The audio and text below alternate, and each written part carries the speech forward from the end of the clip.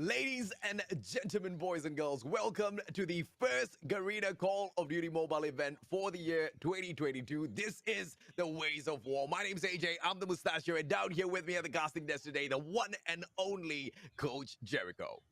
Hello, AJ. Happy New Year to everyone. And you're right, AJ. This is the first Garena. And you guys remember back in the day, Ways of War used to be a solo cast, but we tried to change things, and now it's gonna be a duo cast, guys, to give you all the hot action today. We got 4 teams Woo! fighting to be that champion for the first event of Garena.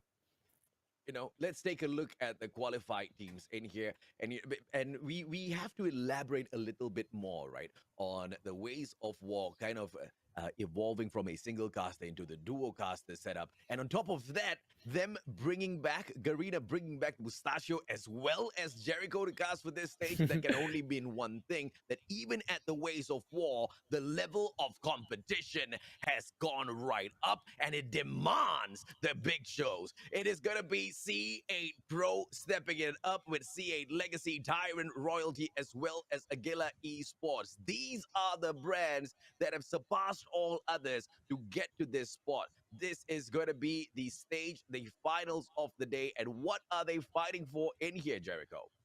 And they are fighting for a prize pool of 5,000. For the champion, they get 5,000 COD points. Second place gets 4,000 COD points. Third gets 3,000 COD points. And fourth gets 2,000 COD points.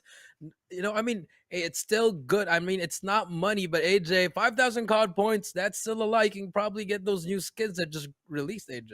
Absolutely, man. And you know what? This also gets you the respect, the love, and also the recognition. Most importantly, that golden ticket to some of the bigger events in Call of Duty Mobile. How will they be able to secure it for themselves? It all depends on their performance in here. Once again, Ways of War Philippines has gone up to a whole new level. Let's take a quick look at the schedule of the day. I know you guys are waiting to see exactly how things are going to be breaking down. So just to kick things off with a little bit of spice, we're going to throw the brothers against each other. C8 Pro takes on C8 Legacy in the first semifinals. And in the second one, you've got Tyrant Royalty going up against Aguila Esports.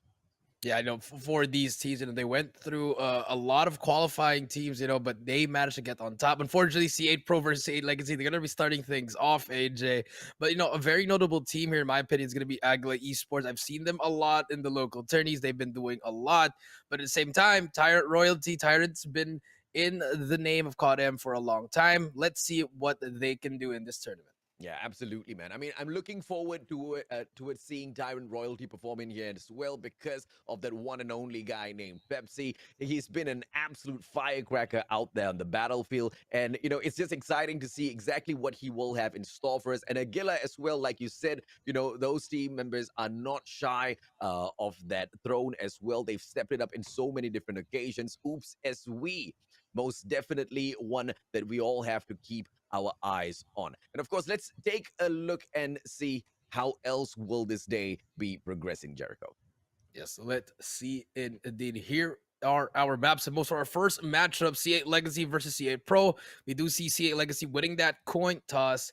And let's see what map they will ban.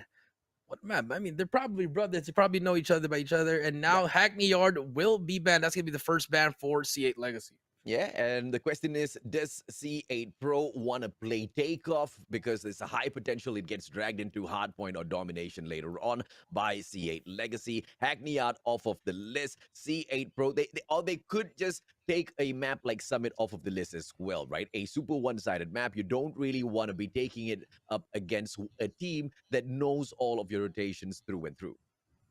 That is true. And now let's see what C8 Pros decide to ban over here. It should be a takeoff here. A very, you ban those two maps that are really hard to Yeah. play. And takeoff, yes, it is going to be takeoff on the ban. So Hackney Yard and takeoff gone on the board. And here we go. This is going to be nitty gritty. Map number 1. C8 Legacy has that luck. Let's see what they're going to ban for, what they're going to pick on the first one. Yeah, and when we drop into hardpoint, ladies and gentlemen, boys and girls, if you are a mechanically skilled team and you have all of your rotations on point, your team has good synergy as well as communication, you want to be picking Summit, right? Because it's a Hmm. map where as long as you get that good side, even if you don't flip it early on and just focus on all of the spawns, mechanically overtake all of your opponents, it should be an easy map to bag. Let's see where C8 Legacy brings us. That's exactly the plan we have got in store here. So a little bit more about Summit as well. Starting off at the Gorilla base puts you in a great position to overtake that second floor first off to open things up good.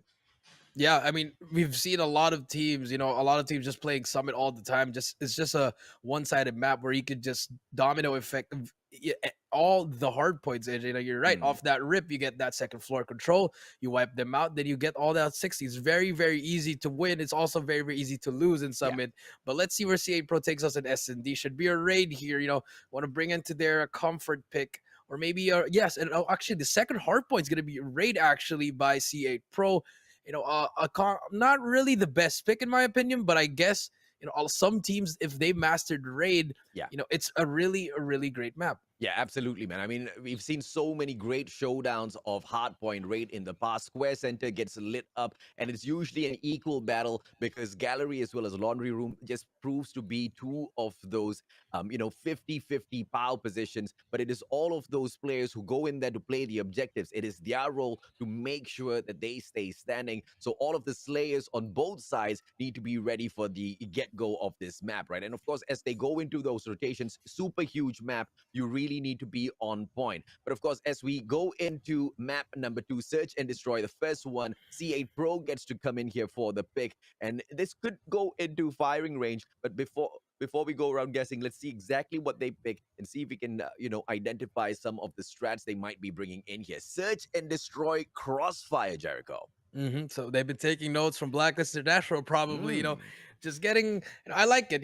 Bringing them to a different kind of map. Summit very short, very small, very close range quarters, and then when he's bringing them to Crossfire, very slow. I mean, yes, it's S&D, but it's just such a huge map. You don't know where to peak at the same time. I like this pick from CA Pro. Let's see what kind of strategy you're gonna do, and it's gonna be depending on that side, but defending side never wins in Crossfire, but maybe C8 Pro they have something up their sleeve.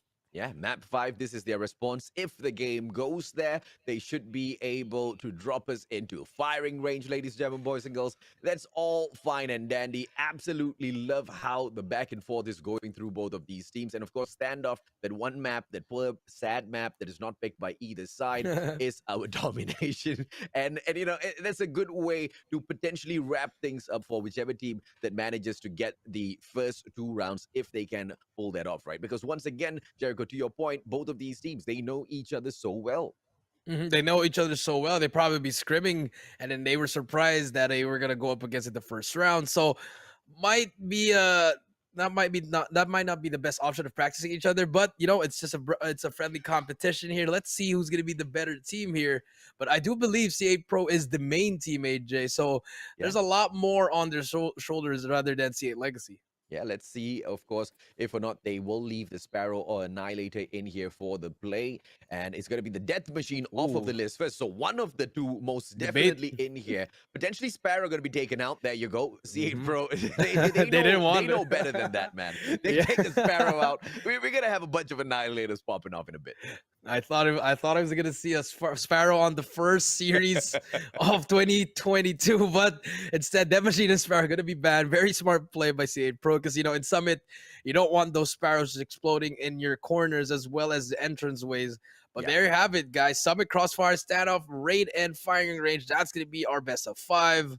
Let's see. Are we gonna see our first ever donut? Are we gonna see our first ever best or game number 5? Or 3-1. I mean, it's very, very possible for both of these teams. Oh yeah, absolutely, man. I mean, but we all just have to see in terms of the mechanical capabilities who trumps the other, right? We speak of a better squad. C8 Pro most definitely has got a little bit more of those stacked players on their side. We are talking about players like Vegeta Quit COD. Now, this guy alone, he can take on a solo versus trios all in that same position, not really have to worry about his surroundings whatsoever. But it's also going to be a situation where you're going up against a team that knows all of your plays, knows each and every single one of those plays as well. They know exactly who to prey on, exactly who to pick on. So it's potentially going to break into a situation where they have to, on the fly, change some of the ways they react in this match. I think that's where it's gonna separate who's the better team. You know, that Yeah. those situationals. You know, it doesn't matter about the strategies. It's how you work as a team, as a unit, and how you execute it. I believe it's gonna come down to that because I think both of these teams they have their solid strategies locked down. But like what we said, it's just the execution. So I totally agree with you, AJ. We're gonna see who's gonna be who's gonna take that leadership role, who's gonna be that one, gonna be the first one in the fight, making Yep. those plays for them. So it's Yeah. gonna be the battle of essentially just how to execute.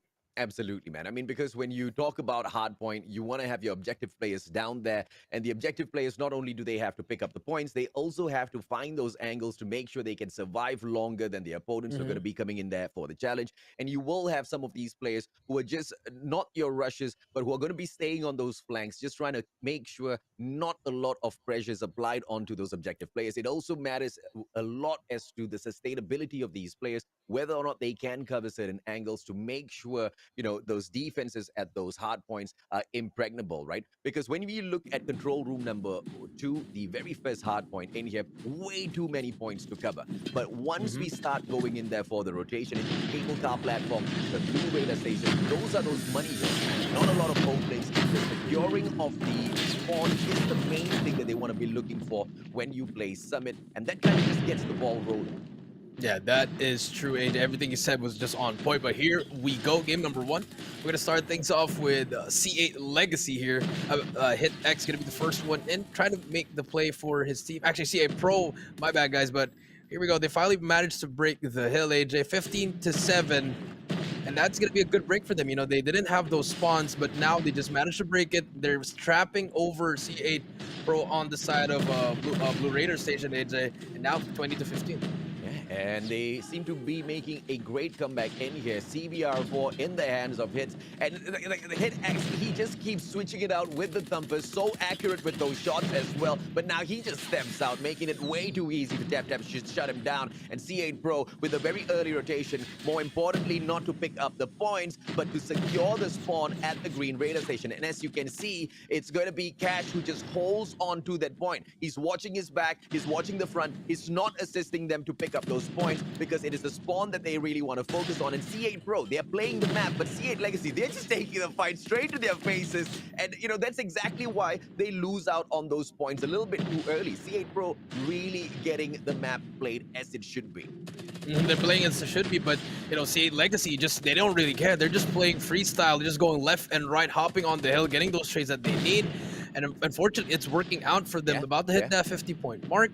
But finally, C8 Pro, the map awareness has finally come through. And now it's going to be a huge gunfight over there on the map. Hit X actually wins that gunfight. So not only did they get P1 and P2, they also have the spawns. Oh, my brother. C8 Legacy, that is a huge kill coming through for Hit X because the guy moves on through to the back of the Green Raider Station. He shuts down Cash, was holding on to that spawn. Now, that's very important because that gives them the very early rotation to hold on to the spawns as well as the cable car platform, which is the next hard point. Look at C8 Legacy running this match, and now C8 Pro one step behind. Yoshi steps in with the KRM, shut down as well. M13 in hand, Baki has got nothing on them. Tap steps in, CBR4, get out of here. Doc Hayes taken out as well. 7's all streaked out. Bring it on. C8 Legacy on fire. Yeah, 7 just going on a 6 kill streak right now. Can he make it 7? Can he make it 7? Can he make it 8? Yes, he did. The Purifier just burning down all the enemies, fully streaked out as well. 78-36, C8 Pro having a hard time here, trying to break the hill. Nothing is really happening. 7 brings out the Predator missile, will not spot anyone but Yoshi with the first one in. And C8 Pro, they're just throwing their bodies in, not really pushing together as a team. They should give it up right now, but here we go. But look at that, C8 Legacy, no one's hopping on the hill. They're losing at least, 6 to 5 seconds, unfortunately, but they are more than willing to lose that. They're going to be on that rotation. Oh, and now one player, Dog Haze, he can go in here, play scrap points, and, unfortunately for C8 Pro, at the very last moment, they get the spawns, but they're only going to come in here for the contest and pick up 2 of those measly points from the hard point, whilst all of the others from C8 Legacy, they're already on the rotation. Look at the sentry gun setup as well, from that back end corner, protecting down the edge platform, not giving them the spawns, but C8 Pro still managing their way in here. The break comes through from Tap in that hard point. A lot being done by this solo player, and it's just chaos out here at Summit.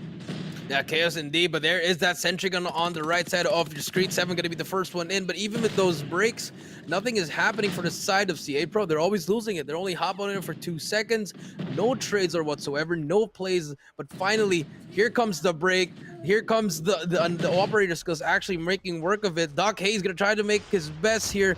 Finally breaks it, but the spawns are going to be in the side of Legacy AJ, and C8 Pro just really struggling. Yep, and C8 Legacy really holding on to that spawn. And now finally, C8 Pro detecting that was the main problem, breaks their spawn, holds on to the hard point. C8 Legacy has to back down now. They focus into control room number 2. This is going to be the reset of the hard point. Dread Missile dropping in, finds absolutely nobody. A waste of a score streak, but it doesn't matter. C8 Legacy already on point. 1 minute to go, and they don't need all of that. They just need about 20 seconds on here, and all of C8 Pro throwing in the bodies one after the other. Baki shut down. It's the CBR4 that pops up once again. And who else but Hit X?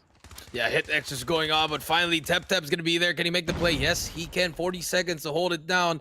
Let's see if they can start to come back very long way back to the 100 point mark. But here comes C8. Their C8 Legacy just pushing through all these sides. And look at that. It might be a pinch. They take down 2. Last 3 players alive. Justin trying to make the play. 1 player on the hill. Tap gets taken out.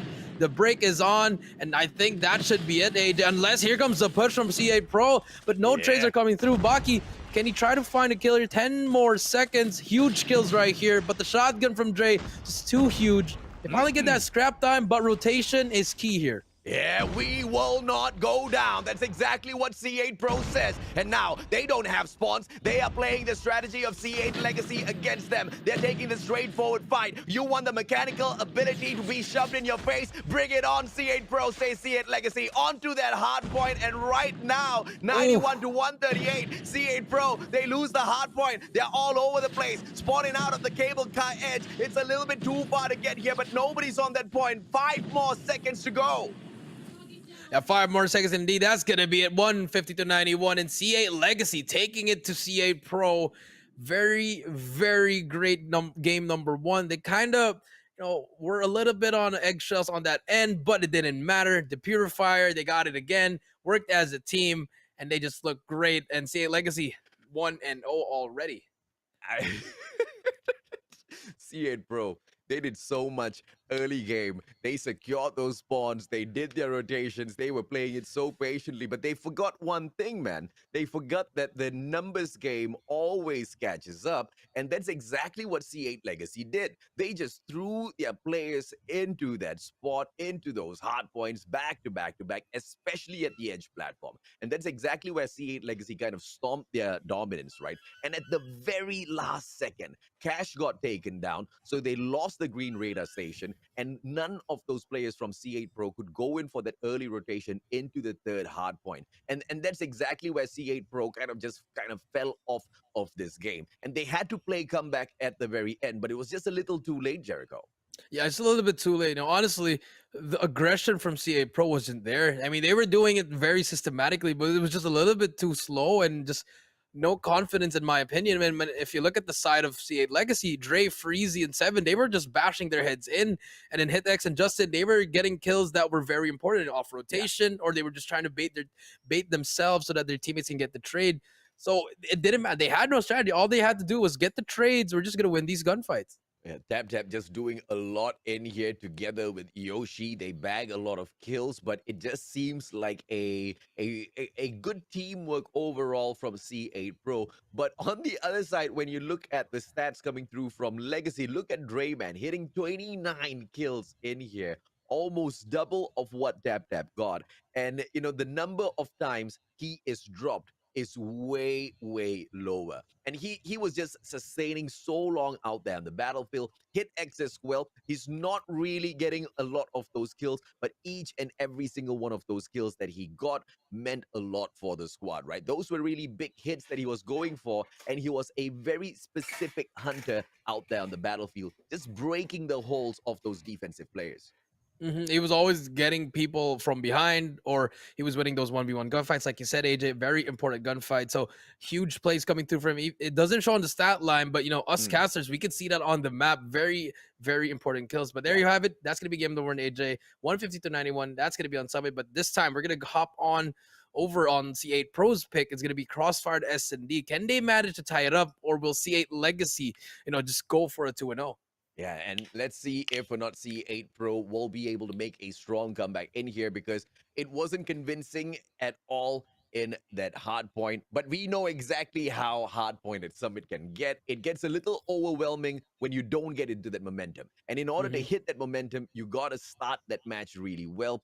Once again, it was that early control of the spawns that kind of won that match over for them. And how did C8 Legacy kind of step it up was when Hit X took out Cash, he didn't take him out so early. He didn't really go and focus in on that spawn way too early. Only in the final seconds of that second hard point, where he knew that rotation into the cable car platform was going to be necessary, did he go in there for the break, right? Decision making absolutely solid by this squad. Let's see if they can continue. So far, it is a 4 versus 3 as 2 players on the side of C8 Pro get dropped, and the defending side looking really weak. Oh, goodness me, the CBR4 just tearing through them. Yeah, and that's the round already. I mean, like what we said, AJ, situational decision making. It's gonna come down to that one. Those micro adjustments that you're gonna have to do here. Say Legacy, winning in that category so far, they have that first round immediately. Now let's see, can they manage to get 2 more? But C8 Pro about to get taken out immediately. Mark takes down Doc Hayes. That's gonna be a 5 versus 4. Mark gets a collateral. That's gonna be a triple kill for him. Mark just popping off. He wants that ace. Can he try to get it? But Cash takes out 7. It's gonna be a 4 versus 2. Bomb is down though, and Mark actually spots Cash. That's give information for them, and all you have to do is watch the bomb here, unless Mark decides to get 2 more. Yeah, this is the legacy of C8. Mark, opportunity. Oh, he should have just hung around for an extra second there, but it's all about the positioning. Good plays coming through from his opponents, and Cash as well as Tap. One player has been spotted out already. Ooh, goes in there for that wallbang. Doesn't find it. Dre with the slides will be able to shut down Tap and Cash as well. What a play by C8 Legacy. Yeah, very good play. I mean, Mark pretty much just secured the deal. When he got those 3 kills, pretty much a GG already. 5 versus 2. That's going to be very hard for the side of C8 Pro. And so far, same strategy coming through for C8 Pro. They're coming out very, very flat, AJ. They're trying to do something very systematically, but it's just not working against the aggression of C8. And Mark gets another one. 5 versus 3 already. 7 gets 1. 5 versus 2. And things are just not looking good for C8 Pro. I'm sorry, Mark. I just started playing Call of Duty Mobile, like, seriously on my iPad, right? I have no idea how this guy is just so accurate with each and every single slide and hit. The accuracy on Mark as a sniper is absolutely crazy. And now he looks for another, but Freezy hits it from the back. And C8 Pro, is that a little tear in the corner of their eye? I mean, if you want to know how Mark plays, to all those viewers, he's just playing on those angles that the pros usually use. I mean, you don't peek that if you are the enemy side. You have to know that he's been doing his homework. It's very basic angles that Mark is just using. He's just picking them off one by one, and now he's going to try to get it again. But this time, C8 Pro, they're not going to be very aggressive. They're going to try to slow it down. Freezy as well, trying to hit those wall bangs. But let's see what happens here. Nothing is happening, but finally 7 takes out Cash. That's going to be the first blood for them. Bomb should be able to go down. No one to contest there unless the nades should come through. But let's see what's going to happen here. No information left, but here comes 7. Very aggressive. Going to hop on inside towards the P3, but look at that corner just in that off angle. Yoshi, look at that. They're just behind each other, AJ. If he's going to get caught here, 7 will spot 1. Will spot 2. Lord. That's going to be another 5v2. Another round for the side of C8 Legacy. Last player alive. Can Tap try to do anything. Hit X takes out Doc X. 4 versus 1. got the CBR in his hands. Oh, good play. Hit extends up at a very long time. Gets shut down. And now 3 versus 1. And Mark will strike once again. And you know, bro, I absolutely agree with you with all of those pro angles that's being held on to. And I see that, right? It's one thing to see it, but it's another thing to execute it out there on the game. Pixel perfect. Look at the slide and look at the position of that scope in. He's almost never wrong. He's hit those slides. He's hit those angles so many times now. It's just muscle memory for this guy. He does not miss because he's just that good. And now Baki from across, a quick nade towards that bomb site. No one's going to go in there for the plant. Baki showing us a little bit of his prowess as well. But now let's see if or not they will be able to prevent this plant coming through from C8 Legacy. Baki, opportunity with the DLQ. Might be able to get that wall bank. Doesn't. This has to slow down a little bit. Yeah, that's true. He did throw his stun. No stun check there. Nothing. No hit markers as well. But if you look at the map, you know, number 4, Mark. Mark is actually trying to find an angle as well. But look at that, a triple setup towards the A. They might push this through, but Freezy's going to be all the way at the back. And finally, Cash takes out Freezy, and that's the opening they need. This might be their round here. 50 seconds left. Doc Hayes on the other side, just playing peekaboo with number 2, Dre as well. Baki takes down Mark. No more for Mark. Finally gets taken out, and now it's going to be 2 versus 5. This should be a round for them. Doc Hayes goes in. He's going to get 1, but he gets taken out by Hit X. Can he manage to clutch the 1 versus 5? 30 seconds left. He's going to get sprayed down by the whole team. This should be a round for C8 Pro. Finally, they do get that first round, 1-4. Perfect plays coming through this time round for C8 Pro. The question is, can they continue? Because now we switch sides and C8 Pro, they pick up the bomb. They now have to play the advantage of calling the shots in this matchup. Baki with a quick stun early on does get that check mark. He knows he hit those players, but nobody in his crosshairs as that smoke pops up. But Freezy over aggressors, find the kill. Double, tap. What a mechanical play on that slide. They managed to protect themselves. Yeah, they managed to protect themselves. I thought he was going to get a triple kill, but Dre gets a collateral with the shotgun. 1 versus 3. Yoshi, it's all up to you.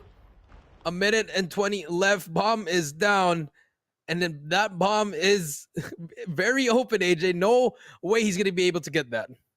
Skulker, he is silent on his toes, tiptoeing around this spot, trying to spot a player, but with the shotgun, he's not going to be able to get the distance. Now, on the bomb side, let's see if or not he can at least find one before he gets shut down. The number's just not on Yoshi's side. Has got the Holger in hand. Needs to be careful with the time he takes to ADS in. Potentially might get shut down here. One player right above him doesn't take that shot, but information plate. Yoshi might be spotted out here. Let's see how he survives. Yeah, that might cost him. He didn't check that backside as well. He might just get pinched here. But he's going to get double challenged. Very good setup by Mark and HitX. They knew he was going to come over there. I love the patience from them. And, I mean, that was it. I mean, you know, he cleared out A side. He could have just gotten the bomb, went back to A side and just planted the bomb. But unfortunately, he wanted to take the fight there. And, you know, he was met with a double challenge. Match point for C8 Legacy. They are wrapping this up quick. They do not really want to spend too much of time. They want to get to the grand finals and secure the 5,000 CP mark. This time, his hit mark not available. No takedowns just yet. 7 up front with the Holger.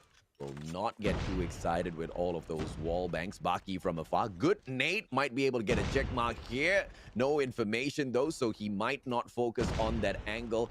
And Dre will be in trouble if he does over-aggress. He does have an angle here, Baki. Just need to be a little patient. Just have to be a little patient indeed. 1 minute 20. Bomb is not yet moving for the side of C8 Pro. They're trying to make a play. Ooh, 1 inch closer. He could have gotten that first player. Fortunately, nothing is happening here. Everyone's just waiting for someone to make a move. But here comes the bomb carrier. About to drop the bomb on B. Nade should be thrown on the side of C8 Legacy. But one player did get through, but no. Baki. Beautiful prediction there. 7 gets that trade 4-4. Cash gonna get tagged up. Nothing is going to be there, but 7 still trying to spray it down with a Holger. We'll get a hit marker on the player on B side, but nothing's going to happen here. Cash takes out Hit X, 4 versus 3. He's He's just gonna hop on in immediately, and I think he's gonna go for the bomb, but it's gonna be a 4 versus 2. Legacy down by 2 players, but here you go. Can they get some kills? They finally take out Yoshi. 18 seconds left. 7 gonna try to do something here. We'll spot one more player here, Doc Hayes, but Baki is there for the trade. And 2-5, not yet over, but still match point for Legacy. Yeah, it's all about the numbers, and they managed to get that flank all around. And now C8 Pro hanging on by a thread here. C8 Legacy on that match point just is motivating them even further. Baki once again with that stun. No check onto the slide. All smoked out. He will not be able to find anyone. But one player over aggressive. Tap shuts down Freezy for overstepping his boundaries. And the rest of those players, they are all secured in here. Mark now looking for a player. Finds absolutely no one. But CBR4 doesn't need to pop into action as Baki shuts down Tap as well as Yoshi. 7 taken down. It's a 3 versus 3.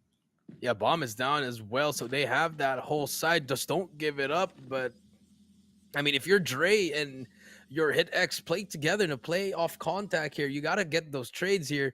Don't leave your teammate Baki. But Baki spots Hit X, and that's going to be the one that they need. And now it's going to be a 3 versus 2 here. And just like that, they gave up that bomb side already. But, you know, they should have that information. The bomb is down. But so far, nothing is happening here. 3-2 here. Cash trying to hit those wall bangs, but nothing is hitting. Finally picked up the bomb here. Their bomb carrier, a little bit aggressive here. Baki doesn't have the best weapon in hand, but finally brings out that KRM. 45 seconds. Can they manage to get that bomb down? Cash just holding on. And Baki with that bomb right in front. He is not looking to make a mistake. KRM versus KRM does not have an angle. Dre shuts him down a little too quick, but Doc Hayes with the trade. It's still a 2 versus 1. C8 Legacy, they on the defense. It is an opportunity for Mark now to really prove himself, but Cash from afar will get a little bit of revenge. 3-5, C8 Legacy cannot find a way to wrap it up. Yeah, they're just struggling now. 5-3, slowly but surely. C8 Pro making that comeback. They're making the right decisions. I mean, at the last part of the game, but hopefully it still works out for them. Here we go. Smokes are gonna come through here, coming in from C8 Legacy. They might just go for this. C8 Pro. I mean, they might just go for this rush. But look at Legacy. No information whatsoever. They just managed to cross here. They're gonna try to work their way with their snipers, Mark and Freezy, trying to make the plays here. The hit markers, the wall banks, not really working. And now this is gonna be a stalemate for both teams. That's an unfortunate hit, but let's see if Freezy will be able to find a player here. Just has that angle a little off, but patience is the key. One player almost popping into his crosshair, but just a little unlucky as he backs away. Freezy, great angle, should be able to catch a cross, but if the players of C8 Pro have done it once, they surely can do it again. Another smoke and a drop from afar. C8 playing the double snipes all the way in here from Laundry as well as Central Building just to make sure that plant does not happen. And over at the bus station, 2 of those players, they just cannot find a moment of rest. Yeah, moment of rest. Nothing's happening. Everyone's just holding it down. And this might backfire for C8 Pro. Because once they hop on that ball, Mark spots him, but he might just get naded here. Mark has a nade. There we go. Freezy takes out Tep. Bomb carrier is down, and that's going to cost you if you delay it too much. And it's still a 5v5. The retakes, it's going to happen for them with the nades, but here we go. But look at that player, Doc Hayes. He can actually make the player on his own. Doc Hayes, but he's going to get taken out. 5 versus 3. This might be it here. Mark also going to take 7 takes out Yoshi. 5 versus 2.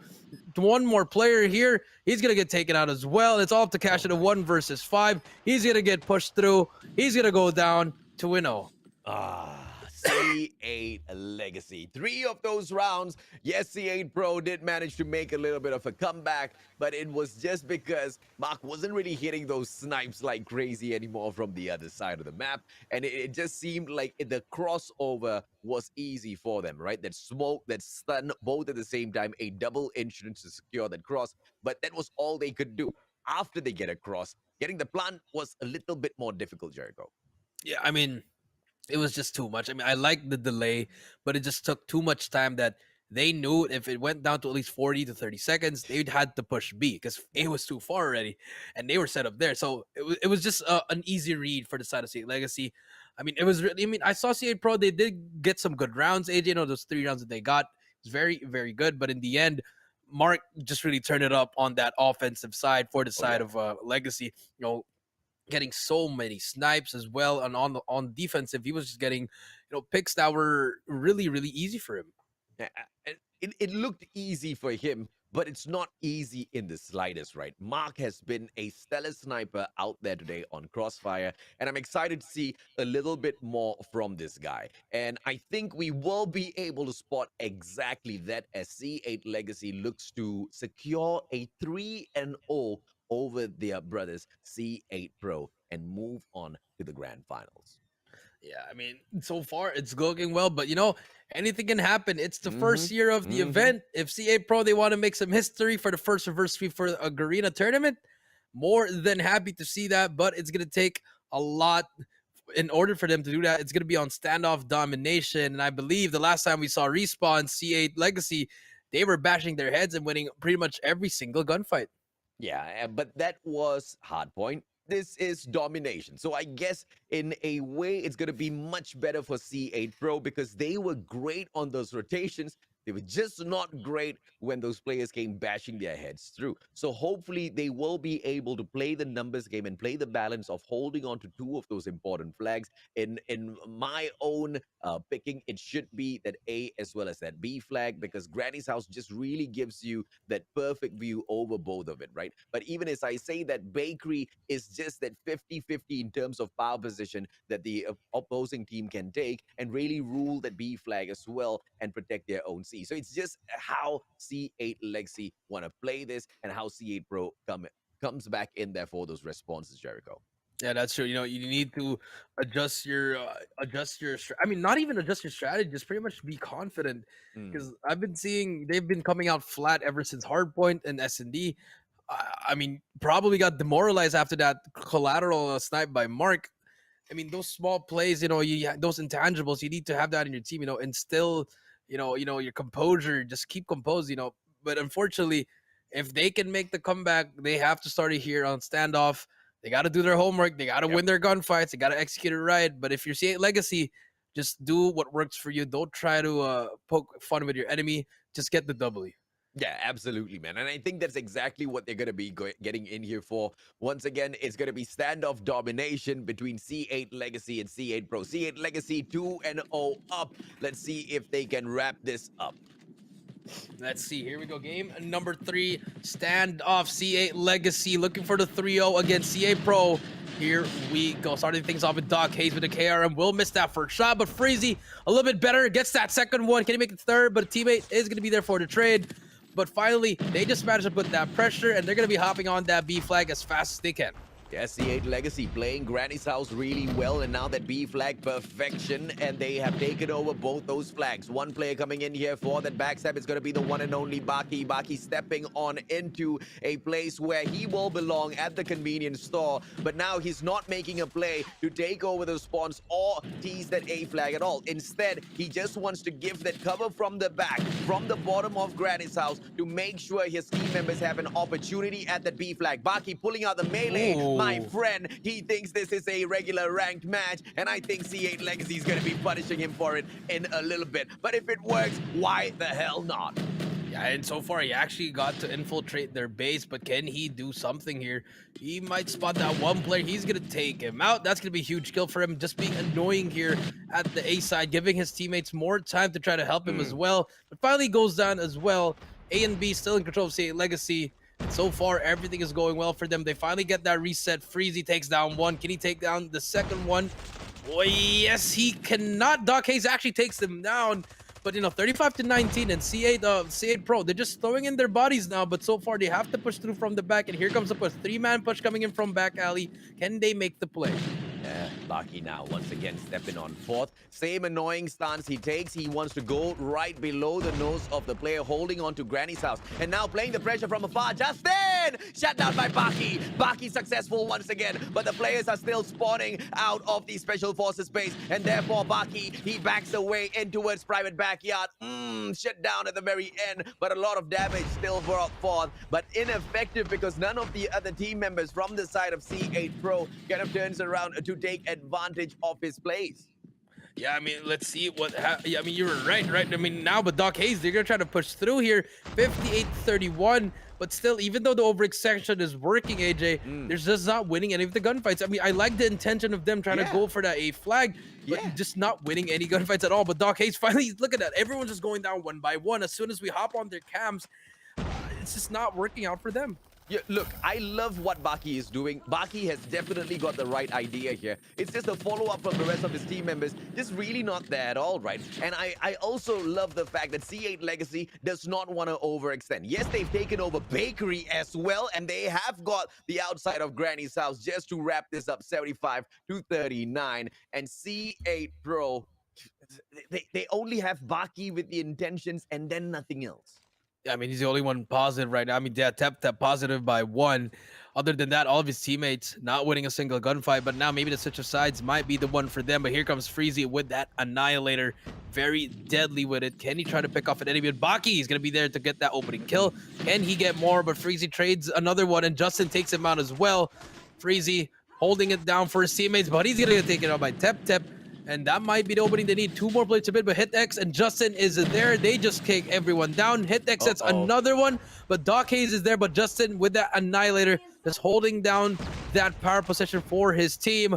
Takes down Doc Hayes. Can he get more? But here comes the cap from C8 Legacy. Yeah, this is why you ban out the Annihilator, man. I mean, the players of C8 Legacy just annihilating C8 Pro right now. And now with that A flag in hand, Dog A steps right back in there, but Bread Missile drops right square on his face, shutting the guy immediately down. 89-49. Now C8 Legacy trying to wrap things up. And C8 Pro kind of stuck in a similar situation as they were earlier on as well. And when we try to spot Baki this time around, he's trying to flank around from the private backyard, but he just doesn't really have much of an angle because the players of C8 Legacy, they keep throwing in the numbers towards that statue. And that's just going to be something they keep on that repeat because that B flag is in their hole and they just want to keep players off of it.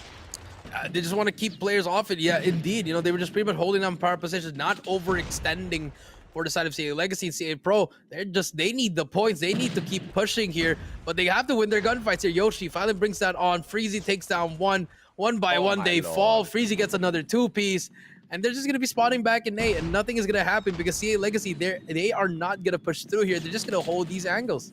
Yeah, I'm sorry, but this might just be over already. But now, as I say that C8, no, they just walk over that B flag. They're heading straight in the one-track minded, right? Someone might have made the call, hey guys, let's focus on that C flag. And now that's all they are going in here and bashing their heads in for. And they're easily going to allow C8 Legacy to take that A flag right back. And that's just going to be putting C8 Legacy in a much better position. Because why? Any given time, they will take that special forces base and run with it. They had it earlier on, and now Tap just doing a lot for C8 Pro, winning those gunfights, not giving up that A flag, but that's gonna be just about it, man. 50 more points for C8 Legacy to hit that 3-0. Yeah, I mean, I feel like you're gonna agree with me, AJ. C8 Legacy just a little bit better on that mechanical supremacy. Even though, I mean, I guess you could say that C8 Pro, they have the strategy to unlock, but the execution is just not there. You know, they're just getting more kills. Legacy, they're just winning more gunfights, just working together as a team.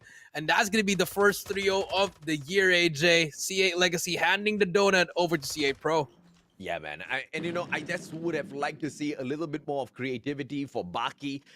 Not by Baki, but for Baki. And I say that because the guy was doing a lot for his team, especially when they were playing from the bottom side of the map, right? They were trying to go in there from the guerrilla base, and I really like his movement because he stays hidden all the way through. He takes that route through Hotel Yard, and he gets into the convenience store, in towards that house.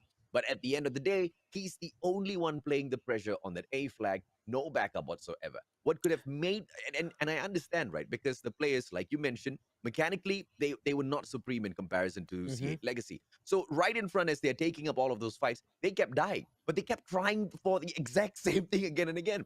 One guy should have just supported Baki, pull that long flank around Hotel shortcuts, take the backstab. You get to take house over quickly. You have an extra player. You secure the spawn. You immediately have that A flag. And that was a play they could have pulled off, but they just tried to take that egoistic fight straight up in that mid square, and it just didn't work. It just didn't work. I mean, It's just it's really hard to see that because I really saw the idea, like but it was just always they were Mm, always pushing together. They were getting yeah. taken out by one player. Always getting double team or always getting double killed or triple killed, and unfortunately, it just snowballed over and over again. I mean, look at 7-30-8 Mm. already, just in two halves. I mean, just very very unfortunate for them. Cash 9-19. You really hate to see it, but it is what it is. And St. Legacy, they just came to play here, and they're going to be the first team into the grand finals. Oh yeah, absolutely, man. And they most definitely deserve it. C8 Pro, I love the ideation. I love the map mastery. I love the rotations. It's just that it is not solid as one unit. It just seems to be great individual plays that sometimes steps up, but overall crashes when you kind of mash them all together, as opposed to what C8 Legacy brings into these matches, right? Really put together strategies as they execute it. I mean, over on at Summit, right? I really cannot get over the fact that their strategy was, when you go into that second hard point, as important as it is to secure the spawn, don't go for it because everybody's securing the spawn for hard point number 2. So we switch up the strategy, we catch them off guard, we bash our heads in, and we only go for that spawn towards the final moments because the cable car platform is our money hill. And it just really worked out great for them because you've got the way to play your map, you know the basics of how to play, and C8 Legacy just takes those basic strategies up another level, anticipating pro plays from the opponents. Yeah, I mean, I just have to anticipate. You're right, AJ. Just not. I mean, they are trying to. I mean, sorry, St. Legacy. They were anticipating the opponents, and St. Pro. They were just pushing in all together in one side, just Yeah. not winning anything. Pretty much, just very, very unfortunate for them. Just it's just a matter of mechanical supremacy. I think that's the Mm, best way we could summarize it to all our viewers there. yeah. C8 Legacy, they're just better. And perhaps better in-game shot calling could be something that C8 Pro wants to focus on, because it just seems like every time they made a decision to go for a certain play or go for a certain flag, it just seemed like all of those players had the communication on point because they switch their agenda and they start focusing on it together. But when that play starts to fail, they don't change their plan, right? And they kind of stick Hmm. on it for quite a while, harping on it as usual. And by the time they've just repeated so many of those mistakes, C8 Legacy has just once again shot on forward, right? And so we can just conclude that C8 Legacy, not only were they better in terms of preparing themselves for the fight, but the micro adjustments, all of those minute details as to how they tweaked their gameplay against C8 Pro, every time C8 Pro stepped it right back up, just gave them that easy 3-0 and the first donut of the day. It was just really easy. It was smooth sailing for them from start to finish. We thought C8 Pro were going to make the comeback in the first game, AJ, but it all started when it fell down when that P3 happened. Hit X started it off with that fully streaked out with the purifier just popping off everyone. Mm, And then at the back as well, when the rotations came through, C8 Legacy, they were just pushing together as a team, getting yeah. all the right angles to challenge.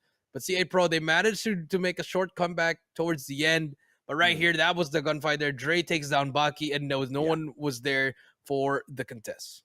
Yeah, and that's just a little unfortunate. And towards the very end, C8 Legacy, they already had it in the bag. And second time round, I really need to point this out. They changed their strategy for that second hard point. It's all about anticipating what your opponents are going to do. And C8 Pro, they expected what C8 Legacy did in that first rotation of hard points to be played in the second round as well. But C8 Legacy, once again, one step ahead of them. And Mark was just that playmaker over for C8 Legacy in this second game at that hard point, man. Sorry, Search and Destroy. He was just an absolute playmaker. I mean, he was pretty much doing everything from the offensive side, also on the defensive side. He was just getting those snipes back and forth. But not all of that. All of their teammates, they were just in the Mm, right angles as well. Dre, Seven, Hit X as well. They were just doing everything. Freezy as well. They were running double snipers and they were just getting picks back and forth. But C8 Pro, they managed to make 2 rounds in their favor. But unfortunately, it just didn't in that last round when they lost. They just took so much time, and C8 Legacy, they knew where they were going to go. And of course, it was a great play by Baki, as you guys can see, with the rotations, with the holes, but the backup. The backup was exactly what he anticipated, and it was always just a couple of seconds too late. Way more than enough time for those C8 legacy players to drop right back in there and ask a lot of questions, right? And although Baki just kept attempting that again and again and again, there was just no correct follow-up that actually followed him on through to all of those plays. And C8 Legacy, they just took that to the advantage, man. They just focused on two of those flags, not overextending and playing the game all the way to the end. Yeah, I mean, pretty much just holding it down. You're right, AJ. From both sides, they didn't overextend. They didn't go. They didn't need to go through because C8 Pro, every time they push through, they would just die from the gunfights, and C8 Legacy would just take advantage of it, set up on that spawn trap, let them just keep running towards you and just getting those kills. And in the end, it just worked out from both sides. Absolutely, man. And of course, that is the very first matchup. We now know the setup, at least one half of the setup, ladies and gentlemen, boys and girls, as to who's going to get in there to our grand finals. A quick short break. When we come back, it's the second series of the day.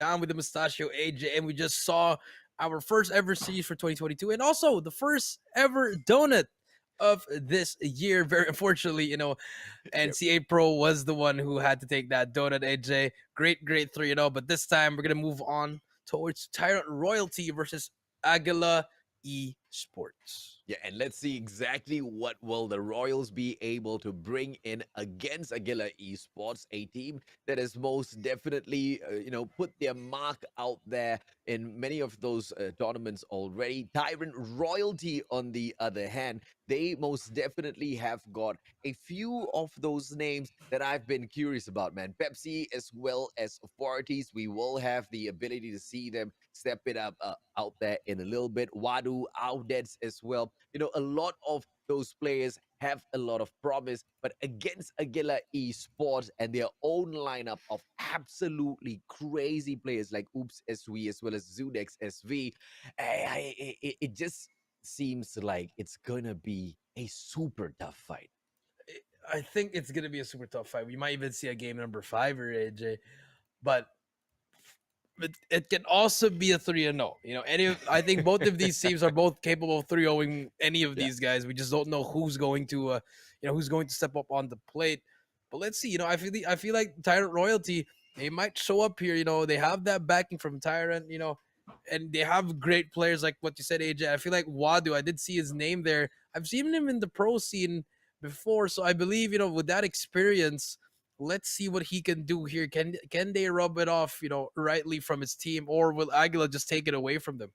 Yeah, and of course, that's exactly what we are in here to find out. Both these teams, they will be dueling it out first in terms of those strategies as we drop into our bands, and picks. Tyrant Royalty picking up the win on the coin toss. They will be able to pick the very first band. Yeah, the very first pan indeed. Let's see what Ty Royalty picks. It should be. If I'm gonna guess, it's probably a takeoff again, or if it's not, Hmm. maybe a Hackney Yard. I think those are just the two maps that any team, they don't really like practicing that one, because I Yeah. know it's a really hard map. But Yeah. Standoff, okay, wow, they wanna ban Standoff. Yeah, and I'm just going to be straightforward with all of you guys. I really do not know a lot of these teams really well in terms of the strategies. It's not like we've seen them play a lot out here in the pro scene. So it's going to take us a while to kind of get our guesses right, because it's most of the time educated guesses based on what sort of maps they've played in the past, what sort of Mm-hmm. maps they've kind of gone out there and dominated, right? So we're going to take a small little step back and just try to analyze what sort of strategies these teams can bring on in here. And Aguila, clearly they know Call of Duty Mobile, because if there's one thing you want to be taking up Takeoff first. Hey, thank you. No, thank you for doing us a favor. Thank you very much, Aguila. So that's gonna be Standoff. Standoff gonna be banned for Thai Royalty. Aguila taking down Takeoff. And now for the first round of Hardpoint Royalty, they have a choice here. They might. Are we gonna see another summit for that one-sided map, or do they want to bring us over to Fire Range? And yes, Summit. Mm, It is very good pick coming in from Royalty, but as you could say, anyone who picks Summit as their first map, it's not really a win for any of for both teams. It's not a win for for that Thai Royalty, because it's a win for both yeah. teams, AJ. Yeah, technically, Aguila, they get to choose which side they want to start from. So if you look at the top of Summit, you can see Guerrilla Squad with the logo of Aguila there. That just means they've chosen the red side, so they start on the right-hand side, which means they have that access first off to that second floor that we usually talk about, which will give them the early advantage. But we don't know exactly which one of these squads is mechanically supreme in comparison to the other just yet. So when we step on into Summit, I guess that's the best place to identify exactly that, Jericho. That is true. I mean, we're gonna see what kind of strategies or what kind of plays they're gonna try to do here on this Hardpoint Summit. Are we gonna see the same style as See It Legacy did? Just bash their heads in, Mm, or will it be a little bit more slow pace, just like C8 Pro that did make them lose the game? But this time, can Aguila try to do that, or even Royalty to do that? But let's see the second Hardpoint here. Map number 4, Aguila. They want to bring it over to Fire Range, a little bit close quarter combat. But if we do have to go there, it might be a 3-0 by Thai Royalty. We don't know. Or even by mm. Aguila. So anything can happen there. But now let's move on towards to map number 2, Agent.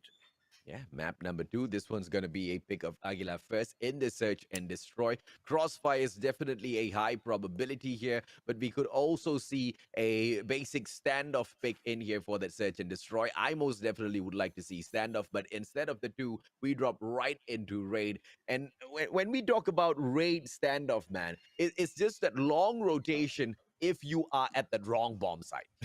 Yeah, I mean that's true.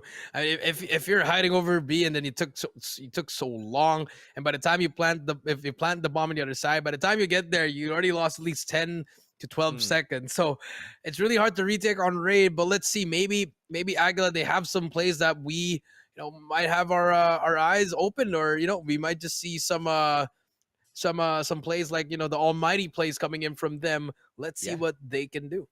Yeah, and as you can see, Tyrant Royalty, they actually picked the Guerrilla Squad, so they'll be carrying that bomb in there first. So hopefully that doesn't catch Aguila off guard too many times in terms of that rotation. Search and Destroy response for map 5 is, of course, the one and only Crossfire. This is a pick by Tyrant Royalty. And Hackney Yard, the map, the sad one that's not picked this time round, that's going to be Domination. But since Aguila, they lost the coin toss, they get to pick which side that they want to start on. And this is exactly what I like to see, right? Because when we drop into Hackney Yard and you take control of that special forces base early on, you get the access into the warehouse from the get-go. But in terms of playing domination, you really want to be holding on to the guerrilla base. So what I think they're going to try to do here is go in for that very early spawn flip. Yeah, they have to go for that the early spawn, that spawn flip, because that's gonna be very very huge. What you can do there, I mean, that's what you have to do in Summit. Pretty much to set up early for those spawns, and then hope that your anchors wins those huge gunfights as well as Mm. your players in front. Because once you leave your OBJ, he can just stay there as long as you're winning gunfights at the back and in the front. Your OBJ has the time of his life there.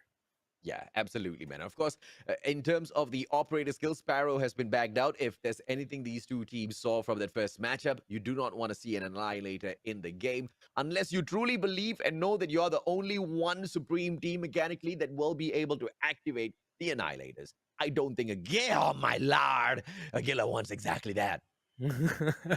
They're gonna bring on the Sparrow and the Death Machine, and that's gonna be it, AJ. So Annihilator again, back in the back in the mix, AJ. And we did see what kind of Annihilator plays we saw from the side of Saint Legacy. It can really change the whole game, AJ.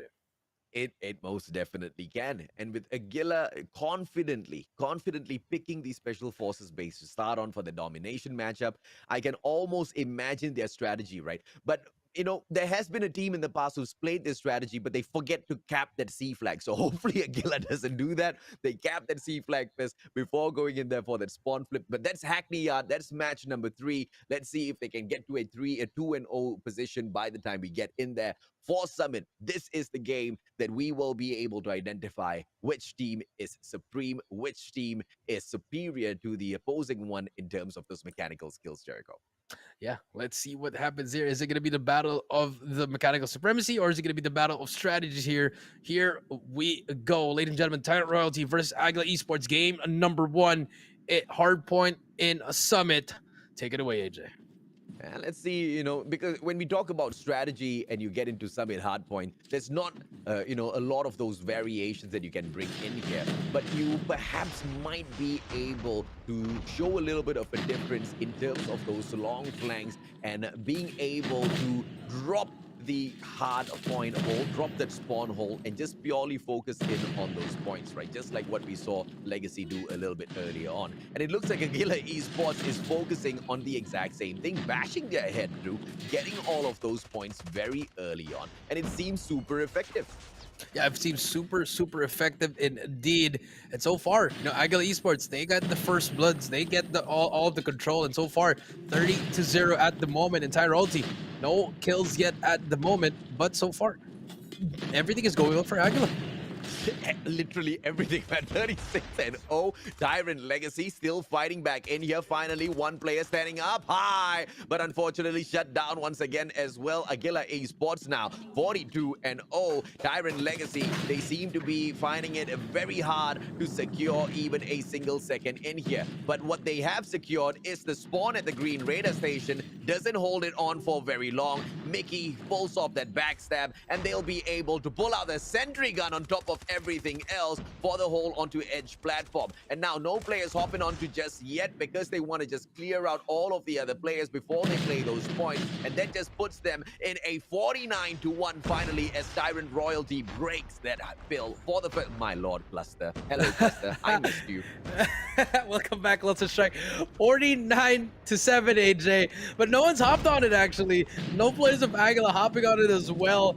Finally, they managed to lose at least 15 seconds from that cluster. But yeah, so far, it's working out in their favor. Tyrant finally making the play. But as soon as you say that, AJ, they go down 56-7. Everything is just going well for Aguila. And look at Tyrant. They're just running in one by one.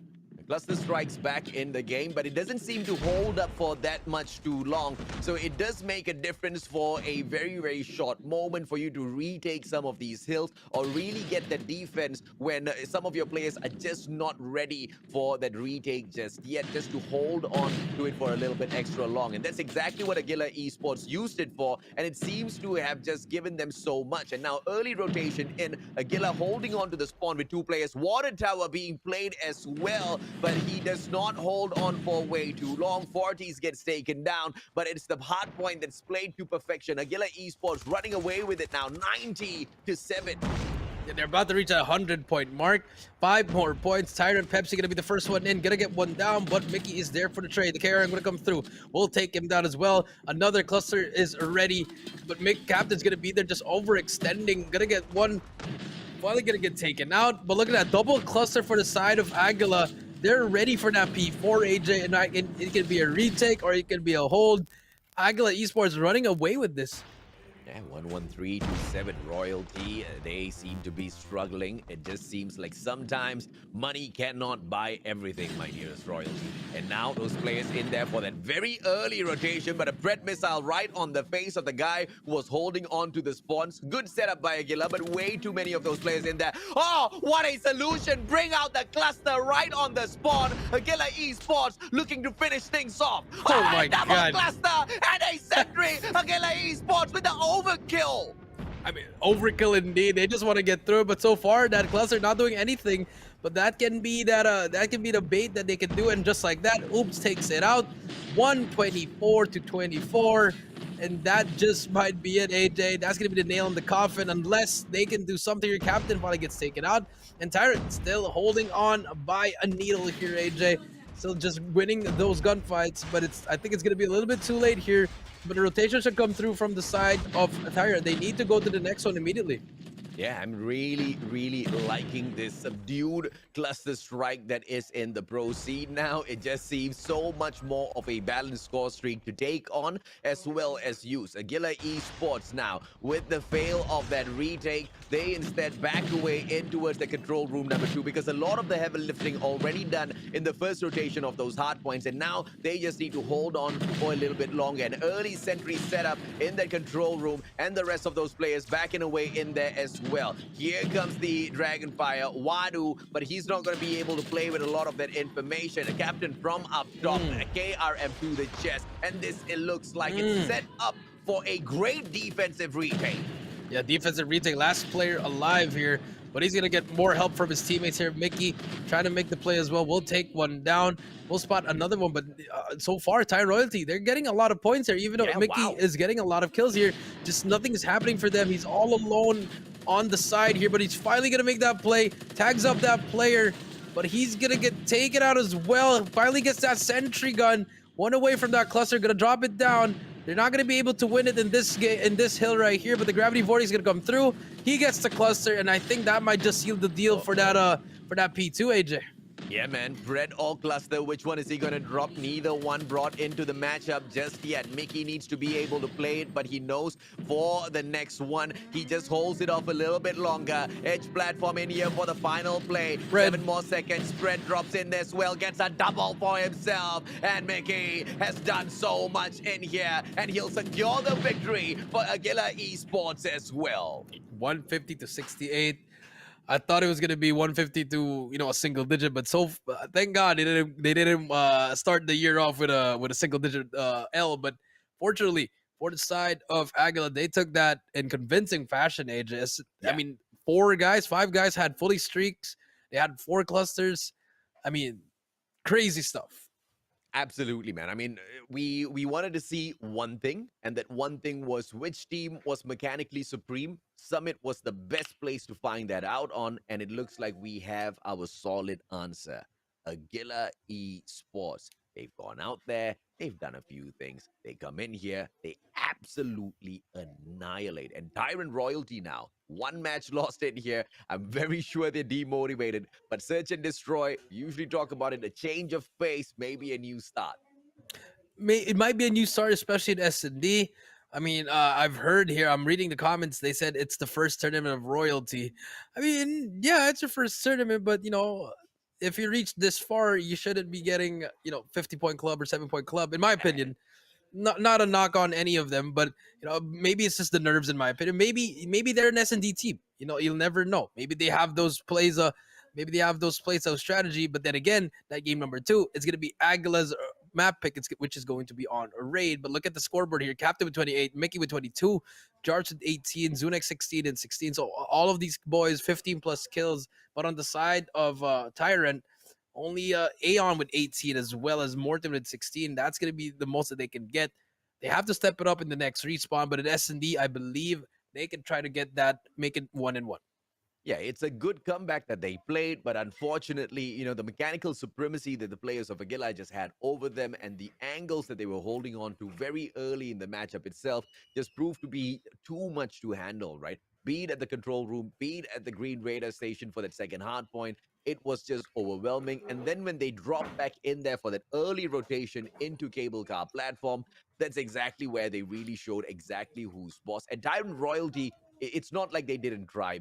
You thought they were going to end up with a single digit, and that's exactly how hard they tried after we potentially kind of gave up on them early game, right? They fought back valiantly, especially at the Blue Radar station. They didn't give up. Dude, there was 2 clusters on their head, 1 sentry, and a couple of annihilators as well. They fought through all of that, but that fire was lit up a little bit too late in that matchup. They should have started out with that tenacity. They warmed up way too late.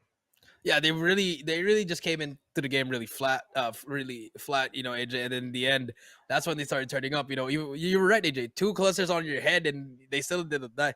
So very good holds from them, but in the end, it was just too much. The points for the side of Aguila, they needed like what 15 more before they were going to win the game. So Yeah. very very unfortunate. But this time, SNDAJ gonna slow things down here. Let's see what Tyrone T can do here. Yeah, and of course, once things are slowed down, this is Raid. Once again, it is a situation where if you make that call wrong, and if you're the final player left in here on the defense and you need to play the defusal, you're on that wrong bomb site, my dear friend, you better start running, traveling all the way to the other end. And in that hurry is when a lot of these players end up making mistakes because you want to get over, you want to be able to play your time because you're caught all the way across the map. And in that hurriedness, you do not check each and every single one of your corners. And that's exactly where the numbers game usually catches up. So a lot of things for the players of Aguila to think about. But if there's one thing that they can rest safe with, is the fact that mechanically, they should be able to bag a lot of these attacking players early on if they play the double snipe setup. The double snipe setup on defense or on offense can be very, very helpful for any of the teams. As long as your snipers can hit those or even just get information, that's going to be very, very useful for them. But let's see how can they let's see, they got the information, but how can they translate it on the playing field, AJ? The execution, the strategy, that's going to be very huge as well. But remember, this is going to be the map pick of Aguila. What kind of plays are we going to see here, or what kind of ideation? or maybe Tyrant, maybe S&D is their game mode. So a lot of storylines can happen here, but it's just see what's gonna happen when we actually get into the game, because a lot of times when we try to say things, it just doesn't translate onto the game, AJ. Yeah, I mean, yeah, man. You can have your idea, you can have your strategy. You step on in there, plook, you get headshotted. Kind of felt that way too many times, man. I'm starting to be a sniper, right? This is day 6 of me. Today was day 6 of me trying to snipe in Call of Duty Mobile. I have a lot of respect for snipers, bro. Well, I mean, I don't even snipe in Call of Duty. I do not dare pick it up. If it was a controller, yes, I would. But now it's not going to be for me. But here comes Tyrant, going to be on the offensive side. But look at that play from Aguila. They're going to try to pinch middle immediately, and they have control of mid just like that. They trapped Tyrant already, and Yuki almost getting that first blood.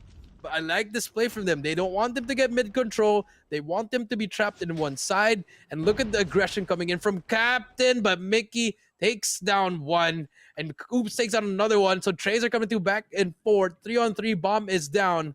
Let's see what's gonna happen next. Yuki, I love the angle Yuki was holding on to earlier on, but just couldn't hit that shot in time.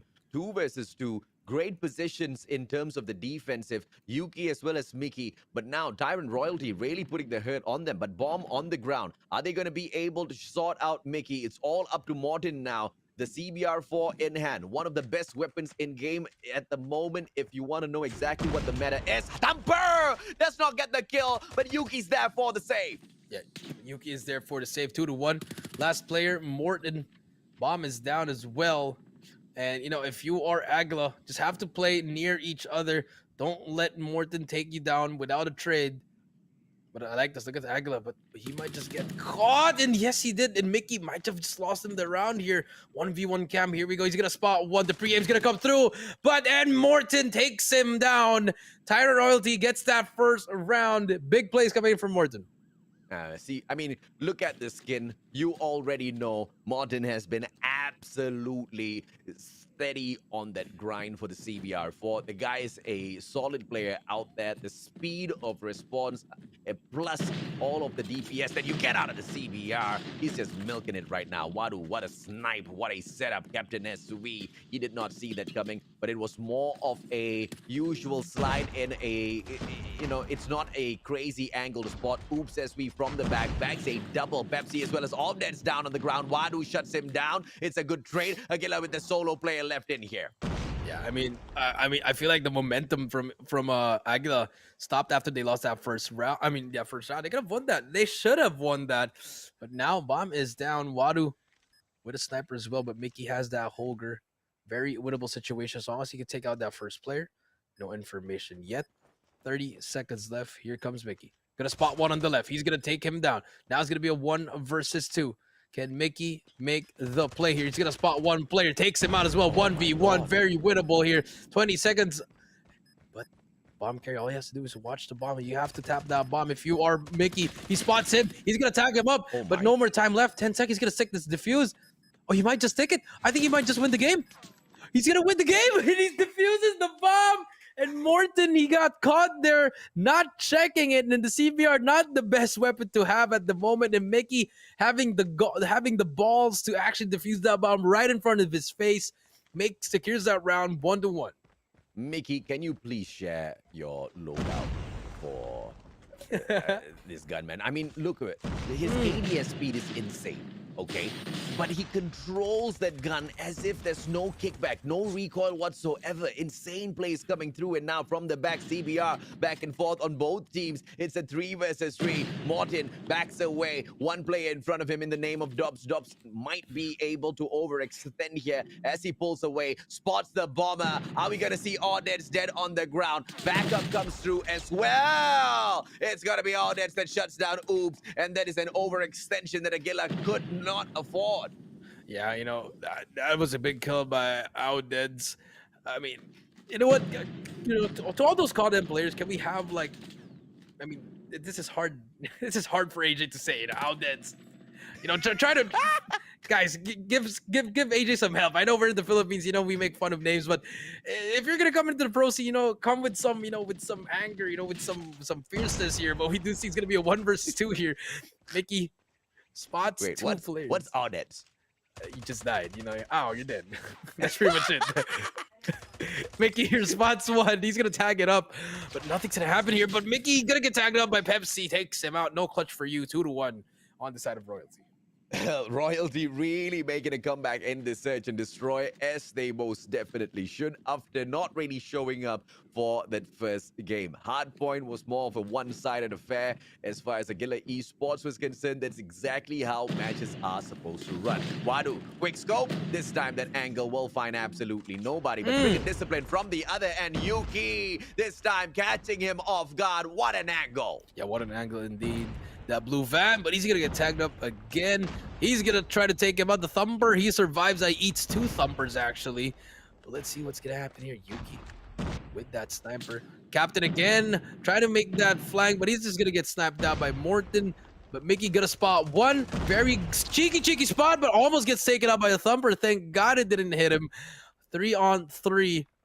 Here we go, Yuki trying to get a play as well, but nothing is hitting for him so far. But that's going to be information for them. All they have to do is hold it down. They're holding 3 angles, left, middle, and right. Doesn't have to push here, but here comes the smoke from the side of Royalty.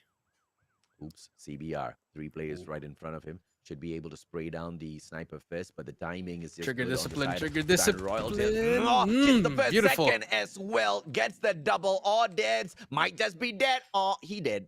That was beautiful. I thought I was so scared that Oops might just die there because of the CBR, but so far he controlled that gun perfectly. 2-2 now. 6-3 for Oops. You know, huge plays coming in from him. But let's see. You know, Yuki, he's gonna go for that sniper play again, but this time he's gonna hit middle. And I like this play from him. Is he gonna get one? That timing spots one. He's gonna spot this player. He spots him and he takes him out. Beautiful shot from him. 5 versus 4. Yuki with the angles, man. I mean, this is not the first round. This is the 3rd time around. She shows us those perfect angles. And now Yuki with the rotation, going in for the defense onto that basketball court. And by the time he's there, he doesn't need to worry. He's not going to lose much because the rest of those team members from the side of Aguila Esports is holding on to those angles perfectly. Pepsi tries to spray one down. Yuki hits another. Pepsi taken out of the equation. Information gameplay at its best. Yeah, image, a very good gameplay from Aaron. Going to be pushing through with the KRM, the thumper, but he gets sniped by Yuki. 4 versus 2. Bomb is down as well. Not the best option if you are Thai Royalty. You just lost your bomb carrier at the side of Graveyard, at the side of Open Stairs. Captain takes down 1. But, you know, Morton, he has the bomb. Doesn't have to challenge you. He could just rotate already. He gets 2. So that's going to be a 1v1 again. That's all you need here. If you are Morton, you run back towards A to B. I mean, you don't have to force this. But, you know, he wants to force it. Okay, he's going to take this fight. Brings out that sniper. And they're going to actually meet right here. Going to spot each other. And Morton, again, another clutch from him. Tyrant Royalty, they will be screaming praises for Morton all the way through. Can they make it? They need 3 more rounds against Aguila Esports. And now, on the flip side, they have got the bomb. Let's see exactly what we will be able to see Aguila Esports get done in here. It's a steady move coming through. In terms of the defense, it's a 3-1-1 split. Just one player in that basketball court. But of course, the mid-angle covered from Kitchen by the one and only Ada. Yeah, that is true. The one and only Ada. True. Holding it down as well. But now Yuki trying to get a pick as well. Look at how slow they're playing here. They're trying to get some snipes here. But so far, you know, triple B set up for the side of Tyrant. They have 1 in middle, 1 in A. And if you are Aguila, I think I think middle should be the way here because they're just, you know, they gave it up already. Middle is right open. It's wide open for them. They can just go through there, walk their way through. So far, they want Yuki to try to get a pick with the sniper. He's going to spot that first player. He's going to get tagged up. Wow. That's information for them as well as for Money Room. And they're just going to get taken out here on the side. But actually, Mickey takes out Aaron, and Oops gets taken out, so the flank is dead. And here comes the flank, but Yuki takes out Morton as well. 3 versus 3. The bomb now in a lot of trouble. Pepsi sprays him down. CBR gets the kill. Bomb on the ground. And let's see if he can get one more. Pepsi opportunity. Yuki shut down by all deads from the back. And just like that, the attack from Aguila Esports is broken down. Mickey trying to survive. Holger once again. Dude, the ADS speed is really making me very annoyed because I hold on to the Holger. I cannot ADS as quick as this guy. And when I can, I can't control the recoil. What in the world? I mean, he's just built different. He's gonna spot one here, 15 seconds. He's just gonna go in there. He's gonna try to take him down, but Pepsi with a CBR will take him down. Honestly, AJ, it should have been a 4-1. Yeah. But Morton just clutching up things for them, and now Aguila asking questions. What can they do here? And they're just really not playing well entire role. They've been capitalizing it, even though they've been having a lot of mistakes. Their clutch gene is really on spot. Yeah, but that final play should have just been a little bit slower with the Holger, right? Because there's just no way you're going to be able to bag that. I mean, ADS speed and all, it's going up against the CBR. CBR is just way too fast. The meta of the season just really put in on the hurt. Pepsi taken down as well. Oops, making his way across. Should be able to find one more if he checks his corner. Doesn't, and shuts him down. You gotta check your corners, kids. The captain takes him down. It's gonna be a 4 versus 2. Is this gonna be another clutch by Morton? Wow. Please, but finally, Mickey takes out Morton. Wadu still alive with that sniper. 20 seconds remaining. Only has a sniper in hand. He's gonna take out by Mickey. Bro. And Aguila finally gets another round. That Holger, what? I'm going into ranked and I'm bringing that Holger, but I really need to know his attachments, bro. I think if anyone's friends with Mickey, please give us the attachments. Yeah. AJ needs that I desperately right need now, ASAP. On the double. And now 3-4. First blood goes into the side of Jarvis, gets 2 in a row of huge kills from them. And now Aguila finding their groove here, AJ. No, they finally broke the code here. But Aaron gets taken out. Captain gets another one. Yes, he can. Last player out dead. He's gonna go bye-bye. 4-4. Captain with a triple kill in the end. Aguila Esports turning it up. What a speed takedown. 5 players still alive by the end of that. A perfect round as they equalize. And now can they move on forward? With the bomb in hand, they feel so much more comfortable out here on raid. Tyrant Royalty, they were allowed to choose which side they wanted to step up and start on. And I guess Aguila Esports just weren't too happy on that on the defensive. But on the offensive, oh goodness me, oops, hits it once again. Aaron on the floor, but Jobs has been traded out by Wadu already. Pistol on that shot. Yuki gets him right back. It's a 4-2-3. Captain right in front for Aguila, manages to make this a 3 versus 2 because all dead hits from the back, but Mickey trades it out once again. And Pepsi, the final player left in here. Aguila potentially going to put this up 5-1, but he takes 2 Oh my and makes God. this a 1 versus 1. Oh, dude, Aguila, they always lose 1v2s and 1v3s. I just don't understand what's their mindset. I mean, why are you gonna go through a one-way door where you know it's capable of being The tunnel of doom. But now it's gonna be a 1v1 here. A minute left. Is bomb down actually? I don't even know if anyone has bomb. I mean, if production could just put okay, never mind. We could go for that 1v1 camp because they're gonna be near each other. Captain. CBR versus CBR. One guy's got that proper skin, yo. The only legit skin in the pro scene because he grinded that CBR. You know what it is. And now it just doesn't seem like they are going to come across each other, spotting them out. You are right, Jericho. I've got no idea where that bomb is. And as it looks, the players here we go. have a little bit of an idea. Spots no him. spot coming through just yet from across. Oh, what a slide. But Pepsi too good. Oh my God. Another 1v3 for the side of Tyra. Aguila could have already won game number 2, but they're just giving up all of these 1v3s for Tyrone. Like, it's a 1v3. Hey, we don't want to win this. Let's lose this round. It's just, I mean, it's best you hate CBR, bro. You hate to see it as a COD, as a former COD pro, as a coach as well. You hate to see it because you should have been winning these rounds, and Royalty, they're just taking advantage, and I love the way they're taking advantage of it. But now, match point for Royalty. Can they tie it up, or will Aguila Esports take it to 2-0? Yuki once again with his jump shots trying to hit the miracle shot.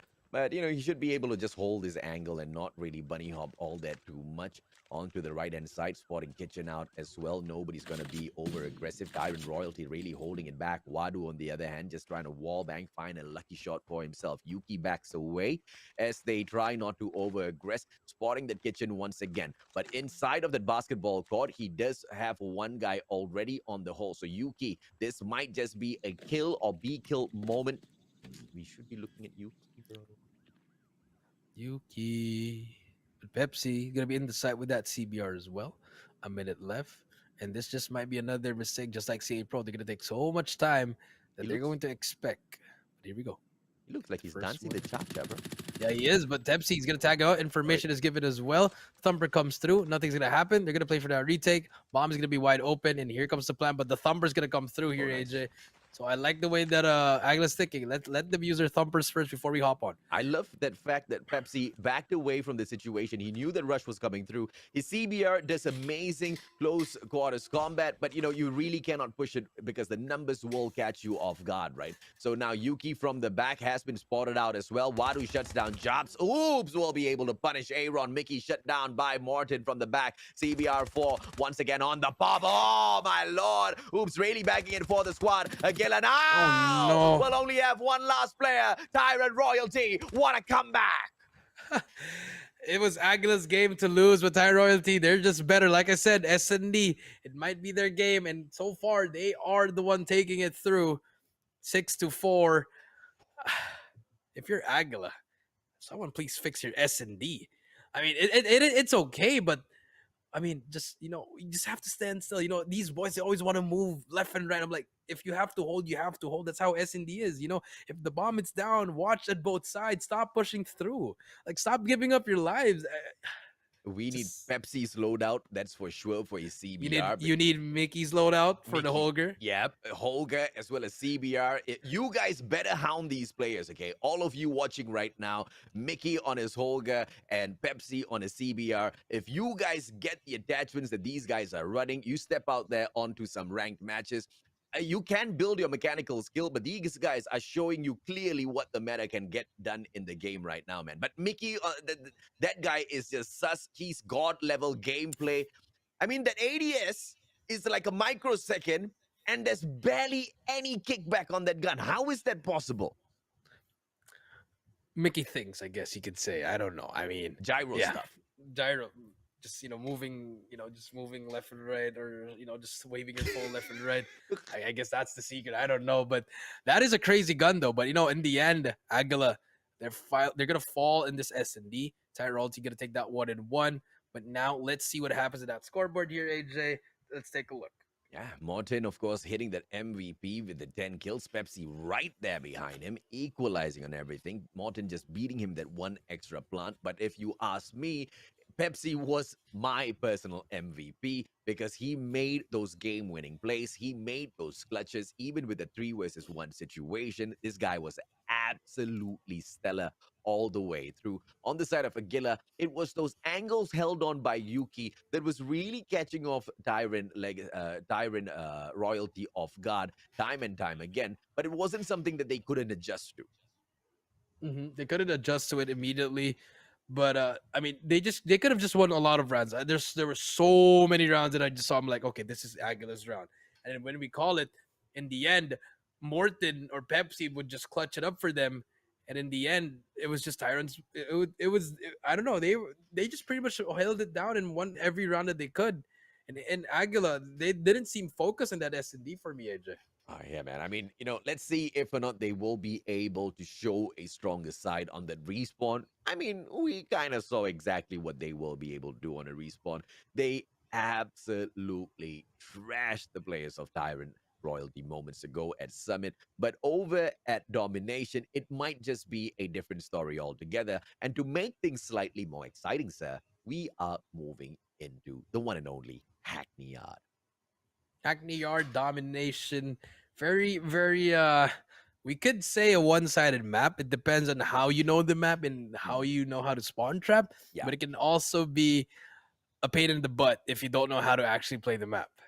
Yeah, absolutely, man. And, map's big on domination. You want to be rotating in there. The points A and B slightly closer to each other, and that A flag just really hard to kind of retake. But if you really start on the special forces base, grab that C flag, and then make a beeline in there, grabbing that B flag as well right after, you should be able to split this, just flip the spawns early on and carry that momentum on into later of the game, right? But it's all about how these teams hold on in terms of the mechanical plays, because in terms of strategy, it can be one thing.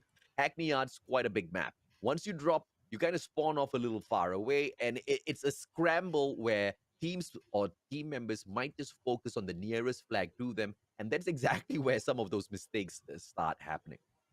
Those are the mistakes that are going to happen indeed, AJ. The cracks coming through. That might just happen if Aguila, they're not really focusing, so it might be really hard for them. Like what we saw in S&D, if they play recklessly, they're gonna end up losing even in respawn, AJ. And of course, let's see if or not they will be able to show that it is as easy as Summit, because not only will they have to be mechanically better, they have to show us clearly that they have mastery of this map. And Hackney Yard is technically the very final map that has been picked on in here, and neither side picked this map, right? Which is why it was left in there. But we did see Aguila Esports pick the side of Special Forces base to start with. I'm really curious as to exactly how they're going to be executing this strategy in a little bit. What do you think, Jericho?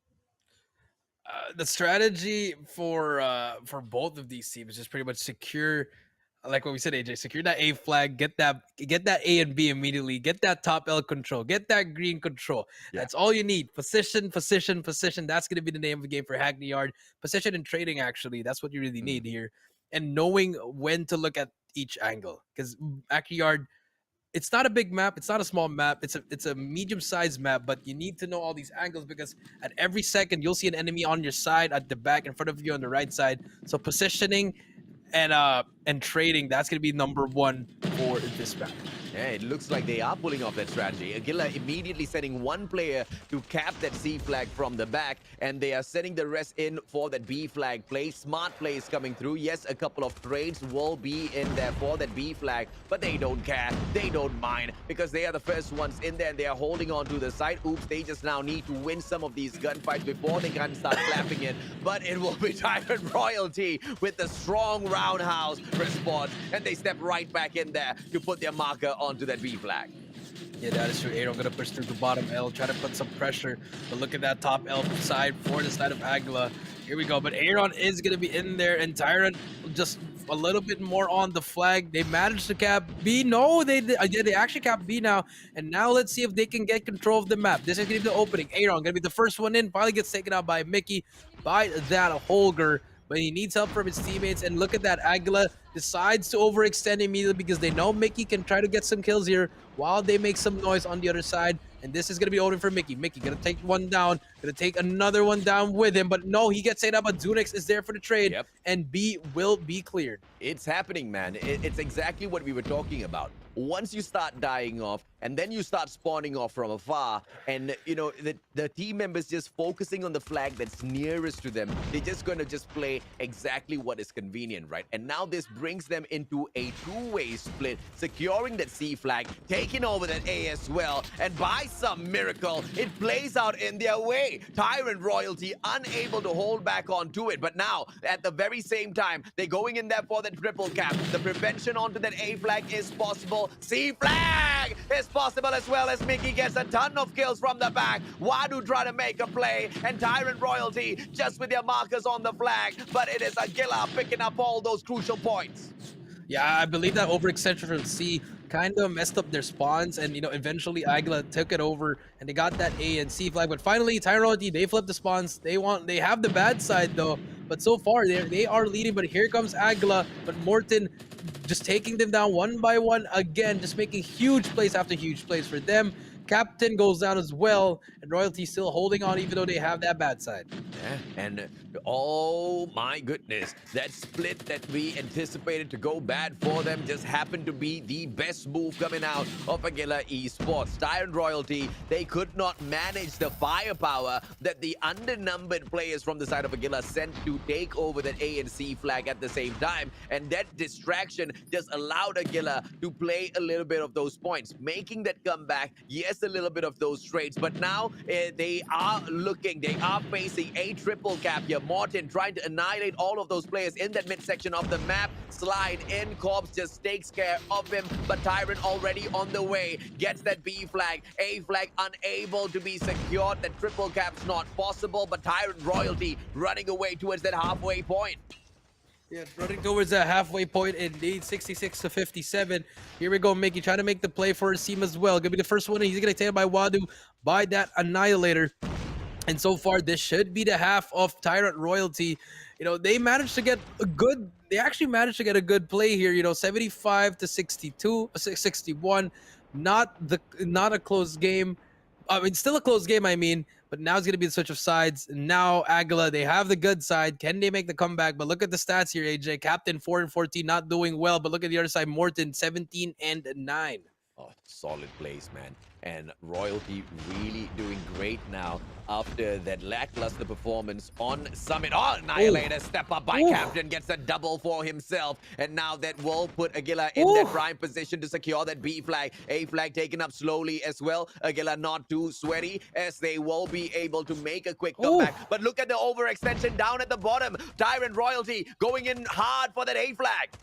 Yeah, they're going hard for that one. They're trying to go to that back useless, but Zurik's going to be there with that. Holger, he's going to try to make the play here. He spots another player with that Annihilator. He's going to push through Pepsi. Going to be inside of B. No one's going to contest him, and he takes down one. What a beautiful flick coming through from him. But there's going to be enemies there. Mickey and Captain going to clean up the flag, and now they have control of that B flag.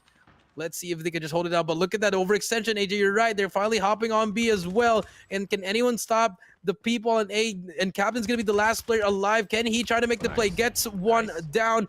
One more player to beat. He's going to be staying alive. But he's going to get... No, he's actually going to destroy him. 83 to 89. One more play. Beautiful pre-fire coming in from the Captain himself. And now...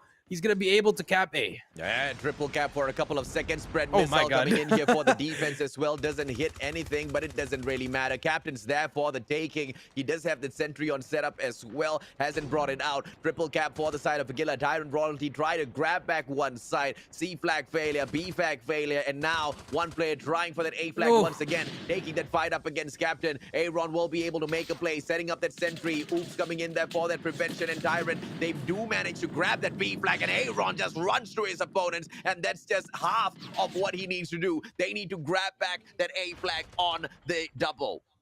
Yeah, they have to grab it, but 110 to 94. This lead is slowly going up, but now they finally lost 2 flags here in Aguila. They only have 1, but they have to start pushing here. But here comes the Purifier, but doesn't do anything, actually. It's going to be a 4 versus 5. It's going to be a 142 to 99. And the cluster comes through here. That's going to be from Captain, but here comes Tyrant. They're going to try to hop on from AC, but nothing's going to happen. Aguila, they managed to get that 2 cap. 180 to 103. Wadu, they have to start winning their gunfights here if they want to make the comeback. Yeah, Wadu from the back. Tyrant, the Holger on the spray. Just perfect with the plays. Oops, just holding on to a tiny corner at that warehouse. Just making sure none of those players spot him. And Aguila, they hold on to those corners. 2 flag, more than enough to run away with this matchup now. And Tyrant Royalty being left in the dust. How can they take this flag back? Even if they do take the flag back, they need a triple cap right now in order to secure a victory. Yes, in order to secure indeed, but Captain's still alive with a Predator missile. No one's going to be near, and see, he can get that trip cap. Doesn't get any again with the Predator missile. It's the second time already, but he's going to get that trip cap, AJ. It doesn't matter. Captain just making the play for the side of Aguila, and that's going to be a GG, unless by God's grace they get a triple cap. But so far, Aguila, they get that second cap, they get the cluster, they get everything ready. And that's going to be it. Game number 3 goes to Aguila. That guy dropped a bread missile like how I drop bread missiles, bro. Basically not dropping anything. The sensitivity was on whack.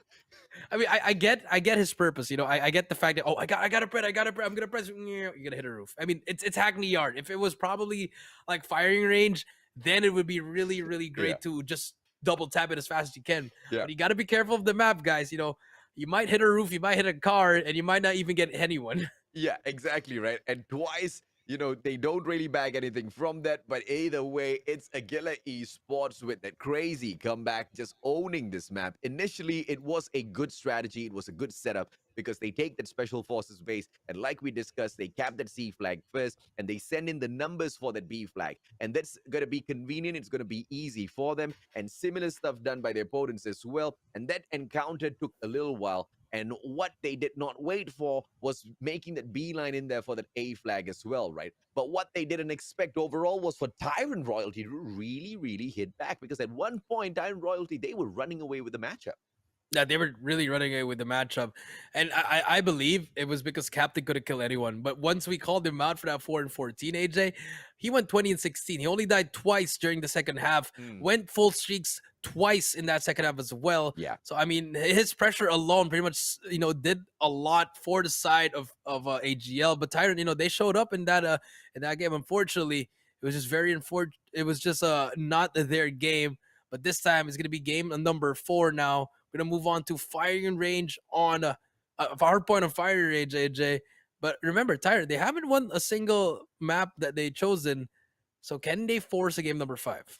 Well, hopefully they can, because if they don't, it's just going to be, unfortunate after what we have seen them capable of pulling off in here, right? Before this match started, we anticipated it to go all the way down to match number 5, and it looks like that's exactly what we may be in store for, unless Aguila just smashes Tyrant Royalty in this next matchup at Hardpoint. Hardpoint firing range, it's straightforward. Everybody knows those rotations. Everybody knows those plays. But knowing it is one thing, holding on to the power positions in the accurate way and playing them, giving that cover for your objective players, that's going to be making the biggest of difference amongst the teams.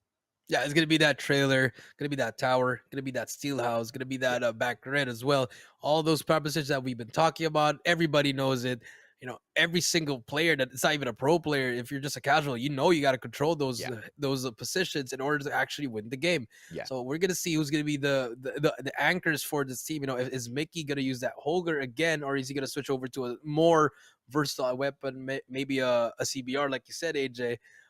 Or we might just see what an AS Val, like maybe something Heaven would use, maybe a different kind of weapon that they can bring out here. So a lot of possibilities here, but this is a must win if you are Tyrant. Yeah, absolutely, man. I'm expecting Mickey to bring in the Holger once again, get into that scout tower, and just really put the hurt on all of the other players, especially in that first hard point. And as they try to make that rotation in towards the command center, he's going to be the guy who's clearing out all of that outer areas, right? And now from the get-go, we can see Tyrant Royalty just running quickly in there, making a beeline for that white warehouse, playing that power position to perfection as the rest of the objective players pick up all of those points. In fact, there's only one objective player in here, Pepsi, and he's holding on to this point to perfection. Pulls out the thumper, mishits that, but it doesn't matter. Nobody is there to punish him just yet. Finally, those two players do step out, but he handles it like a pro. Yeah, he did. Big kill for him. Fully streaked out in the first, 20 seconds of the game. He already has full streak. That's going to be very huge for Tyrant.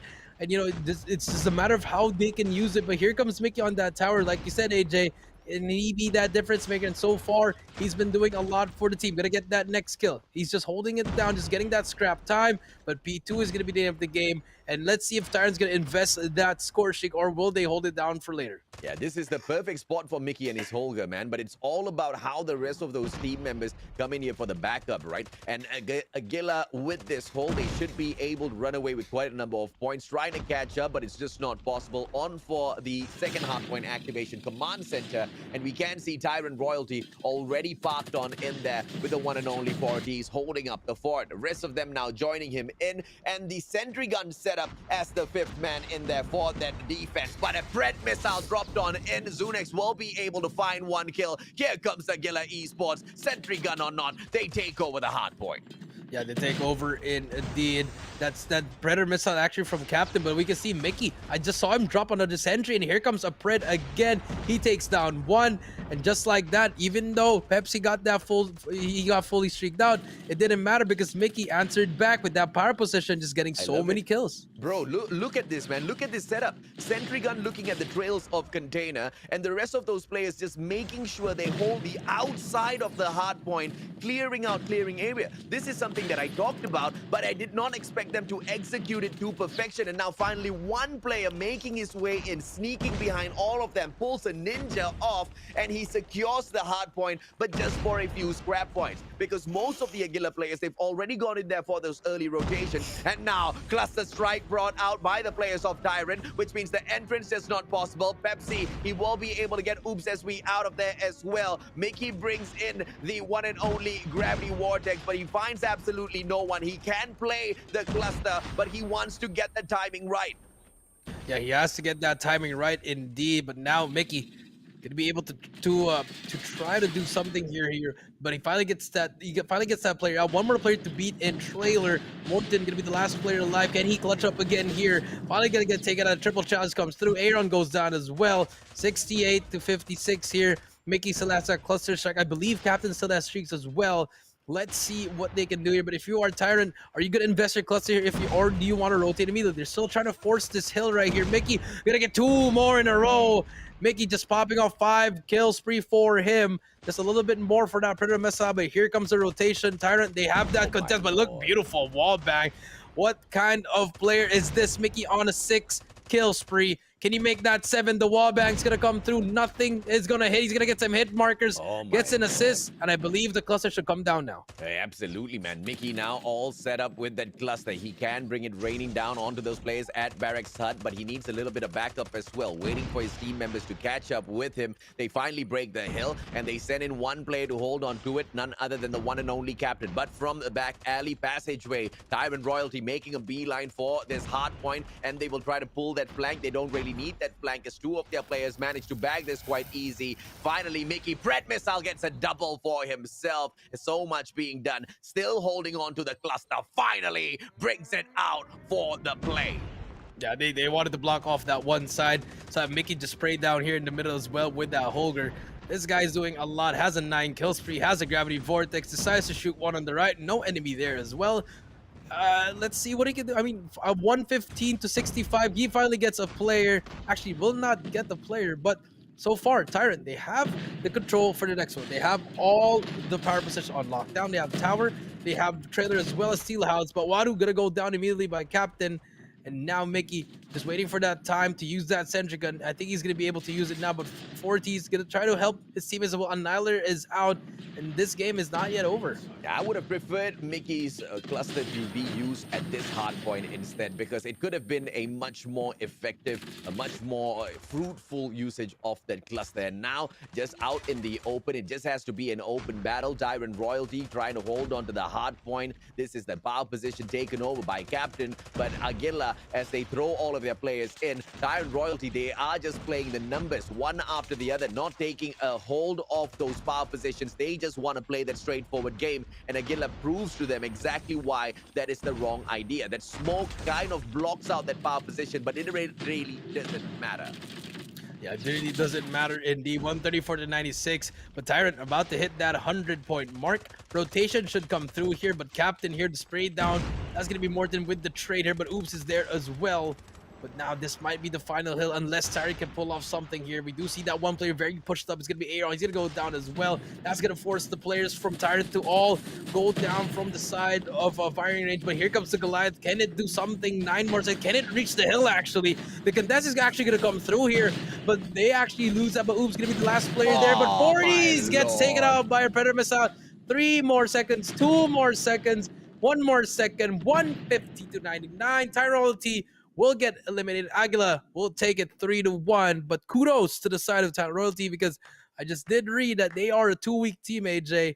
So, I mean, props to them. You know, they just need to fix just a little bit more, and I think they can get to that next level. If they're a 2-week team, I'm not sweating it at all, man. Tyrant Royalty, Amazing stuff out there. The rotations were on point, holding back Aguila so many a times. But Aguila Esports just really proving at the very end that their mechanical supremacy will overcome all other challenges, right? Mickey kind of just misplaying one of his clusters, but the amount of positives that he's already brought into that round kind of, just helped us overlook that cluster. And it wasn't like it was a super bad cluster that put them in a bad position. It was just not the best utilized cluster that we've seen in the game. And through all of that, Aguila Esports bagging the 3-1. And yes, Tyrant Royalty, they do drop down, but they still get to play for a little bit more CP. Yeah, I mean, at least for all of these teams, they get CP. I guess this is just a stepping stone for all these teammates. Yeah. For all these teams, I mean, to just a lot more experience, a lot more tournament Correct. vibes. Get that juice flowing. Setting up for those majors or major tournaments or those local tournaments as well. So it's good for them. And Tyrant, I saw what they did there.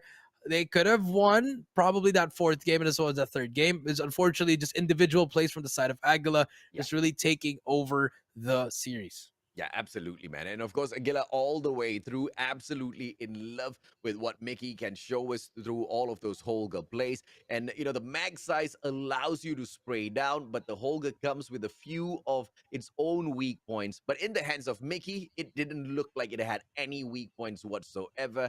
He managed the recoil of the gun to perfection. The ADS speed was so quick, and that only means you sacrifice a lot of the accuracy on your gun, a lot of the mobility on the gun. It didn't affect him in the slightest. Yeah, it didn't affect them in the slightest at all. They were just calm, cool, collected, and they. I mean, oh my god, hey, do you see what I'm seeing? Look at Mhm. Mickey, 26-3. Bro, Holger, you get yourself up into the tower. Who touches you, man? Who touches you? No one. A nade, a predator, probably a cluster. But other than that, they couldn't stop Mickey. And 26-3 on a map that is most notable to have. You're gonna have the most deaths and the most kills as well. But so far, he was just really holding him down, doing his thing. Being the anchor position as well. So well played for the side of Mickey. 26-3, definitely the MVP for that team. But I mean, from the other side, Pepsi, he started off really strong, but unfortunately, in the end, his teammates just couldn't do it as well. 46-21, not get a cut off, but it's okay. Valiant effort for them, but AGL just a little bit stronger with just more experience. Oh, yeah, absolutely. And, they really thumbed them out towards the very end. Captain doing a lot in there, just holding on to all of those points as their objective player. And Mickey just being that roamer who was just so annoying, holding on to angles which you would not expect. At the scout tower, that one they should have expected, right? And I do agree with you. There were a couple of ways that they could have focused on taking him down, but they just didn't focus in on Mickey much enough. And it wasn't Tyrant Royalty's fault per se, because all of the other players on the side of Aguila, they were keeping them equally as busy. Yeah, they were just being busy with each other. Indeed, AJ, just pretty much really doing a lot of work, especially for AGL. Just the positioning wise, like we said, AJ, Mickey hopped on that tower immunity, steel house. He would switching back and forth. Trailer was there. And then for P2, they were just that setup that you were talking about, AJ. They had every single player Mm. looking at every single entrance, and Tyrant just couldn't do anything. Oh, that was one of the perfect setups as well, right? Thank you for bringing that up again, because it was one of the cleanest holds, except for that one ninja takeover towards the very end. But that only was possible because a majority of their players had already gone in there for the early rotation. So if you look at the early portions of that second hard point, that was just perfection out of Aguila. I mean, that all of the pro teams should be taking a note out of that, because it was a stellar play. Yeah, it was a stellar play indeed, AJ. And now, I mean, that's gonna be it for this one. We're just waiting on the highlights, guys. We're gonna show you if you did just manage to get here, Aguila Esports managed to get that 3-1 against Tyrant. Tyrant taking that S&D. Could have been a 3-0, but Tyrant, they showed up in the S&D. Very, very good S&D for the side of Tyrant. But Aguila, they got to work on that S&D. It might lead them to lose against C8 Legacy, because C8 Legacy, they dominated in the S&D against CA Pro. Yeah, absolutely, man. But going up against Aguila Esports, how much will they be able to kind of prove the exact same as well, right? Yes, Aguila did struggle a little bit more, but I have to say, Tyrant Royalty, they put up a super tough fight. Not saying that C8 Pro wasn't too shabby at all. We will be able to see exactly how they fare because that is the next series. The playoffs for the third and fourth spot between C8 Pro as well as Tyrant Royalty. That is true. The battle for third, indeed. We're gonna see who's gonna take that third, who's gonna be that fourth place. But so far, both of these teams, I'm leaning towards Siren Royalty just because they won that game number two and they showed up perfectly in that in those respawns. So, but we're gonna talk about that later. And now this is gonna be the map series, guys. The maps and modes here. Summit 150 to 68. Aguila takes that 6-4 in game number two. Tyrant takes that. Hackney Yard, it was supposed to be Tyrant's game, but Captain just turned up and carried the team in the end, 150 to 116. And then to end the series, game number four, 150 to 99, Aguila takes it 3-1. Yeah, it was a good showing by Aguila on all of the matches, including that search and destroy, which Tyrant managed to step up the pace a little bit, right? But in terms of the respawns, it was pretty one-sided when it came to Summit, and over at Hackney Yard, it just seemed like Captain was just that one man running and gunning, getting a lot of those objectives taken away, especially when it came to that A flag. Really, in most of those situations, kind of just holding it down all on his own. And I expect him to be just that annoying guy against the players of C8 Legacy later on as well. I just don't know how C8 Legacy is going to be managing Mickey as well as Captain because the combo of these two players is quite the trouble. Yeah, it's quite the trouble indeed. But I mean, let's see. I mean, we did see them. Their kryptonite was SD. Or is it going to be the same? Is it going to be the same for them, or will things change? Yeah, I mean, in the search and destroy, the worst part is if the search and destroy is the only map modes that is the only map mode, I have to say, that they are perhaps struggling in, they don't really need to worry much about that, should they? I mean, look at this, man. You've got that respawn, one search and destroy, respawn, respawn. They can just continue bagging on that. But of course, jokes aside, we just do not know what to expect out of C8 Legacy when they go up against the players of Aguila Esports. A lot to be proven out here, a lot of that respect on the table for the taking. And today we will witness exactly which one of these teams managed to grab it. This is the very first event, very first official event by Garena Call of Duty Mobile for the year 2022. And for the first time ever, Ways of War Philippines with a duo caster on board. Call of Duty Mobile is going to have a great year in esports this year. Yeah, most definitely indeed, AJ. That I mean that alone is changing a lot towards in the Garena scene. Dual casting for Ways of War. We might even have new casters on board. We don't know. A lot of possibilities. So it's gonna be a great year, and we're just starting this off with this Ways of War. Just I'm enjoying it, and we got two more matches for you guys. Absolutely, man. And of course, in the next series, we will be able to witness greatness as it is played off by two of the teams who could not make the cut into the grand finals. Once again, it is going to be C8 Pro going up against Tyrant Royalty, but all of that will only be continuing after we take a quick short break. But the end is not here just yet. We are still waiting for information from production. So hang on to your horses, ladies and gentlemen, boys and girls. A lot of action still in store for you. Let us know in the comment section. In the meantime, what do you think of all of the action in Ways of War so far? Yeah, let us know, guys. I mean, it is the first event. I mean, you guys are expecting a lot here. These teams here just doing a lot. C8, Aguila. I mean, two of the C8 teams, Tyrant as well as Aguila, they've been showing off. They've been entertaining us with their action, and we've seen a lot of great plays. Let's see if they can show it more on the next match. Yeah, this is the highlight of the series between the two. As we open things up at Summit, it was a one-sided affair. And as far as the players from Aguila Esports were concerned, that's exactly how they love their matches as long as they are in control, right? The rotations were on point, and when it came to Aguila just taking that spawn away at those final moments, just to go in there for the early setup of P3, Aguila Esports made even that look way too easy. But of course, we did see Tyrant Royalty step it up at that fourth station, as well as when we went in there for the reset of the hard point. But it was just a little bit too late, wasn't it? Yeah, just a little bit too late for them. Aguila, they just right off the gate, AJ. They were pretty much doing a lot of work for them. And in the end, Tyrant, they tried to do it, but Mickey, clutched up in the end. This was the play right here. He managed to get his cluster strike, and once he dropped that on that P2, it was already a GG. Yeah, and of course, all the way through Aguila Esports, they really put up a great fight in here at Summit. And although Tyrant Royalty didn't really pose to be a huge threat, they didn't really, step on the brakes or anything. They just wanted to blaze on through. They wanted to make quick work of the series, potentially just a 3-0. But it was not that easy, because as we wrapped up Summit and we dropped on into Search and Destroy, the pace of the matchup kind of switched up a little bit, didn't it? Yeah, it just switched the pace immediately on that SND. AJ, you're right. I mean, it just like, look at the first play of the game right here was already a clutch from Morton, a 1v2. Just the small details from him. He knew the enemy was there, and he just had a better weapon. He would just went in there confidently. But Aguila, they managed to get some good plays there, like this one. Mickey with a 1v3 in that second round. It was a back and forth trade. It was a Mickey versus Morton show. But I mean, in the end, Tyrant just really took over of it, even though AGL, they could have won it earlier.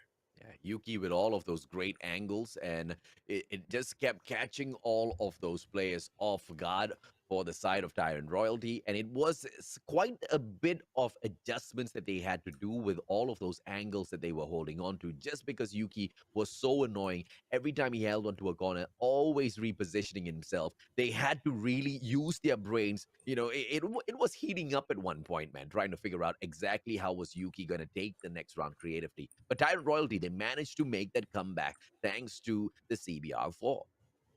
Yeah, thanks to the CBR4, really, it really changed right here, right here. Pepsi with a two-piece right here really just sealed the deal for them, and the match point.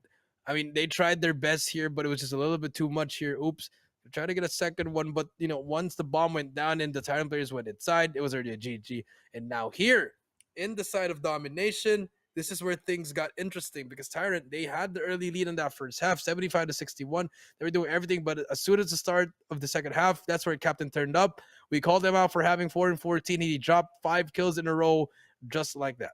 Yeah, and he just continued delivering from that point on. And Captain, he was just being so annoying, because earlier on he was just holding on to his flag, didn't really want to over aggress. And I had questions, man. I mean, why aren't you going in there and backing up the rest of your team members? I guess he answered that in that second round, because all of the holes, all of those solo plays that he was waiting for, they were just coming on directly to him, right? But unfortunately, the Pret missile play was a little short.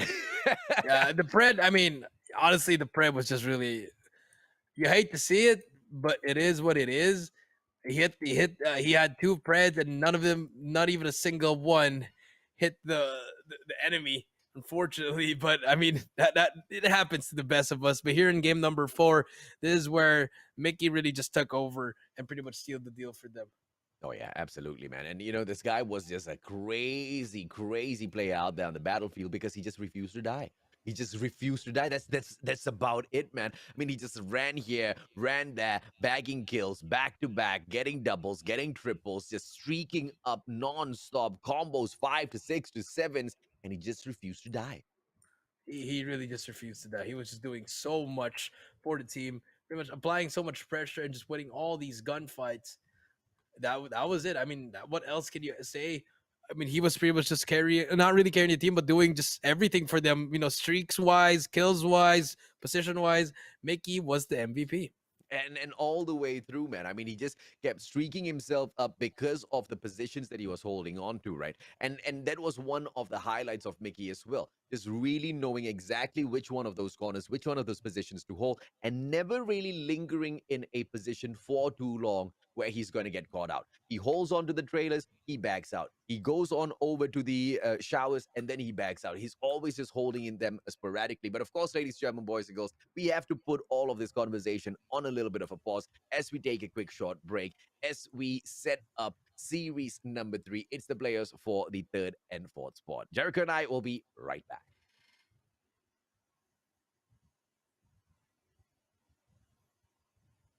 Yes, we'll be right back. Anytime now. We'll be right back.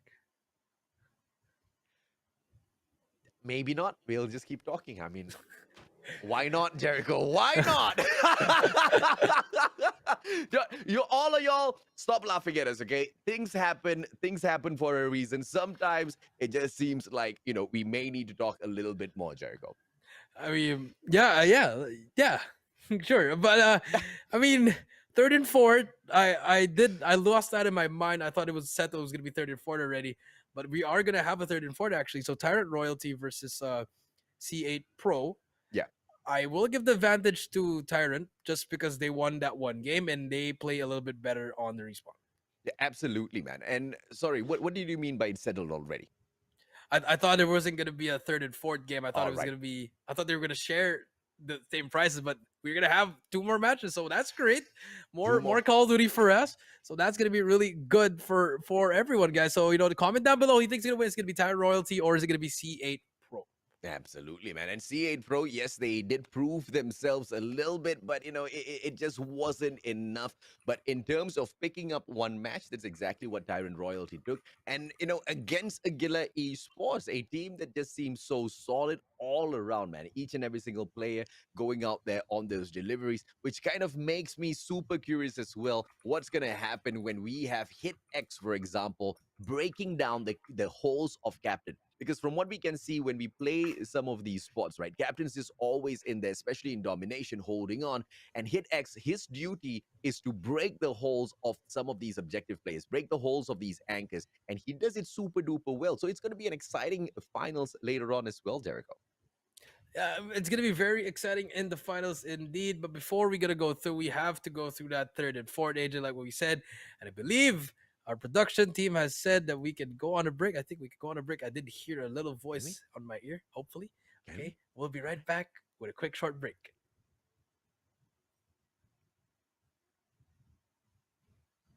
Not ready yet. We are back again. 3rd time's the charm. Lord! This is turning out to be one heck of a day, man. Jericho, you know what? It's very rare that we run out of stuff to talk about, so let's continue talking about something.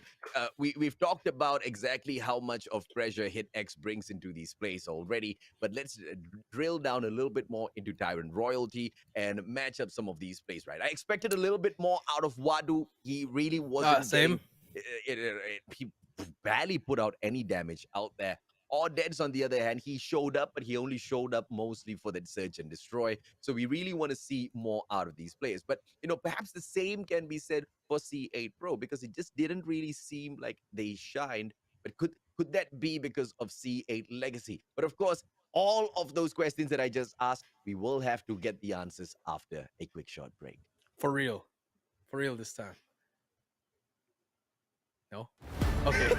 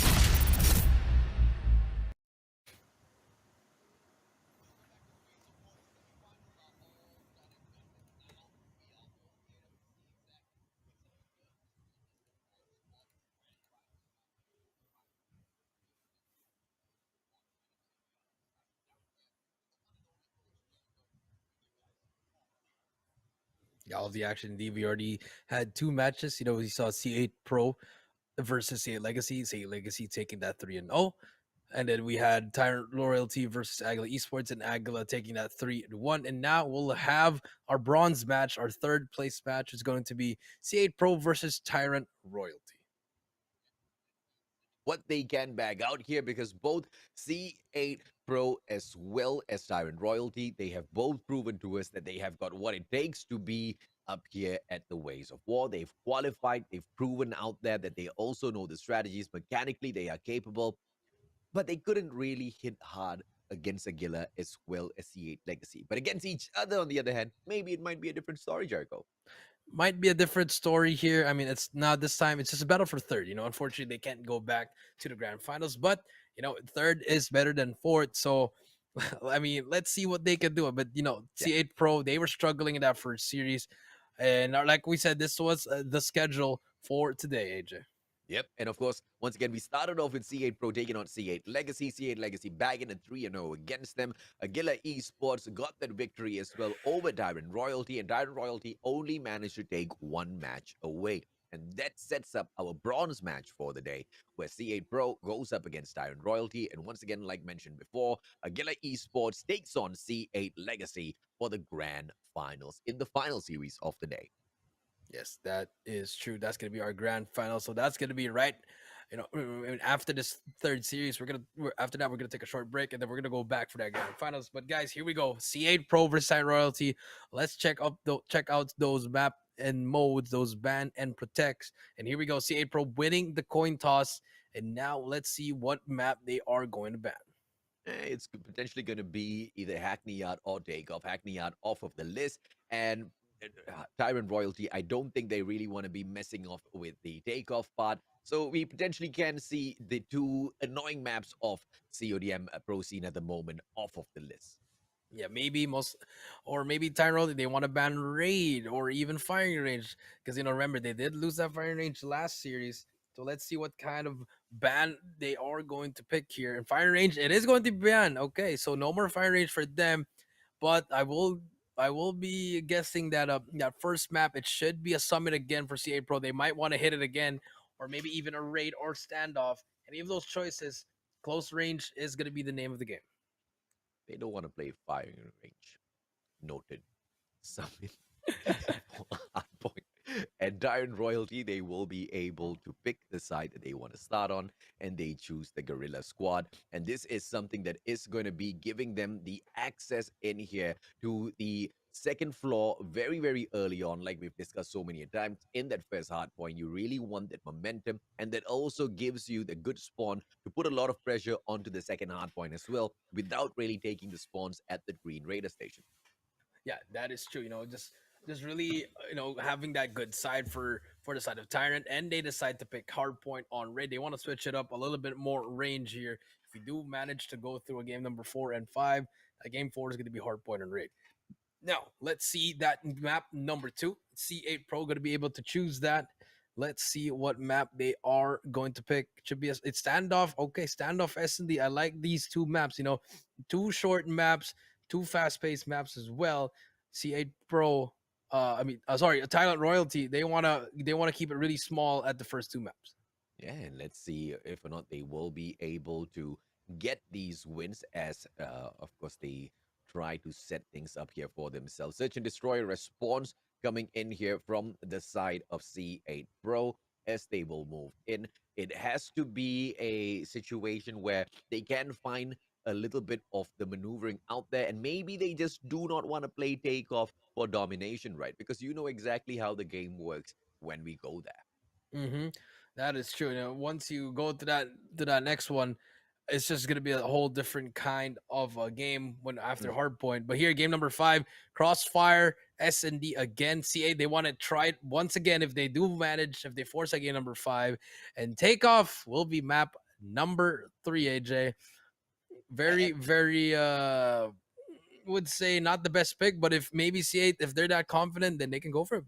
Yeah, I mean, if you are at the Gorilla base for Takeoff, you're definitely in the better spot. So a good pick by Tyrant Royalty here, because you are going to be able to manage a lot of this fight just from the second floor of the Aurora launch, that B flag obviously in your hands, and you will be able to protect a lot of those rotations from the mid segment of that map in towards that loading area. And from then on, you just have to pile on two of those players onto that C flag and really protect just one specific entrance from launch center, and you're all Gucci, right? But in terms of bringing out that strats, thinking of it is one thing, executing out there on the battlefield is a whole other. Earlier on, both of these teams, they struggled because mechanically they faced off against superior squads. But now, hopefully, it's a little bit more equal between the two, and we get to see a little bit of back and forth here. Yeah, that is true. But we do see the death machine. The bait has been thrown. Are we gonna see a Sparrow finally in the year of 20? And the Sparrow's been banned. Okay, so Annihilators again. But we did see the damage of the Annihilators for both teams. Both of them actually doing a lot. So it's gonna be the battle of how and when you're going to use that Annihilator, and if it's gonna be very beneficial for your team or not. Absolutely, man. And of course, when we set up this match between these two teams, do you have a pick between who you think will be able to reach up to the top, Jericho? Ooh, it's pretty hard, but I guess I would go with Tyrant just because they kept it close in the hard points as well. Yeah. And also in the SD, they pulled off a victory. But, C8, they might just turn up. So let's see what happens here. Yeah, because mechanically, right, I get where you're coming from. Pepsi earlier on, Deads, they really did step it up for Tyrant Royalty. And C8 Pro, on the other hand, although we did see Baki making a couple of plays, there just wasn't much of a follow-up on that. And I really am concerned for stuff like that, right? Because C8 Pro, if this continues on against the players of Tyrant Royalty, it's just going to be a GG from the get-go. And as I say that, Tyrant Royalty, the ones who pick up the first few points from the hard point, playing the second floor to their advantage as they roll on in and stop the rest of the players from C8 Pro. Nothing much in there as they grab that 1 point back, but a little bit of back and forth. And the spawns that these players from Tyrant have should just allow them to jump right back into the fray. Yeah, should just allow them to jump back indeed. But now C8 Pro hopping on the hill as well, 9-18. But Tyrant Royalty gonna get those that first lead. But as soon as you say that, C8's already inside the hill as well. Back and forth we go, no control from second floor. But Tyrant just applying so much pressure that they actually got that scrap time. And now they're gonna set up for that P2. Let's see that P2 set up. Here comes that Umpro on the step. Take it down. Pepsi with a quick pump as well. CBR does not hit this time around. 29-18 as they wrap up the first hard point in here for the second play. Look at the C8 Pro spawning out of the Gorilla base this time round, and it looks like Tyrant Royalty, they've gone in there, flipped the spawns, and at the very same time playing the hard point as well. But a good fight back from C8 Pro, not giving the Green Raider station up. They fight tooth and nail. They have got the numbers. With the numbers, they overtake the hard point as well. Cash with the backup, and onto that second floor. Tyrant Royalty is playing on a lot of this pressure, but it will be the hard point that ends up in their hands because that spawn just continuously helps them throw those numbers in. And now Tyrant Royalty steals away the spawn of Green Raider station from C8 Pro, and this is just getting from bad to worse. Yeah, bad to worse indeed. But now C8 finally going to get that scrap time as well. But Tyrant, unfortunately, they have that control of that P3. But actually, it's going to be one player at the back. Cash again. Can he try to hold it down? It's going to be a huge gunfight. He's going to get one. But can he hold it down? None of his teammates are still there. But finally, you do see the 3 blue dots going to push through. It's going to be one last player inside the hill. Can he take it out as well? But Yoshi gets turned on there. And just like that, Tyrant, they have control of it. But the spawns are still in favor of C8.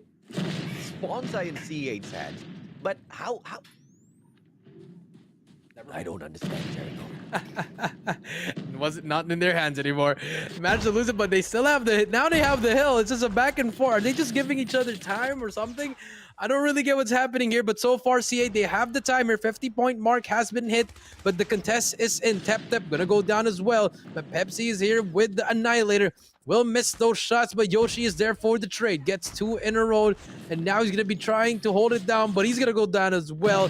75-50, but here comes C8, but Tyra as well in the hill. Just a lot of help coming through from his team.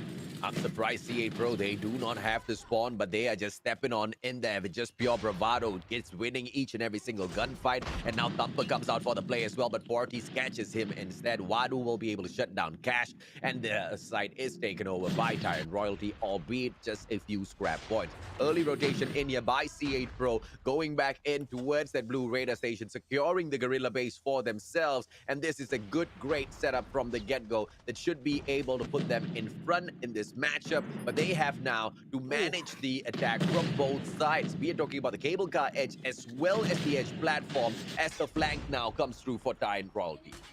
Yeah, but here comes Doc Hayes with a huge gunfight here, but Fortis just takes him out. He's going to be hopping on that hill, gets 2 in a row, gets 3, but the hit marker, his teammate's going to be there with a thumper, 90-70. This might be it for them. Royalty about to hit that 100-point mark. This is a good hill for them, but Doc Hayes is there for the flank. Can he make the play for the team? But Wadu actually spawns at the back of that base. They can hit the pinch here. Wadu actually making good plays here. 2 more players to beat. All they need to do is pinch this together, and they can actually get this hill. Yeah, 96-77, Tyrant Royalty, what a play so far. C8 Pro making that push, trying to make that comeback, and it is going to be possible. Oh my lord, as I say that, final second scrap points picked up by Tyrant Royalty instead, as C8 Pro failed to hold on to this hard point, but enough has been done, and that comeback most definitely in view right now. They can see it, but they cannot touch it. They cannot smell it just yet, and they just need to work a little bit harder. Cash, just try to cash it in that ATM, just not turn it much for him, but he manages to pull out the thumper. Great back-to-back for C8 Pro to hold on to this hard point, and a couple of more seconds for them to catch up. A couple more seconds indeed. They're about to reach that 100-point marker as well, but Aaron's going to be the first one in. That KRM gets a hit marker, takes down Doc Hayes. Going to go all the way for the flank, but the Perry Missile catches him off guard. Cash trying to make the play as well, but Wadu takes him out. 110-102. Here comes 40 with a thumper. Unfortunately, the hit marker takes him out. The KRM cleans him up, and now they need to get this hill if you are Tyrant. And C8 Pro is holding it down, working on those score streaks. But here we go. Tyrant finally hops on the hill. They're going to get some points of it at least, but at the same time, the contest is coming through from the enemies. They have to rotate on the next one. Both teams have to rotate. They need to get that control. As you can see, C8, they're already inside the second one.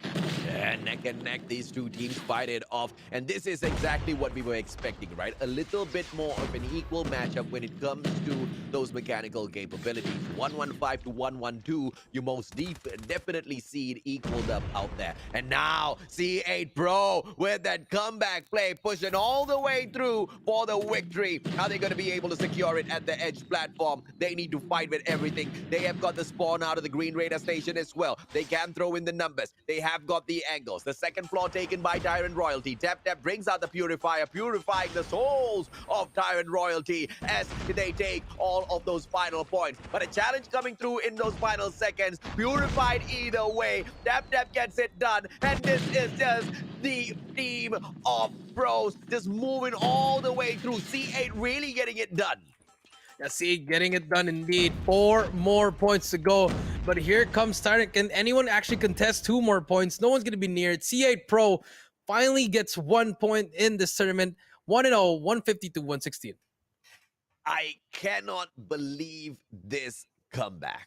What a play, man. I mean, Tyrant Royalty, they held on to such a good lead. They were dominating a lot of those gunfights, not really allowing C8 Pro to make much of a play, but it was all about fighting back, especially when it came to that cable car platform. And then when we went in there for the rotations into the fourth hard point as well, right? It was just a never-ending fight. And at the blue radar station, we thought that, okay, scrap points, these guys were taking it right back for themselves. Maybe Tyrant Royalty is going to wrap this up. C8 Pro just does not give up. Into control room, securing the green radar station, that second hard point as well. The second power position, the second spawn, my apologies, for that second hard point. And they still managed to get it done beyond all odds. I mean, they managed to held it on. I mean, that third hill AJ was just really back and forth. That was the one that I thought CA was going to lose because they had the spawns at the start of that P3, but it ended up just being at the side of Tyrant, but it didn't work out for Tyrant as well. So they just kept them bashing it. But look at Yoshi closing out with a 37 bomb, almost with 40. And he was pretty much doing a lot for the team, 37 and 20 as well. But on the other side, Morton with 22, Fortis with 20. And I mean, it was just a little bit slow for me for Tyre. You know, they had a chance to end it in some of the hills, but unfortunately, I guess why they said it was a 2 week team, the chemistry isn't there yet. Maybe Yeah. AJ, or just having a little bit of miscommunication, in my opinion. No, I have to say, if you look at the kills, if you look at the numbers, the teams look pretty much equal. Yoshi looked stacked in the numbers game, right? And that's Hmm. exactly the difference maker. That's exactly the change that came into these matches. Because, like we were talking about, Tyrant, they held on to that lead. They were doing a really, really good job. And just all of a sudden, it was just C8 winning those gunfights. And you were talking about the back and forth at that cable car platform. That was just insane, right? Because C8 Pro, they lost that spawn and then they just kept bashing their head in again and again and again. They didn't care. Yes, no spawns, but and we've seen so many bigger teams, so many so-called veteran teams in the pro scene making the age-old mistake of just going in for those rotations way too early, abandoning such important points. Not C8 Pro. They didn't give up. And look at exactly where it has brought them. Look what it did. 150 to 116. They take the first win. Yeah, they take the worst win indeed, and I think that's where C8 Pro shines. You know, just a little bit more experience as a team. AJ, I mean, even though they've also had a re-roster recently, I feel like just the bond that they have is stronger here than Tyrant. But then again, SNE is gonna be next, and what we saw last time when Tyrant was down 0-1, they made it 1-1. So Yeah, anything can happen. This is game number 2, but and it's gonna be on standoff. So and it's their map pick. So a lot of possibilities for this game number 2. absolutely, man. And if Tyrant can actually take one away from Yellow Esports, there's no reason why they cannot do the same to C8 Pro. And in a search and destroy, especially where we did see them show the best sides of themselves earlier on, it was Baki that was holding on to those interesting angles, but that was not a search and destroy matchup. That was a respawn. So let's see how Oh, they do this time around. Baki early shut down. Wadu finds him and punishes. yeah, Wadu takes out Baki. That's gonna be that snap. I think he knows there's gonna be a player there. 1 minute 30, a lot of time. No bomb. The bomb is still in the hands of C8. They're just trying to delay it, letting their sniper try to get a pick here. But look at that number 2. Number 2 and number 3. They could actually make a play because they gave up middle. And that number 1 on the side of Tyrant's not even looking in the middle. So that could be an opening that they need. And here comes the rush. They're gonna get Wadu caught out, but they didn't actually push him through. But now look at that. They have that push. Look at number 3. That's gonna be Yoshi on your screen, just trying to be a lurker here. Gets one. Can he get the second one? Yes, he no, actually cannot. Pepsi takes him out, but it's a 4 versus 3. Damage has been done. Morton gets taken out. Now it's 3v3. Okay, smart plays, and now it is a 2v2. Cash finds Aaron with his snipe, and now Wadu from oh my lord, Cash bags Wadu as well, makes this into 2 versus 1. Pepsi, final player, has the Holger, but he's going up against a sniper from afar, does not know the position of those two players at all. They are going in there for the plant at the private backyard already. Good thumper being pumped out, will Nothing. find no kill, but no hit marker as well, which will be confusing Pepsi. He knows the plant is there. Sniper going up against the Holger player. What can he do? Well, he has to challenge this one. Gets the first one. No trades. Here we go. And that's what not you want if you're C8. You got to try to get that, but it doesn't matter. Cash with that quick scope, money shot for him. 1-0 for C8. And if only he had kept his thumper shot for a better angle, right? Because if he had gone in there for the thumper and then quickly just slid in with the Holger, try to spray it down, maybe a little bit of a better chance in that position. But he had already gone in there with a little bit too of an early move. Wadu hit mark, but will not be able to find that kill. Oh, Ooh, my lord! another one. Come on. Game is not kind to Wadu, but he does have that information. And now look at the C8 Pros setup. They're just holding it down as well, just waiting for Tyrant to try to push up. But Tyrant, at the same time, having that defensive push. Tap going to be the first one in. Will not spot anyone in back alley. And actually, back alley is wide open. So we say that Morton finally picks it up. Are they gonna try to push for this one? Yoshi in a very good position to try to take out Aaron here, but there's gonna be a trade there, which is gonna be number 3 Wadu sniping on that yellow. Can he make the play? A minute and 5 seconds left. No one is dead yet. Everyone is still alive here. Wadu decides to back off. But Morton decides to push up, and he's gonna get caught here by Doc Hayes. Doc Hayes gonna get taken out, but no, Doc Hayes takes out Morton. That's good patience from them, and that's gonna be opening they need. That's all they need. But Doc Hayes is gonna try to second another one, but no, Aaron takes him out, and now A bomb is gonna go down. There's a lot of patience being shown here by the players of C8 Esports as they make their entry into the private backyard. And the Tyrant Royalty, they want to play retake. They're not even letting them plant that bomb. They're just stepping on in front, trying to shut them down one after the other. And it looks like C8 Pro will just say, keep it coming, my friend. They just take them one after the other. Tyrant Royalty, they need to make a plan here and stick with it. Are you going to play retakes or are you going to play aggressive? Wadu finally stepping up for the team, and he gets a double for himself, but the numbers are still against this sniper. It's a 2 versus 1. Let's see how he pulls this off. Spots the right-hand side first. He wants to go in for the long flank. Amazing decision coming through. And Wadu, he needs to just check his corners, but there's no way he'll anticipate a player being behind him here as the bomb is planted in front. So Wadu might just get backstabbed, and that would be the end of the round. CBR4 now in his hands. Jericho, let's see if he bags this. Never mind. He didn't. And you know what's funny? He actually he used every single shot of his DLQ. I think that's the first time I've seen someone actually do that. You know, just going for those wall bangs. He ended up had to switch a weapon, but unfortunately, this 1 versus 2. That's how you play a 1 versus 2. C8 playing that beautifully, but here comes Cash, gonna be the first one in. I think he spotted that player in graveyard. Gonna give that call. Pepsi with that thumper will not hit anyone, but information is given. And if I was Pepsi, I would try to push back a bit here because no one's going to be there for the trade. He's going to go down. Actually, no, Doc Hayes. Oh, my. It's a great position held on by Pepsi, man.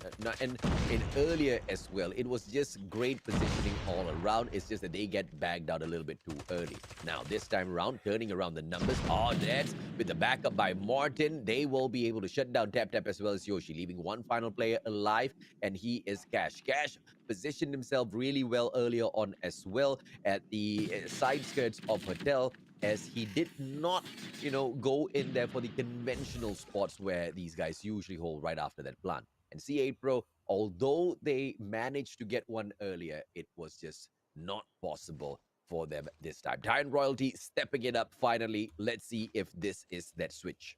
Maybe this is the switch, or maybe C8, they just had a mistake because, I'm pretty sure Doc Hayes had first shot on that guy. But unfortunately, the gods of COD did not give him the kill.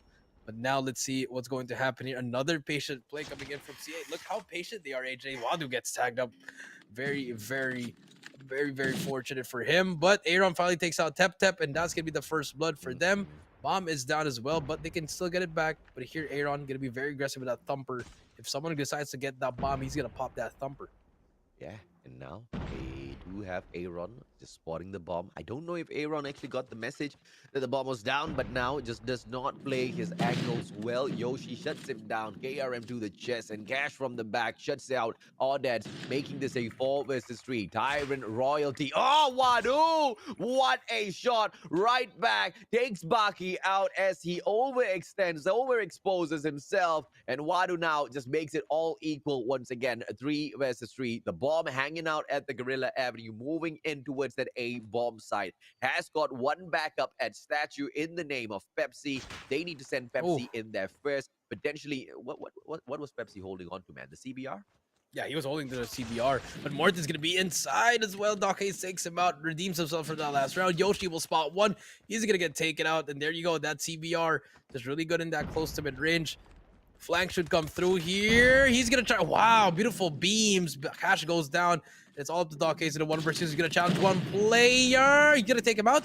1v1.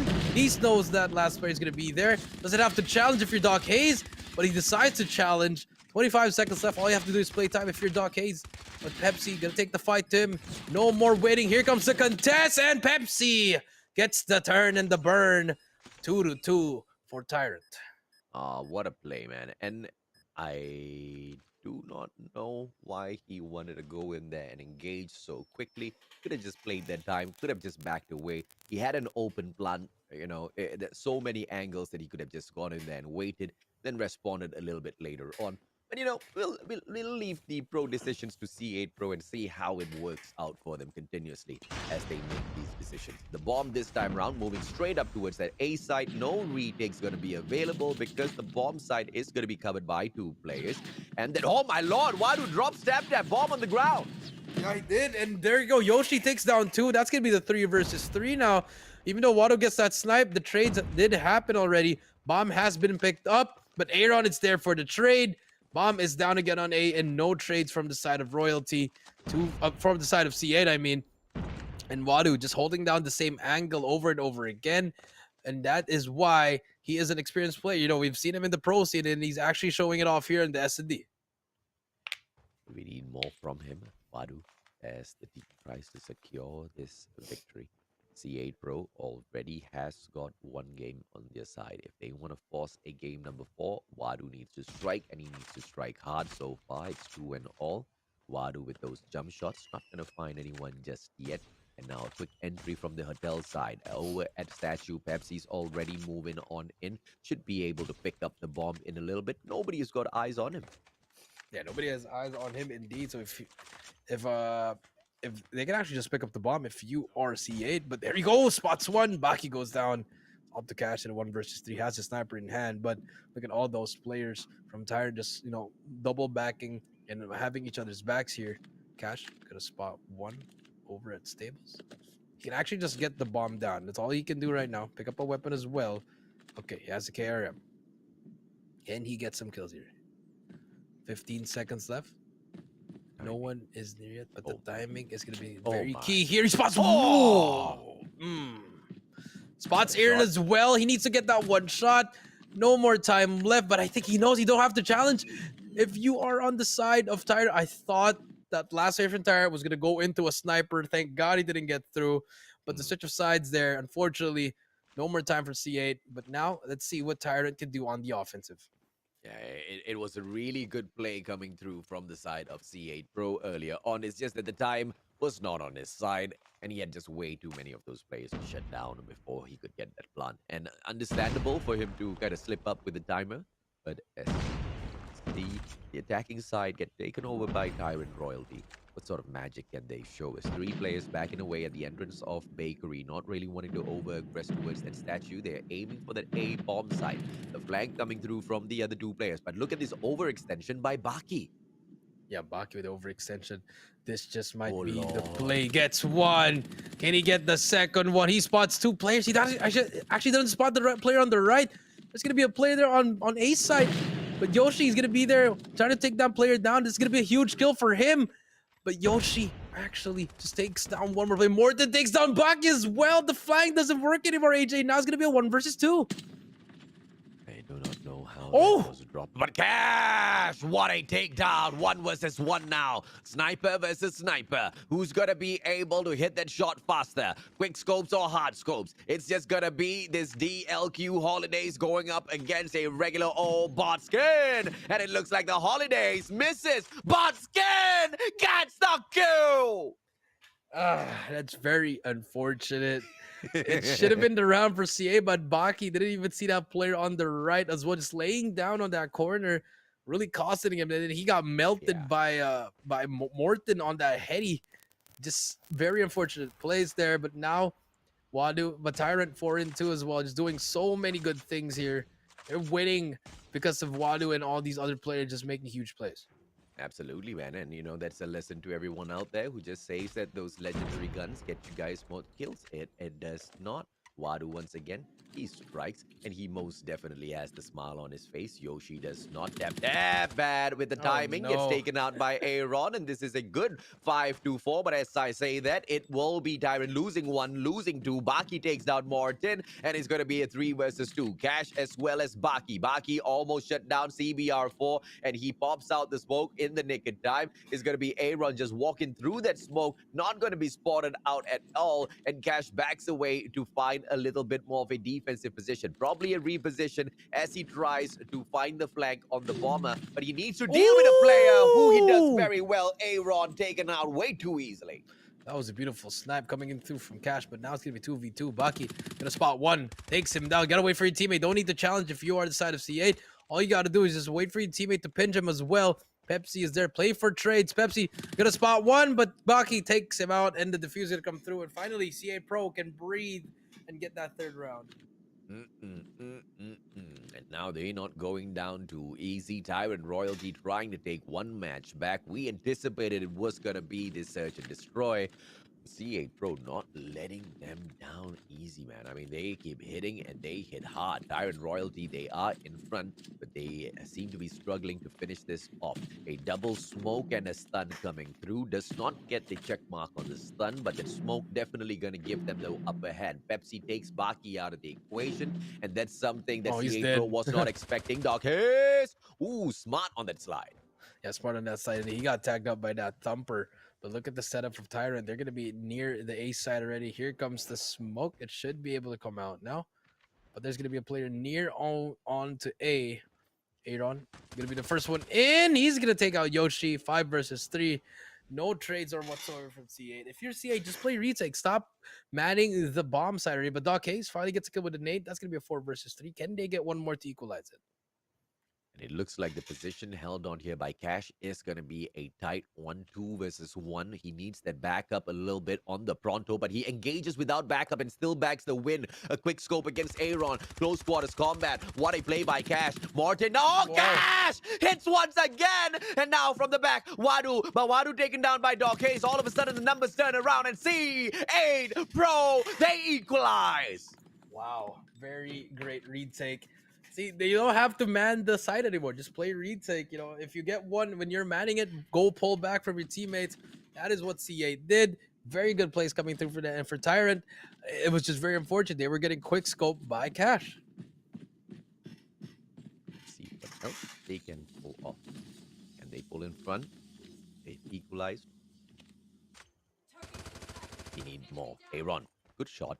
Opening up onto Baki, and C8 Pro will suffer immediately from the get-go. Aggressive side of Tyrant, but they lose Yoshi. They lose Martin. This is not what was expected. 4 versus 4. The numbers game important here. They take over that bomb site, try to get a kill in the process, and a guy gets away with a sliver of health. None other than Yoshi. Doc Hayes shuts down Aaron, and the numbers on the side of C8 Pro again. Yeah, C8 Pro again, and Tep peeking that one. That's very risky because if that's Wadu, he could have just get taken out immediately. But 4 versus 3 here. Bomb is down.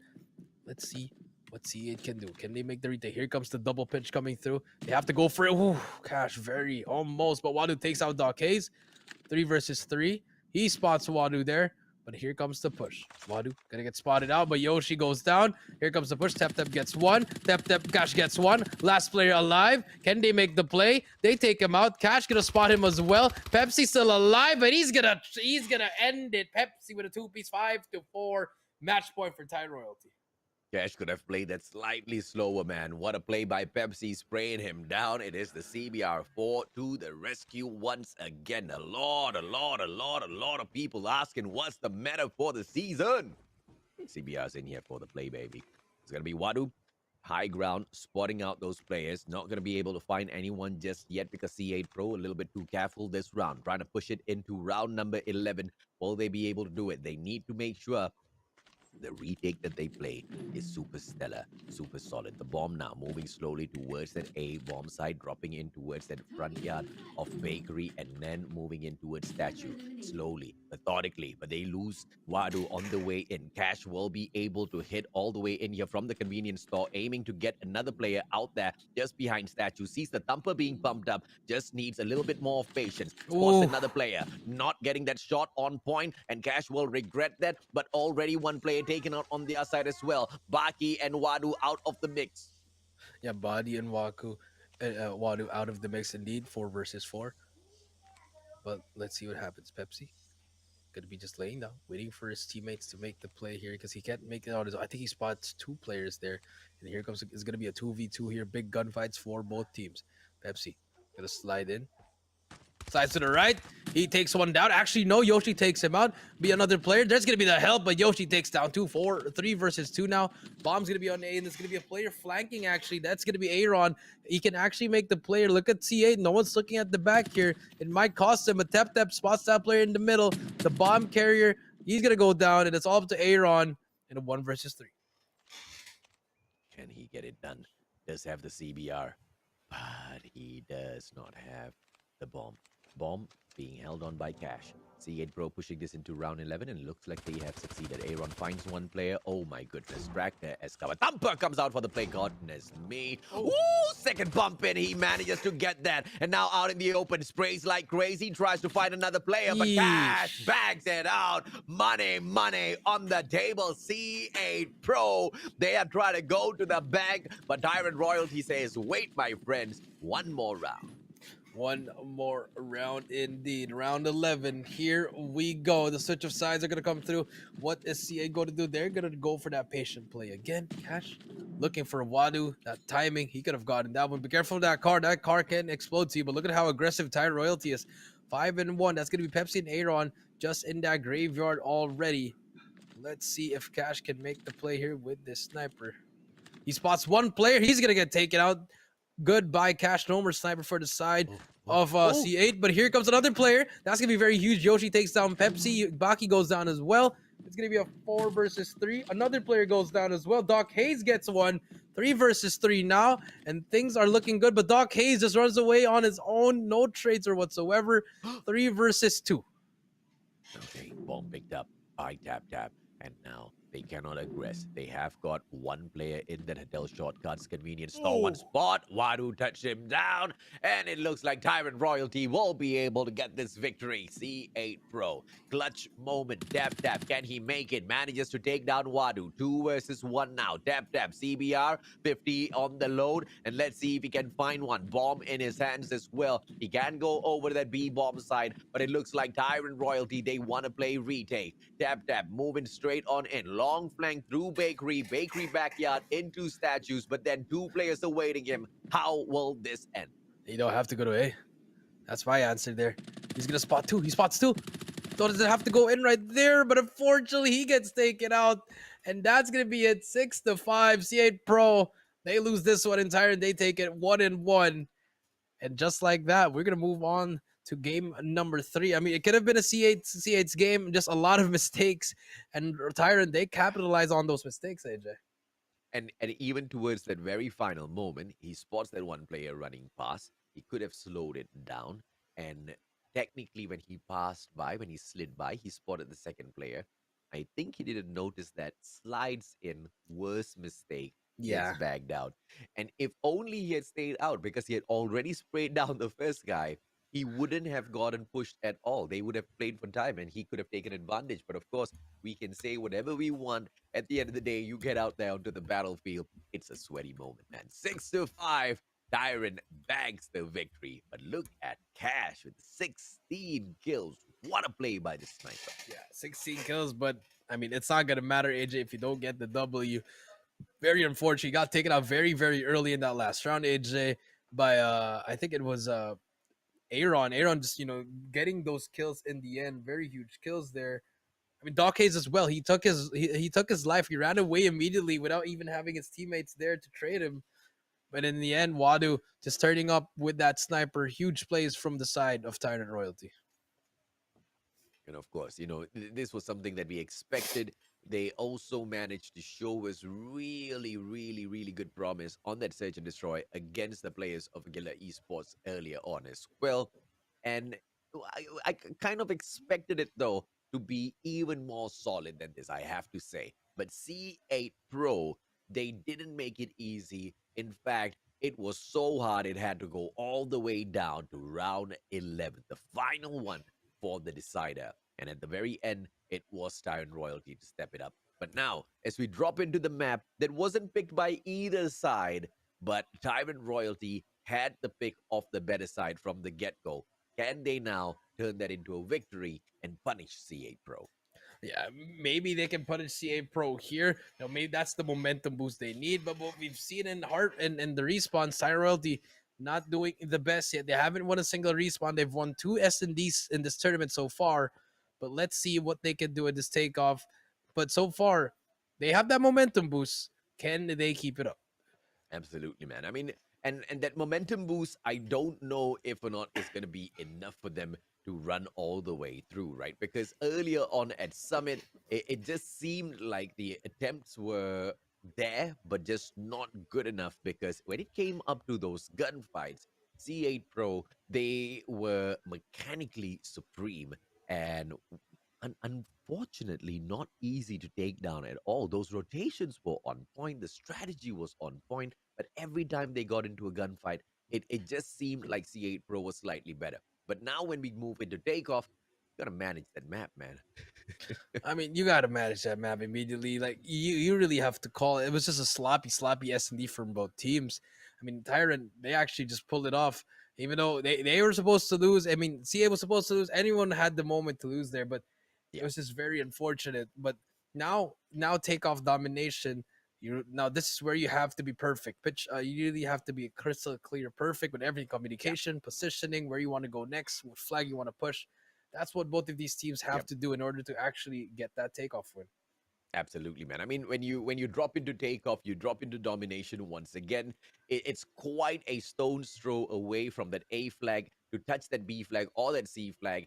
And if you're not holding on to the control room, you really don't have a great position overall, right? You can hold on to the launch center. It gives you that access. It gives you the cover fire over that B flag. But it just gets really difficult because you've got the opening towards that right hand side. You will be able to see some players, kind of rotating over from control room to take over as well. So overall, it is just a harder side to hold with that A flag, and it's understandable to see exactly why the side of Tired Royalty wanted the Gorilla base. So let's see how they will play that to their advantage.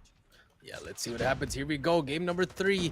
Domination on Takeoff. We do see Cash already on that power position, holding it down for his team, getting 1 kill as well, working towards that score. She gets 2 in a row. Can he make it 3 in a row? But finally gets taken out by Wadu. But no one's going to be hopping on B yet. They have to clear out all the enemies first. But look at that Tyrant play. They want to get that Aurora Lounge immediately and just hold down that spawn trap before they start pushing up towards to B. Yeah, let's see, as they will continue to look for those opportunities for that B flag. They need those numbers first, and Tyrant Royalty doing that exactly well, taking over 2 of those power positions at the same time. But Cash is there to cash out on all of them with the CBR and that B flag pickup. He just goes in there to get the job done for himself. But Tyrant Royalty now, with the great comeback, they immediately shut down that play. Yoshi tries to keep it alive for C8, and finally they send in the numbers once again to secure that B flag, but the prevention comes through because of the power position play. And so far, Tyrant Royalty, they haven't been able to make a play for that flag, but in terms of prevention, they've done enough, but just a couple of ticks more for C8 Pro to close that B flag. Yeah, it's just a couple of ticks more on that B flag, but finally someone hops it in. But Cash eats a thumper, and just like that, Tyrant Royalty, they're going to be able to try to cap B as well, but they get prevented by Baki on that scaffolding, and all the players of Tyrant going to be spotting that P4. No one's going to be near it, but Doc Hay spots one. He's going to get taken by Aaron, gets straight out as well. Tep goes down, but look at Baki just trying to hold that power position for them as well. Very huge power position in scaffolding, and until now, no one has yet to hop on B because everybody's been trading AJ. Oh yeah, absolutely, man. And each and every single time they step onto that B flag, it's just not easy to take over because of the positioning that's coming in from both of these teams. They clearly understand Takeoff, and they clearly have mastered all of those rotations as well as the peak points as to whenever you spawn, regardless from the generators or out of the Aurora launch, you are going to be able to find them quickly moving on in, right? In terms of understanding the map, it's really going to help you get to your destination a little bit faster, because 1 second too late, you lose that flag. Yeah, 1 second too late, you might just lose the whole game, AJ. So far, it's not really happening for the side of C8 and even Royalty. But finally, they are going to be hopping on B. There's going to be that one player hopping on B. But as soon as you say that, they're going to get traded out. There's going to be Wadu with that Goliath finally get taken out, but Baki with a triple kill. But there's going to be Morton gets 2 kills in a row. And finally, Tyrant Royalty, they have control of that B flag. Can they manage to string more kills together to work on those score streaks? Yeah, finally, man. And now Wadu also picking up the XS1 Goliath for himself will obviously be wanting to wait for that second half of the game before he can bring it into play. But for the time being, the Red Missile gets a double for the one and only Martin. And Tyrant Royalty, not only have they gotten the B flag, they are now on a roll. C8 Pro scrambling to find a footing in this game after they had lost it already. But I think they're focusing way too much on the B flag. They should now be playing that A distraction.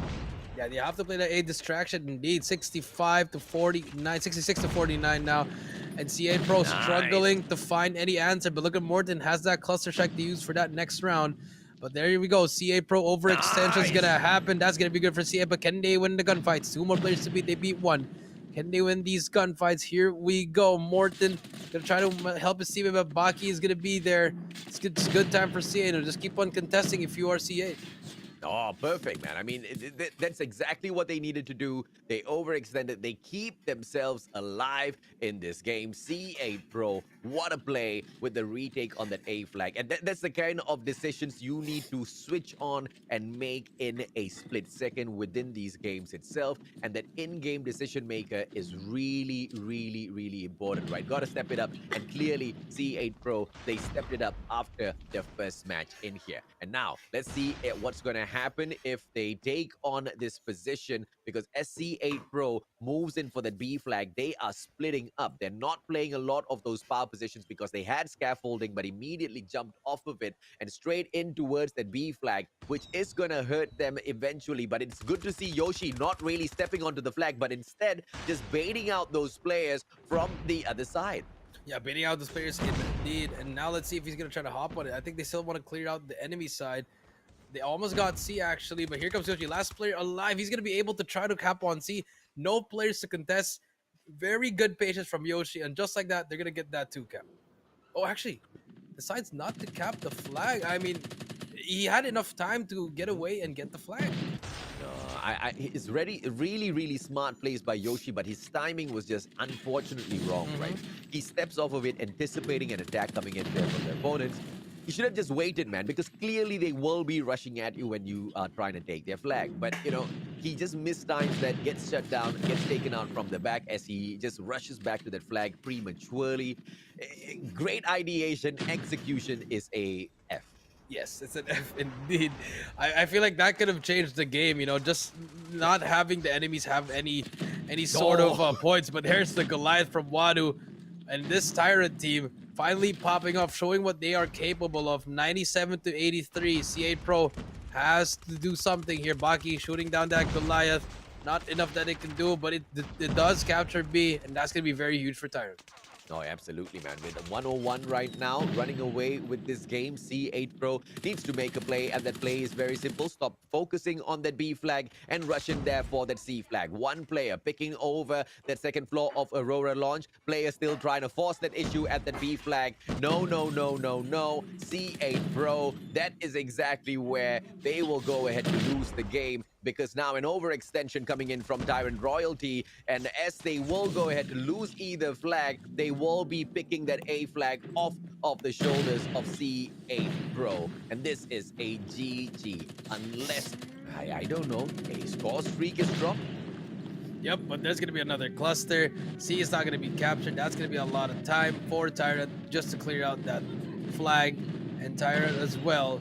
This is going to go to a game number 4. The Tyrant, they want to send a message here to C8. They want to show them why they are better than them. But so far, Tyrant just really dominating everything. Yeah, just one lapse in moment and you do not capture that flag at that one point, and the game is just done already, right? Unless you can triple cap your opponents at this point, it just doesn't seem possible because of the back and forth that we have seen. It's quite a balanced matchup between the players of C8 Esports as well as Tyrant Royalty, and so it's going to go down to those decisions that are made on that map at the very end of the day. Yes, Wadu's Goliath did make a difference in terms of the cap of the B flag, but Tyrant Royalty, they made a mistake. A lot of their players were just in that mid segment protecting the B flag, not really keeping an eye on that C flag. And that's where C8 Pro could have taken advantage. They don't. Tyrant Royalty bags the second win. C8 Pro now, they look puzzled. They look puzzled indeed. I mean, at the start, it was pretty good. But once Wadu got those skills at the start as well, and Aaron and all these players, it just changed the whole game. That second half, they had a chance to make the comeback. Yeah. If I don't know if it was Baki or someone else, I think it was Cash, who went through the back, got the Mm. kill, decided not to cap the flag and just camp there. I think that was that was a decision that was really really bad in my opinion.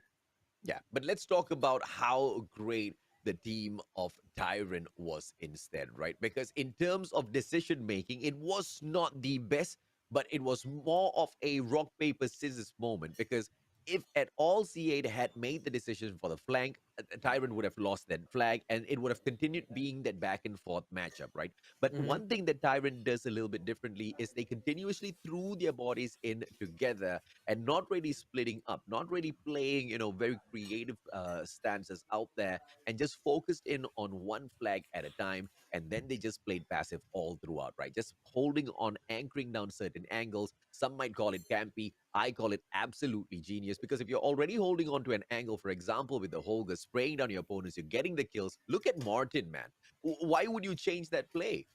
Yeah, I mean, don't fix it if it ain't broke. So, I Mm, mean, that's what Morton did. 32-15, pretty much doing so much for Wadu. 24-8 again, drops another Goliath, and they are one game away for making C8 the fourth place team, and they're going to be placing third if they win this game number 4, and it's going to be their map pick as well, AJ. So it's looking mhm. really good for Tyrant, but can they win a hard point? That's the thing, man. It's going to be C8 Pro with a lot to prove in here, with a lot to achieve for themselves. And yes, they are fighting for the pride. They are fighting for a fan base as well. They are fighting for your love. Yes, your love, ladies and gentlemen, boys and girls. They want to impress you guys because the ones who get to steal away all of your attention, you know exactly what it is, right? And now give them some love, give C8 Pro a little bit of an encouragement here. Let's see if they can beat Tyrant Royalty because at the moment they need all of that support that they can get in terms of motivation. Tyrant Royalty, on the other hand, what a comeback. They got beaten down at Summit, one-sided match. Standoff and Takeoff, stellar. Yeah, stellar in the that S&D, just very very great plays, and for that domination, Wadu and Morton, the connection, the duo. Wadu getting that Goliath as well, and then just trying to cap B, not even trying to get a kill, just using that Mm, armor just to cap B as well. And then for the side of Morton, just back and forth he goes, left and right. He's gonna kill everyone he yeah. sees. Just very very aggressive and great plays for Tyrant. They are one game away for winning third place. Yeah, and the ideation to just use the Goliath to just cap the flag and not do anything with Beautiful. it, not look for kills, not get crazy, not to steal away anything, is exactly what put them over, right? Not over aggressive, not really overextending, just playing the match just enough to secure those points and not getting too flashy with it. And in the final game, let's just see exactly how things break down, Turko. Yeah, let's see what happens. Here we go. Game number 4, hardpoint in raid. It's gonna be very, very important. This game is on the line. You're playing for your life. If you are C8, if you're Tyrant, you just need one more game to eliminate C8. Here we go. Yes. It is going to be the first hard point over at Square Center. Who's going to be in there first? Remember what we talked about? It's all about the objective players just holding on to their horses, making sure they don't get shut down way too early. And as I say that, they do lose a couple of players on the side of Tyrant Royalty, but the backup is most definitely there because they shut down C8 Pro. Another player just takes on the objectives. This time it's going to be Oddids in the house picking up those points. 10-1 so far. It's most definitely going to be back and forth at a hard point like Square Center. Yeah, that is true. That's gonna be that first hill for them. And as you can see, even if Tyrant got that first early points, C8's gonna be there. The aggression's coming through. They've changed up their playstyle. They upped the tempo here, AJ. I like this adjustment from C8, but let's see if they can keep it up. As they go in here for the push, it is going to be C8 Esports with a great comeback, picking up those points. Two objective players, nobody covering them at all. They have all left for those early rotations.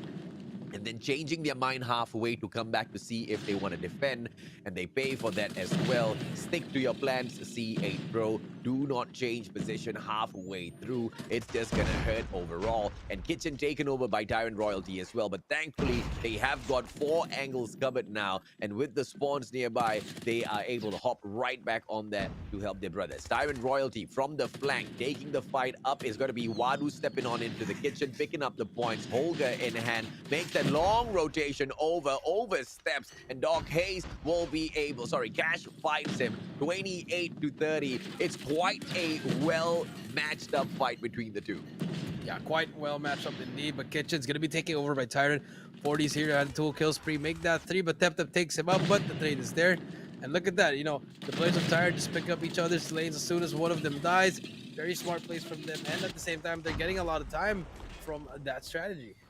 Yep, as they get all of their time, early rotations coming through from Tyrant Royalty. They want to back away to what they believe can be their money hill if they can protect it with all of their might. As they drop into the garage, 2 players dropping by from the passageway straight into Jim. That is what the early defense gets you. Martin as well as Forties getting a lot done, but it will be the players who go in there for the defense onto this money hill, be able to back a lot. C8 Pro have to be super lucky at the very same time, super solid to pull this one back. Yeah, very solid to pull it back in indeed. 50-42, huge kills coming through from C8, and just like that, the money hill that Tyrant wants is now in the hands of C8. Cash with that Holger. Can he make the play, AJ? But there we go. Wadu takes down Baki. Hayes takes down Aaron as well. And slowly but surely, C8, they take the lead now. 27 seconds left. But here comes the break. The contest is going to come through. Can anyone from Tyrant make the play? Oh, so much smoke all around. Smart plays on the defense for the players of C8 Pro, and they defended tooth and nail to hold on to the point. 70-50, they have a 21-point lead now. Bread Missile dropped in. Tep only affords to take one out. Early rotation coming through from Tyrant Royalty once again as they go in here for the early setup. They cannot count on the basketball court as their money hill because the opening into it is 2, but it is just a little too wide on the angles. So C8 Pro shouldn't have too much of an issue taking this, but all of them just focusing on one angle here that might play against them. But as they drop on in, Cash has got the Annihilator fully streaked out. That should help them as well. One quick cluster, full secure. Yeah, one quick cluster, that is true. But here comes Baki trying to make the play as well. But here comes the cluster right on the side. That's going to be a lot of time for the side of C8. But Our Dead takes down one as well before he goes in. But here comes the play from Tyrant. Are they actually going to force this? But the cluster not doing any damage to them. And they actually broke the hill. But 20 seconds left. Tyrant going to get that scrap time. And Baki is there as well. But C8 Pro, here comes the play. Cash with that thumper. Gonna be the first one in. Wadu trying to make the play as well, but Wadu goes down. Wadu gets one as well, but they still have control. The last 10 seconds, huge seconds for the side of Tyrant. They're right back in this game, AJ. Yeah, C8 Esports 92-79. Tyrant Royalty making that comeback. Great place. Scrap points taken up as well. But an early sentry set up at the 5th hard point. Central Garden in here for the play, and C8 Esports trying to finish this off. Tap sitting down inside of that hard point as he picks up all of those points with the CBR. It's not going to be easy to hold on as he gets sprayed out. C8 not picking up those points. We'll have to deal in here with the Dragonfire. Cash brings out that information play, and that's going to be able to help them to spot out exactly which one of those open entrances Tyrant Royalty is stepping in from. Tap jumps around right back in here. This time brings out the thumper. CBR back in their hand as Tyrant Royalty finds it tough to break this hill this time round. Yeah, it's very, very hard to break this, but as soon as you say that, AJ, they managed to break it. This is good time for them. If they can get this time, they're going to be right back in the game here. Cash trying to stay alive as well, but no one's going to be there to contest. But look at the setup for the side of C8. They've already managed to rotate. They gave it up. They have all their power position unlocked. They have that laundry and top statue as well. Here we go. This is going to be very, very huge for the side of C8 as well as the side of Tyrant. They're right behind them. 13 to 14 to 15 points right there. This could be very helpful. Does anyone have streaks here? doesn't seem to be the case. But C8 Pro, look at them. 3 players now holding on to square center. Like what we talked about earlier on, the objective play is very important. And therefore, C8 Pro says, let's have 3 objective players to get the job done. Just one guy going to be covering from laundry. And that's their power position play, just to make sure nobody steps on into laundry. And the rest of those players playing those objectives, just going to be making sure the straightforward fight over from that gallery is not going to be possible. C8 Pro, what a play! What a stellar performance! What a strategy! Yoshi from the back takes the backstab, toasts them. It's barbecue time, baby! And C8 Pro pushes us into match number 5. Yeah, match number 5 indeed, 150 to 106. AJ, I mean, what can you ask for? They were up by a lot. They held it down. The cluster strike wasn't the best at P4, but that P1 they held it on from that second rotation in P1 from start to finish. They had it in. Yeah. And then, Tyrant Royalty, they had no answer and they wanted to go to a game number 5. So here we go. Game number 5. Questionable cluster strike. Yeah, man. very Questionable. questionable. Strike. 3 of them sit down under the cluster strike. Cluster strike was giving them some sort of imbued powers to shoot more people. I don't know. They pull the cluster strike off on the stairs from the access from garden, which means all those 3 players are supposed to be on the other side of the entrance, stopping people from coming in. Instead, all of them sit down under the cluster strike, allowing the challenge, allowing the contest for that hard point. And that one was just a very, very questionable moment. But it doesn't matter. It doesn't matter because the recovery was there.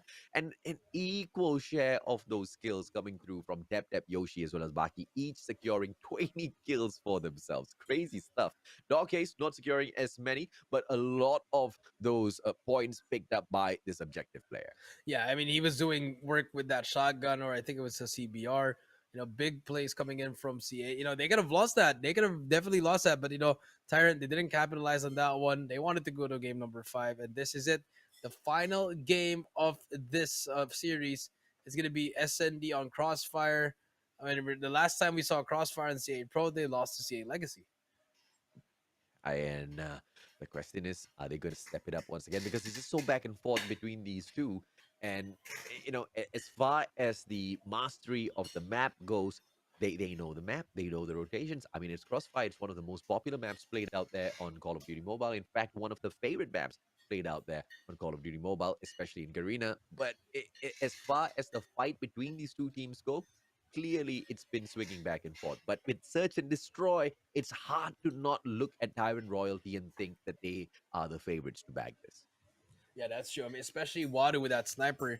Can he do what what the other player did? I think I forgot it was from C8 as well, but I remember Mark was doing those angles. Yeah. If Wadu can pull off those angles, then it's a GG for C8 immediately. Absolutely, man. And I think he will be able to get it done this time round. Earlier on, it was more for warm-up. We can really see both Tyrant Royalty as well as C8 Pro really hitting their strides now, Jericho. And hopefully this will be a great showdown between the two. And another round 11, because both these teams deserve it. And as, of course, to finish things off, we drop into Crossfire, Search, and Destroy. What better way to end this feud?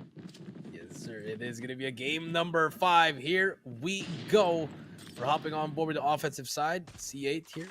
Wadu hitting those random snipes, trying to get something out of it, but will not hit anyone. But Wadu finally stops shooting. Pepsi going to try to get that bomb carrier off. Beautiful, beautiful. He knows already that enemy's going to be there. That smart play coming in from Pepsi. Pepsi gets another one. And now that the damage has been done. 4 versus 3 here, but he gets straight up by Cash. And Doc Hayes gets Aaron. He's going to try to rush in as well with that KRM. Let's see if we can make a play, because there's going to be a player right above him. The speed of these players is absolutely insane, man. I mean, the reaction time is just out of this world. Morton will find one with a CBR. It's a 3 versus 2. C8 Pro down with one man. Morton sprays down Dog Case, who pulls out the melee on him, and All Dead takes him down. C8 Pro, they struggle in this first round as Tyrant Royalty pick one up in the Search and Destroy as expected.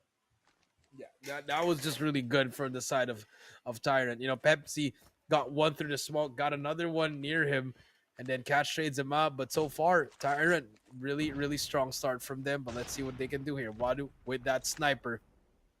He's gonna get smoked out, but I feel like if he just decides to shoot, he might actually get one player right here. He spots one. That's gonna be information for him, and now that's gonna be relayed to the side of C8. But here comes Tep Tep as well as Doc Hayes trying to find that last player, but he has that shotgun. I believe Baki has that shotgun or that Pepsi. So one shot, one kill potential is on its way. Wadu with the snipes, and still a little slow as nobody spots anyone out just yet. And it will be a slow approach towards dead end as well. Look at Pepsi holding on to an angle, information being relayed. Pepsi just overstepping his boundaries because uh, he is in aware that his friends are waiting at that central building, giving him the cover, right? Anybody that steps out of that doorway gets shut down by those snipers. Pepsi holding on to this risky angle, but one wrong move from the side of C8 Pro, Pepsi will be able to react best. And here comes that push. Finally, Baki spotting a player out, will not be able to take that shot quick enough. And Tap Tap, what a play with the trophy. Manages to bag Pepsi out. Pepsi doesn't know what hit him in that moment. Martin pulling it in, anticipating one player in the bus, will be able to find fruit of his labor as he looks for that kill. Dog Hayes, Aaron from the back, turns around with a KRM. Oh my lord, does not hit it. And Tap Tap takes him down. Yeah, Tap Tap takes him down. The bomb's being defused, and just like that, Tyrant Royalty gets round number 2. Very, very slow round for them. Nitty and Gritty. They had to go down till the end, AJ. But Tyrant, they're gonna take every round that they can. They are up to it all. Every single round, they just need to do exactly that. Get the players of C8 Pro to panic. Yeah, make them second guess themselves, because once they panic, they couldn't do anything there. And it, great work coming in from Tyrant, just being very patient, getting those picks that they need, letting Water do his thing here. And now Smoke is out again. Can C8 Pro make a difference? Being held here by Wadu. Good stuff. Aaron! Ooh, what a shot on the cash. Just hunts him down, takes him out. Wadu shuts down Baki with that great angle he was holding on to, repositions himself as well.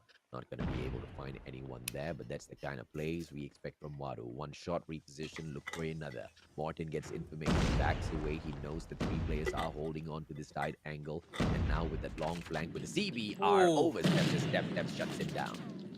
But out there's actually wallbangs him. Yoshi, that's to spot that player. He's going to take out Pepsi. He's going to get traded out as well. 3v1. Doghade's all up to you. They know he's going to be on top of this building. He's going to get tagged up. Brings out the shotgun, but Aaron just a little bit faster with a KRM. 3-0 for Tyrant. These shotguns hit differently in the pro scene, man. I pick up the shotgun. I hit ghosts. The players still run around. I don't know what dies out there on the battlefield. Maybe my honor, maybe my own self-confidence, but damn, these KRMs hot. I mean, it's a shotgun for a reason. That KRM's always been in the meta, and we've seen so many great players use it. Pepsi takes down another one. Can he get the second one as well? He gets the second one. Can he get the third one? But the Yoshi with the shotgun fire takes him out. 4 versus 2. And C8 has no answers for Tyrant Royalty. Even with their map pick, they can't do anything.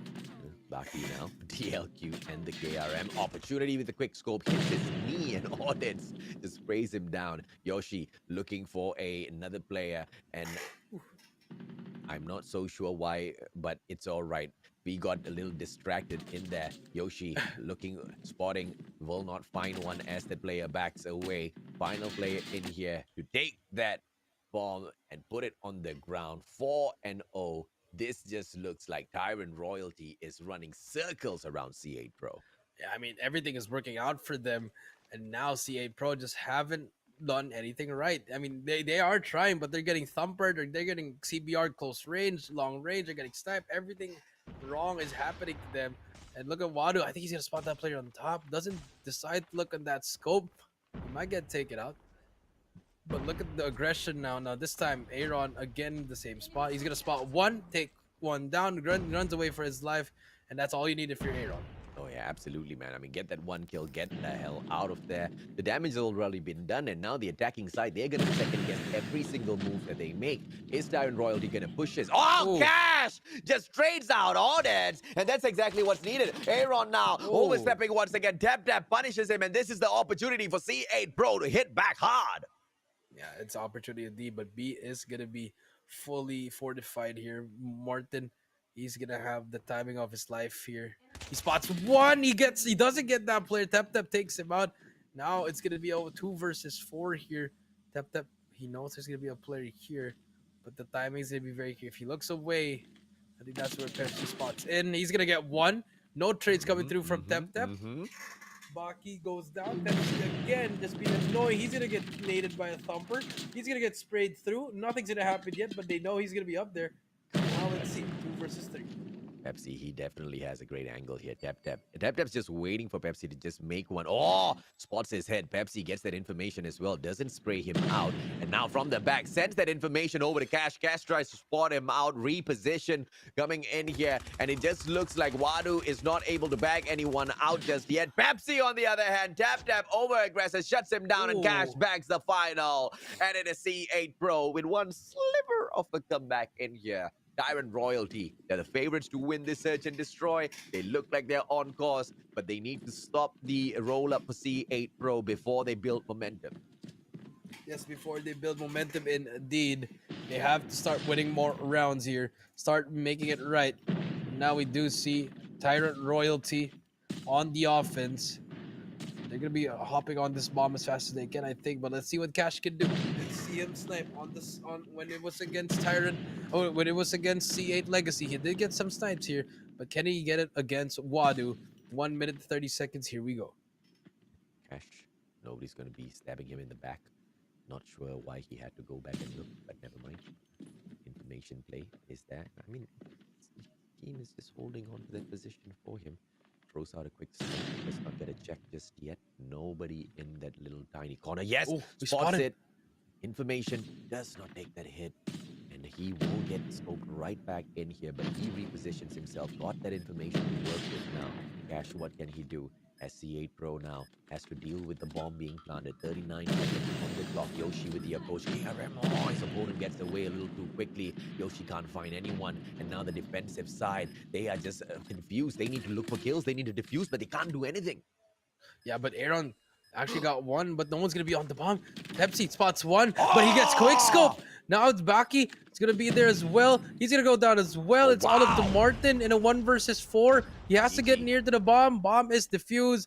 Great retake coming in from C8. Oh, wow. That was just a wow moment where C8 Pro showed one small sliver of confidence in there and then just ripped it right through the players of Tyrant Royalty. That was just blitz fast with the rush in towards the bomb side. Nothing much that they could do. And yes, there was one player sitting down in the bus, but it was that Cash setup, right? That quick scope kill by the crazy sniper on the side of C8 Pro keeps them in this matchup. And now Audits picking up the plant once again at that bus station. Yoshi shuts down Aaron. 1 down already, 4 more to go. Yeah, 4 more to go indeed. And now let's see what happens here. 4 versus 5. Tyrant, Wadu will spot 1 player actually, but they're gonna be pushing through. Morton gets 2 while he's stunned. That's very, very unfortunate. But Doc Hayes takes 1 down. Now it's gonna be 3 versus 2. Cash takes down Pepsi. 2 versus 2. Bomb is down as well. Doc Hayes gonna try to push it on his own. Not gonna be the best one. He might get taken out. Yes, he did. And now it's gonna be a 1 versus 2. Cash. No more time left. This is going to be around for Tyrant. He gets 2 actually. Does he have enough time? Does he have enough time? And I don't think he has enough time. Oh my God. Oh, bro. No. Cash. My man. What a snipe. What a collateral. Oh, goodness me. C8, bro. You know, it doesn't matter, bro. It does not matter. You pick up the 4th spot, C8 Pro. It does not matter. Cash just put you over. Wow. If he had 6 seconds there, I don't know what would have happened there, AJ, but 5-2 is the score. Match point for Tyrant. And now Let's see if C8, if they still have something up their sleeve. Can they get something here? There you go. Cash gets Wadu. 5 versus 4. Can they keep going? The first one taken, one and only Cash, making a little bit of name for himself. You see, 8 Pro, what a player, what a play. It's going to be all deads from the back, looking to make a player out there on the battlefield to go, oh, I'm dead, but it's okay. 7 kills in here so far, not going to over-aggress. Tyrant with the 4 players. Bomb cannot be planted because of those 2 players who are spotting them. Aaron, Tap. Let's see what he gets done. Holding on to the dead end, not over-aggressing, not pushing the bomb holder as well. But Tap, he can punish them if he over-aggresses. Yes, he might lose his life. As long as he can take a couple of players out here by surprise, that's going to be well worth it. Spots the bomb holder now. Oh! Manages to spray one down. Pepsi taken out of the equation. Bomb now on the ground. A quick nade in. Oh, going to misthrow that. That's going to be painful for them. And now Tap with the setup. He, before missing that, has to be the first play to go on in there. Aaron from the back. KRM gets one. Tries to get the second. Manages that. And unfortunately shut down right after. Baki, it's a one-on-one situation now. Let's see if they get the defusal or else it's all over. Yes, they do get the kill. Doc Hayes with the clutch, and he keeps C8 Pro alive. Not yet over. Doc Hayes with those trades working it out. But now let's see what happens here. 5-3, 3 more rounds for C8. You know, that could have been, that collab could have been such a huge momentum boost for them even if they won the round. Fortunately, 5-3, their backs are against the wall. They have to make perfect sense here. Baki misses those shots, but information is given. 4 comes through. Baki trying to hit those wall bangs. Nothing will hit, but now they have all that information that they need. Wadu from across. Tyrant Royalty trying to go in there for the early plant. Gets that early plant, and let's go, boy. Doc Hayes shuts down our dads. Our dad is just sad he cannot play in this final round. Let's see if he can get something out. Aaron with the KRM gets a double for himself, and C8 Pro, they just want to break down into tears, but it's a 3 versus 3. Yoshi! What a double! And now he looks for more. Can he get one more out? Wadu takes Doc Hayes. Tap shuts down Aaron. It's a 2 versus 1. C8 Pro have got this opportunity. Goes in for the defusal. It's going to be the stun fest for the corner. Wadu trying to shut it down. Tries to go in for the prone as well. Gets the defusal. It was a 2 versus 4. We see 2 guys on a mission running around the map. They take down 3. Wadu doesn't spot the player. 5-4. And AJ, it's getting spicier and spicier for this battle for third. You know what, man? I said it, bro. It's not the battle for the third spot or the money or whatever. It is all for the love. It's all for the respect of the fans. And it is looking like C8 Pros is just putting themselves over. Tyrant Royalty doing them a great favor by being that one opponent, which is so tough to handle, so tough to take on. And Tyrant Royalty now trying to get the win, trying to get the victory. One final round, but it's just so tough against C8 Pro, who just will not stay down. Yeah, not stayed down indeed. But now here we go. 5-4. Can any of these players make the play? Who's gonna make the play? They actually, one player go down here from Tyrant. It's gonna be 5 versus 4. They still have their snipers, but look at how passive they are playing. C8, they have that momentum riding on them. 1 minute and 5 seconds left. Bomb is not yet down, and this is very, very good if you're C8. They're not making a move here. All you have to do is be patient. Yes, sir. Yoshi, he holds on to a great angle here. Might be able to shut down Wadu. Wadu is the sniper, I believe, on the 2nd floor of that corner building. So Yoshi, even if he wants to play this backstab, he can do that.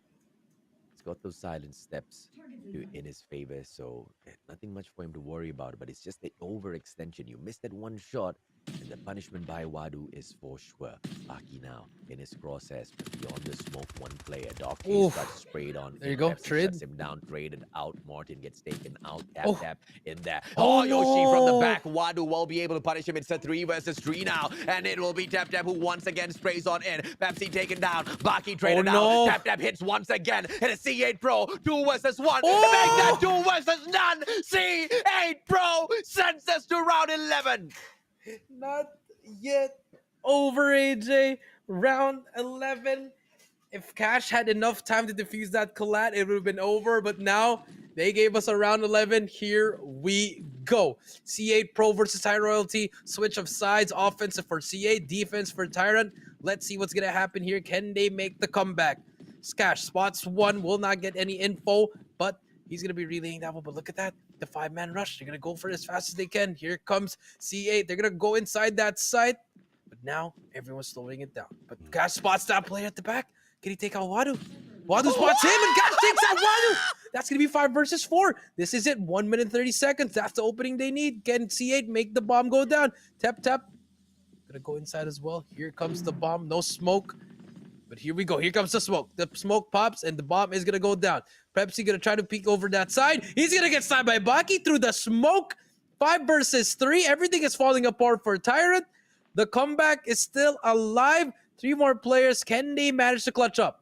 Oh, Cash, the one guy that's just making everything happen. But now Baki taken down by Martin. Cash needs to strike back, get a little bit of revenge, but more importantly, they need to stay alive. 26 more seconds in here. They cannot allow the defusal. Yoshi with the KRM, 1 player towards his left, steps on now. Oh, no. Yoshi as well as Cash backs on it, as well as the one and only Cap. Tap shuts them down. C8 Pro, they win it. What a comeback!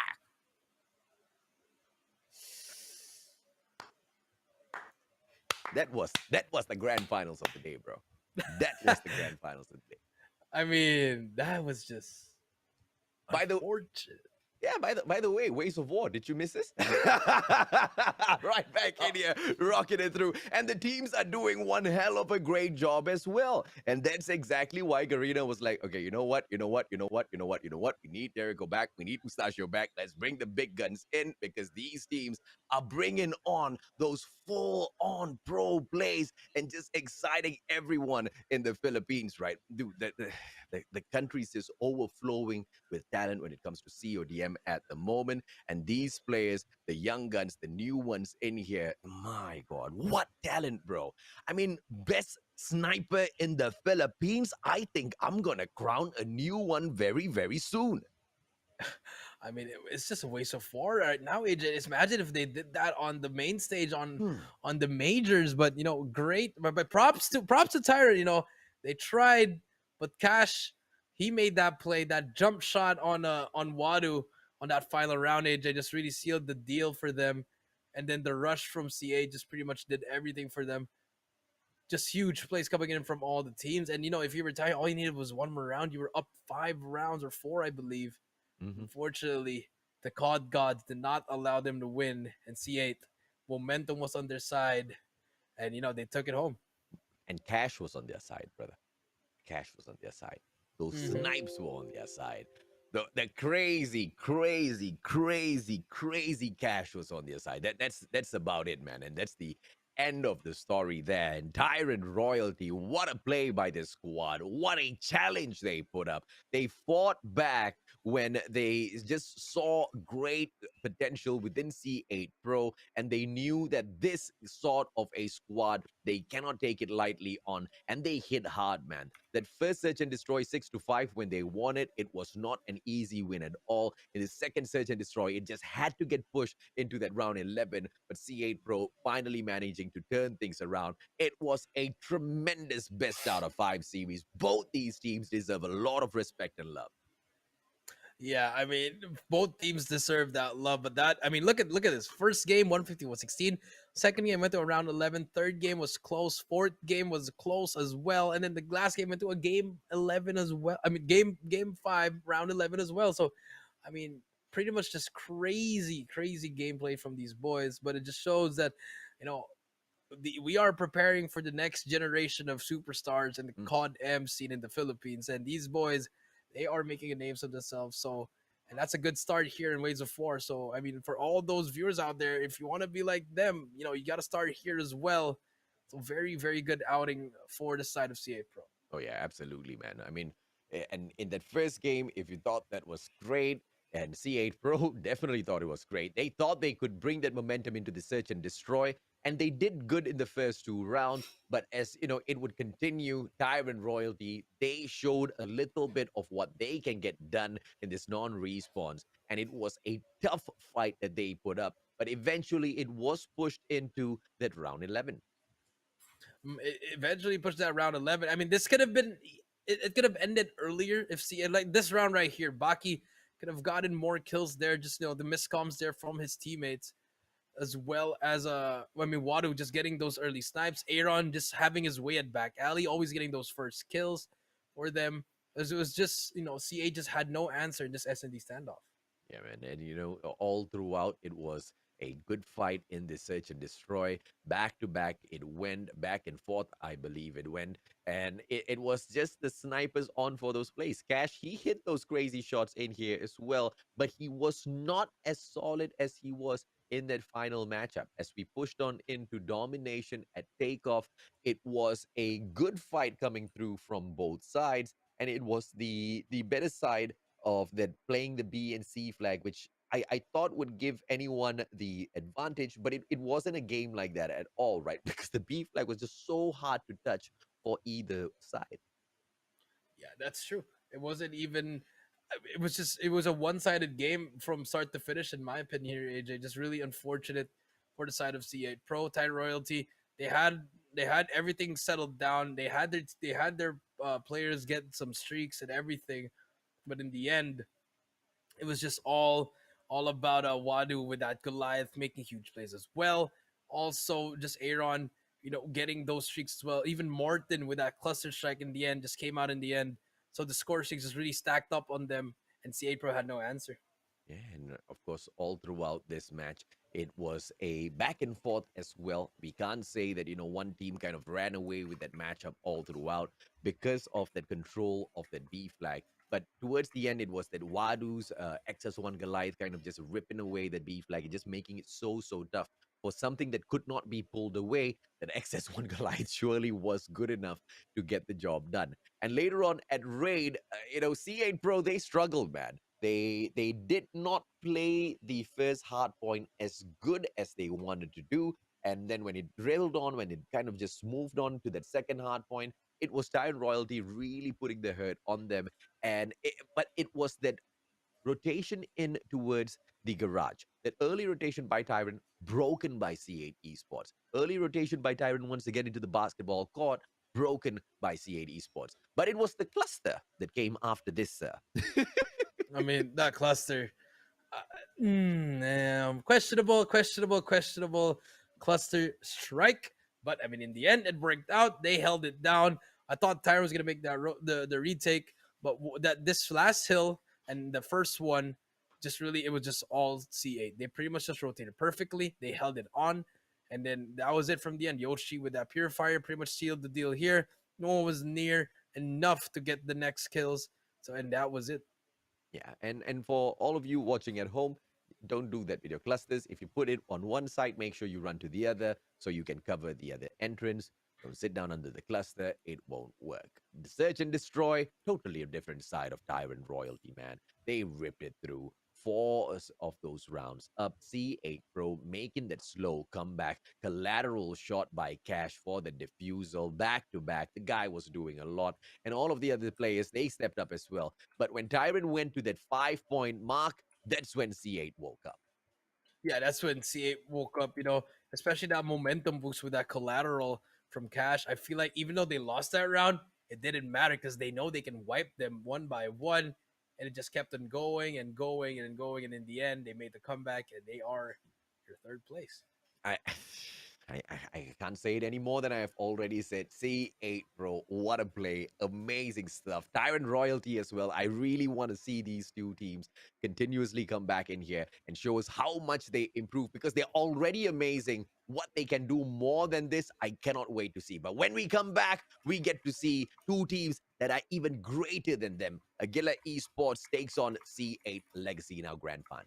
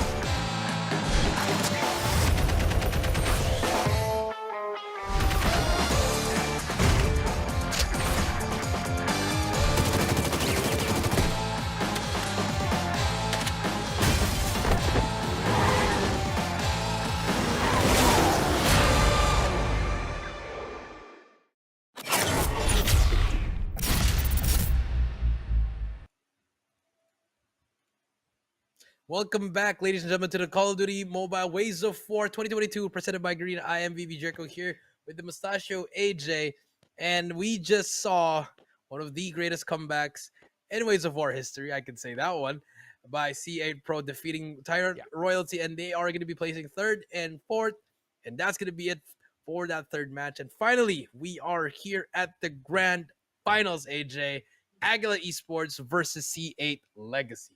And I cannot wait. I cannot wait what Captain has in store for us. I cannot wait to see Mickey right back up there with that Holger blazing through everyone. You know, Hit X is waiting to break some of those anchor holes as well. But let's take a quick run through what happened today, all right? C8 Legacy, they met C8 Pro early on. The brothers took that fight, but C8 Legacy just proved to be the better side. 3-0, they bagged them out. And if C8 Pro proved themselves against Iron Royalty, you know exactly how good C8 Legacy is, right?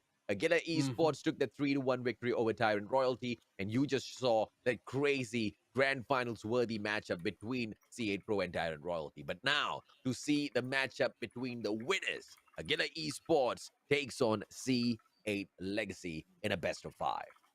In the best of 5, indeed. The final best of 5. No double elimination, guys. Just a single elimination. And this is going to be it, guys. The final match for tonight for Ways of 4 AJ. Here we go. C8 Legacy versus Aguila. C8 gets that coin toss. Let's see what they're going to ban first. I guess watching from Aguila, they might just ban Firing Range off the rip here, or even Hackney Yard. So those are the two choices. I believe that what C8 Legacy should choose. Yeah, and of course, as we try to spot and see, of course, what they will be banning out here, it will be Hackney Yard for the side of C8 Legacy, Agila Esports. What's it gonna be? Is it gonna be Summit?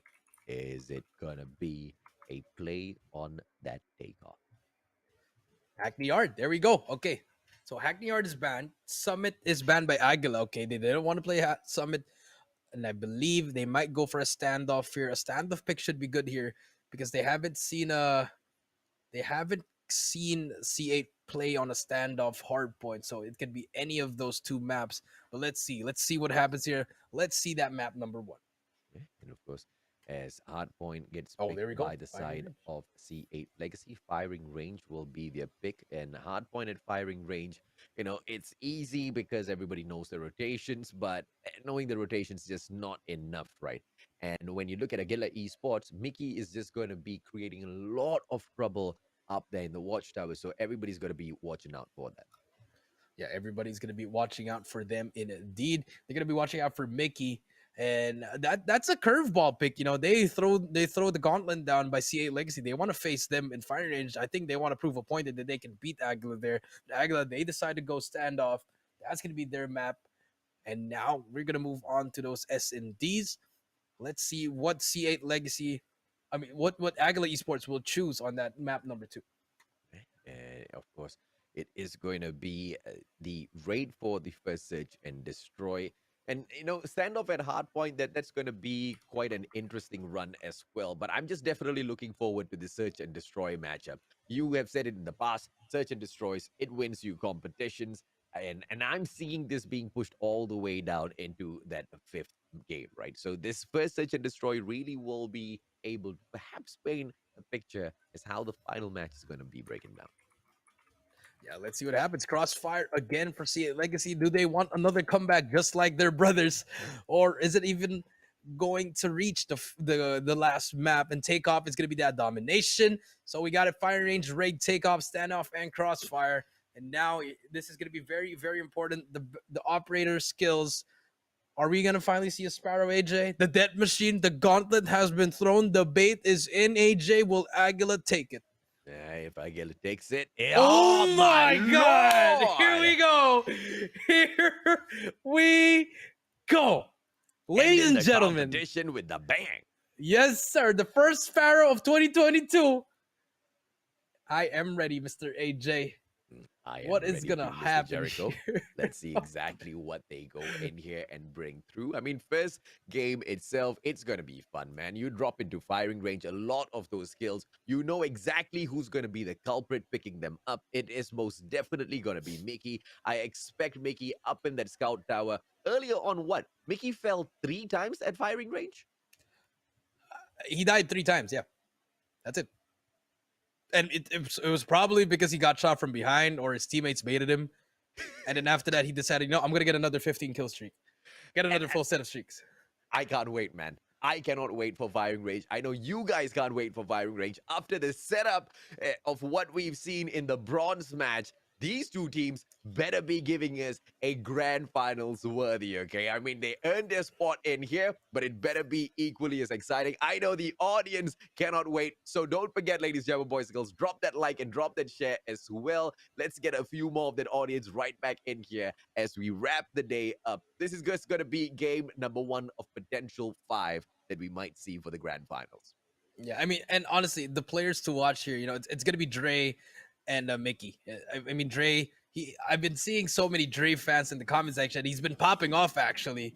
So we better watch out for those players. But here we go, AJ. Grand finals time. C8 Legacy versus Agla Esports. Game number 1. Firing range. A hard point in firing range. Here we go. Let's see. As the players drop on in here to the white warehouse, trade is taken over by Captain as usual, just anchoring down this spot. The objective plays, oh my lord, nobody spots Captain. Captain just waxes back. 7 taken out a little prematurely. That Captain repositioning himself. CBR, oh, what a slide from the one and only Dre. You asked us to keep our eyes out for him. The guy bags it quite well. Justin takes over the scout tower, and it looks like he's just going to be playing up top with the Holger. Puts the red dot on there as well, but Mickey shuts him down. How dareth you take my spot? Takes him out immediately, but now Mickey with that Holger can try to make some plays here, but he hasn't been going up on that scout tower yet, because look at the pressure that C8's doing. They just holding this down. They know they have that bad side of the spawns, but all they want to do is just try to get him off. But finally, as soon as you say that, there's going to be a player on top. That's going to be Captain on top now, but Mickey goes down as well. But rotation is going to come through 29 to 11, and now here comes Hit X, going to be the first one in the P2. Yeah, and of course they pick up the scrap points. Agila Esports getting all of the small stuff done as well. No sentry setup coming through. Oh my lord, how in the world did they achieve that? Agila Esports, we just looked away for a second. We looked right back, and Agila Esports, they were just running this down here. They take over 4 kills back to back. Hardpoint in their hands now. They are just running circles around C8 Legacy. Yeah, they're just running circles around C8 Legacy.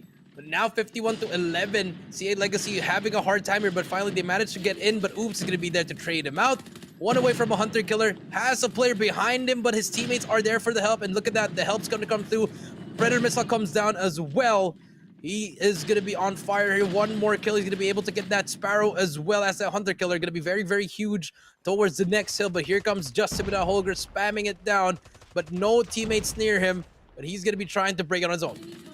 Holger just not quick enough, and oops, he already has the Sparrow in hand. Doesn't need to pull it out right now. We'll bring out the Hunter Killer drone instead. Sparrow can be used at the next hard point. Finally pulls it out for the defense as he will go in here for the early setup. And sends the Sparrow out, but oh my goodness, gets taken out by 7 from across that firing range. And now it is going to be the opportunity for C8 Legacy to finally pull in some points. Yes, pulling some points indeed. But now 88 to 21. Agila just dominating and finally about to reach a 100-point mark. They're going to get contested, but Jarb shoots him through the smoke. Gets another one through the smoke. Can he get one more? But there's going to be Hit X. Dre takes down one. Can he take down the second one? Gets thumpered and stunned, but it doesn't matter. They managed to break the hill, 91 to 26. And now Agila, they have to break the hill, but look at that. The answer from Jarbs just gets one, but the thumpers are just all coming through. Back and forth we go. Dre goes down, triple kill for Captain. Make that 4, and no, he does not. 7 takes him out.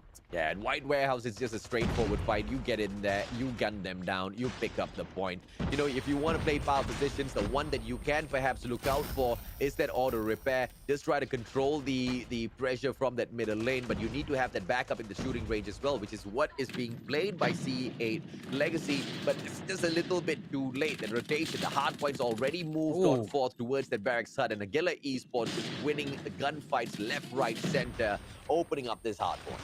Yeah, opening his hard point indeed, but Hit X gonna be pushing through the back here. It's gonna be a pinch from both sides. Mickey gets one as well, but Hit X has a big gunfight there at the back. He's gonna go down, but 7 brings out the Sparrow, and here we go. The Sparrow coming into play, gets 3 in a row. And C8, they have control of the hill. Game is not yet over. 7 has that Predator missile in hand as well, working towards that cluster. He has to get this one. It's gonna be very, very useful. But Oops is gonna be there as well. Oops gets taken out.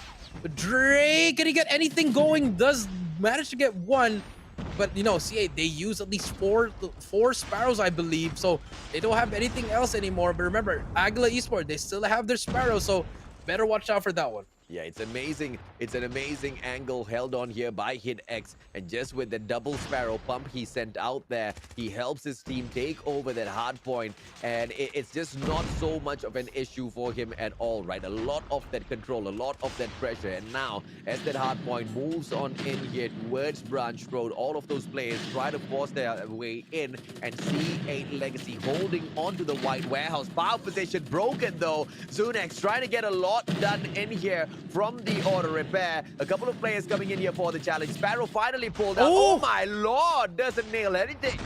Yeah, he just ate that arrow. Dre getting that arrow as well. Dre's gonna be in trouble as well, but here comes Aguila. Remember, in this first hill, they managed to get a lot of points here.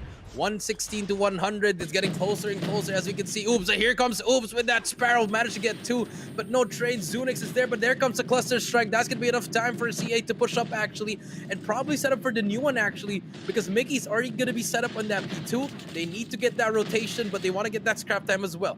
Yeah, C8 Legacy now fighting back from the brink of death, pulling out the cluster strike, getting a little bit of the extra momentum in here for that Branch Road hole. This is the reset of the hard point. The next one's going to be Command Center, and you can see that early rotation from Aguila Esports. Now they fear, now they shame, now they want to back away into Command Center, and this is just going to be the fight for the game. The ones who win this hill potentially might be finishing off this game because they will be so much more close, and the momentum from then on is just way too easy. Captain, the anchor, holding down to everything. Sparrow pulled out, does not get a kill, repositions himself, should be able to find a couple of players here, does that in panic, and brings out a CBR as well. Captain doing a lot, but nobody's holding on to the points, and it's just stolen away. Oh no! That might be the play, but Zunix is there for the trade. Drops gets one as well. No one hopping on the hill as well. 136 to 120. This might be it. C8 gonna try to make their play. Drops brings out that Sparrow gets one. Can he get this? Can he make the play? But he kills himself accidentally. He gets taken out. 127 to 138. 15 seconds left. Game is not yet over here, but there comes the play. They have to rotate. They don't have anything. Remember, C8, they just have their... oh my god, Captain makes the play there. Only the game's not gonna end here, AJ. They have to make their rotation. Last player alive, but here comes 7 with that. Sparrow gets 2 players in a row. Can anyone contest him?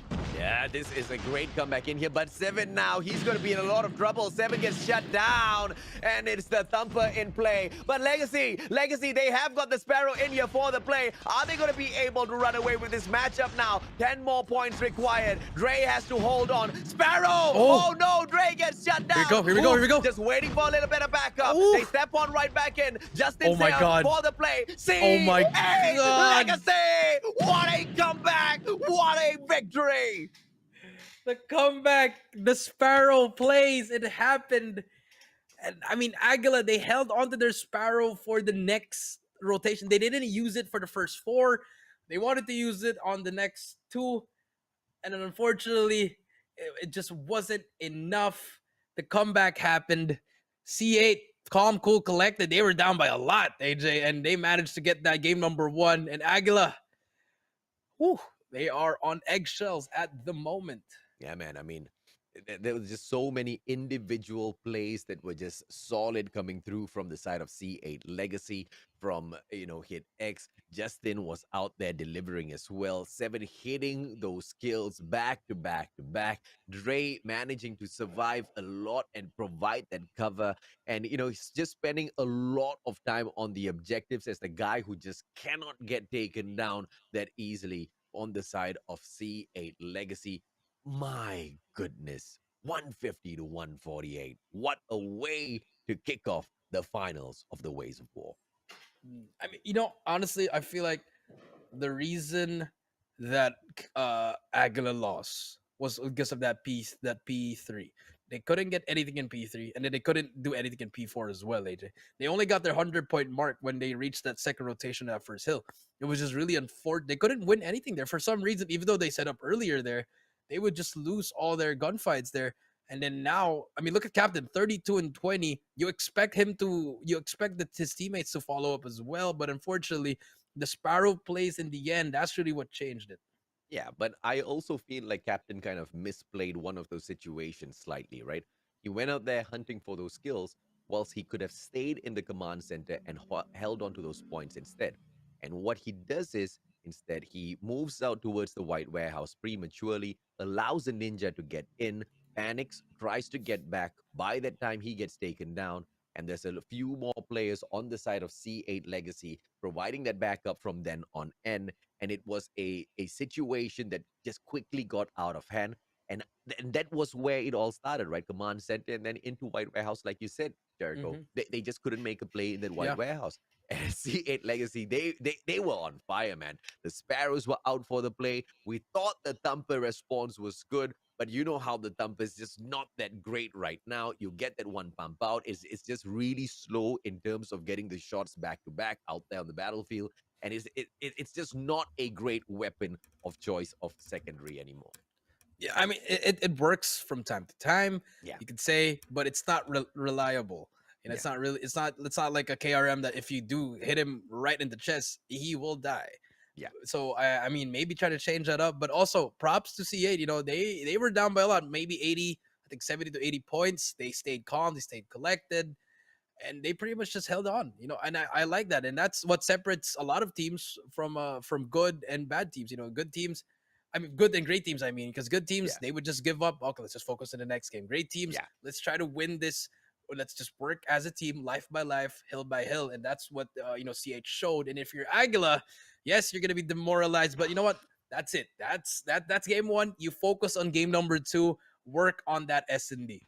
Yeah, absolutely, man. And now Search and Destroy, Gila Esports, they are, I don't know, fired up or kind of, tuned down a little bit because of that previous matchup where they were so sure victory was awaiting them. But towards those final moments, they just couldn't make that comeback through, right? 148 to 150, most definitely gonna hit hard. But as we drop into Raid, let us see exactly how the adjustments are brought in here by Aguila Esports. The C8 Legacy now have one victory on their side, and they also have the defensive position to hold. But look at this, an aggressive hold on the defense from the get-go, pushing up onto open stairs. 3 players there. Yeah, 3 players indeed. And Yuki, I think you should just get away if you are Yuki. But the C8 players, they didn't go for it. But I think Mark, remember that sniper, Mark, I think he can make the play here. Let's see what happens now. And Freezy gets 1. That's going to be a huge kill. That's going to be 5 versus 4. C8 getting that early blood. First blood goes to them.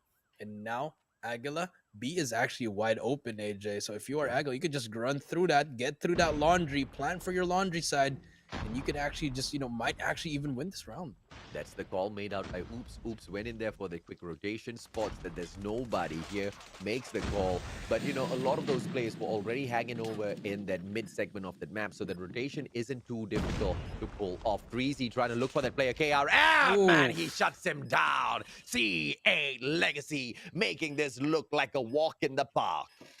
Yeah, it just took a little bit too much time where C8 actually recognized what was the play. If they went a little bit faster, could have been a different story there. But C8 Legacy getting that first round, Freezy with 3 kills. And now let's see if they can keep going.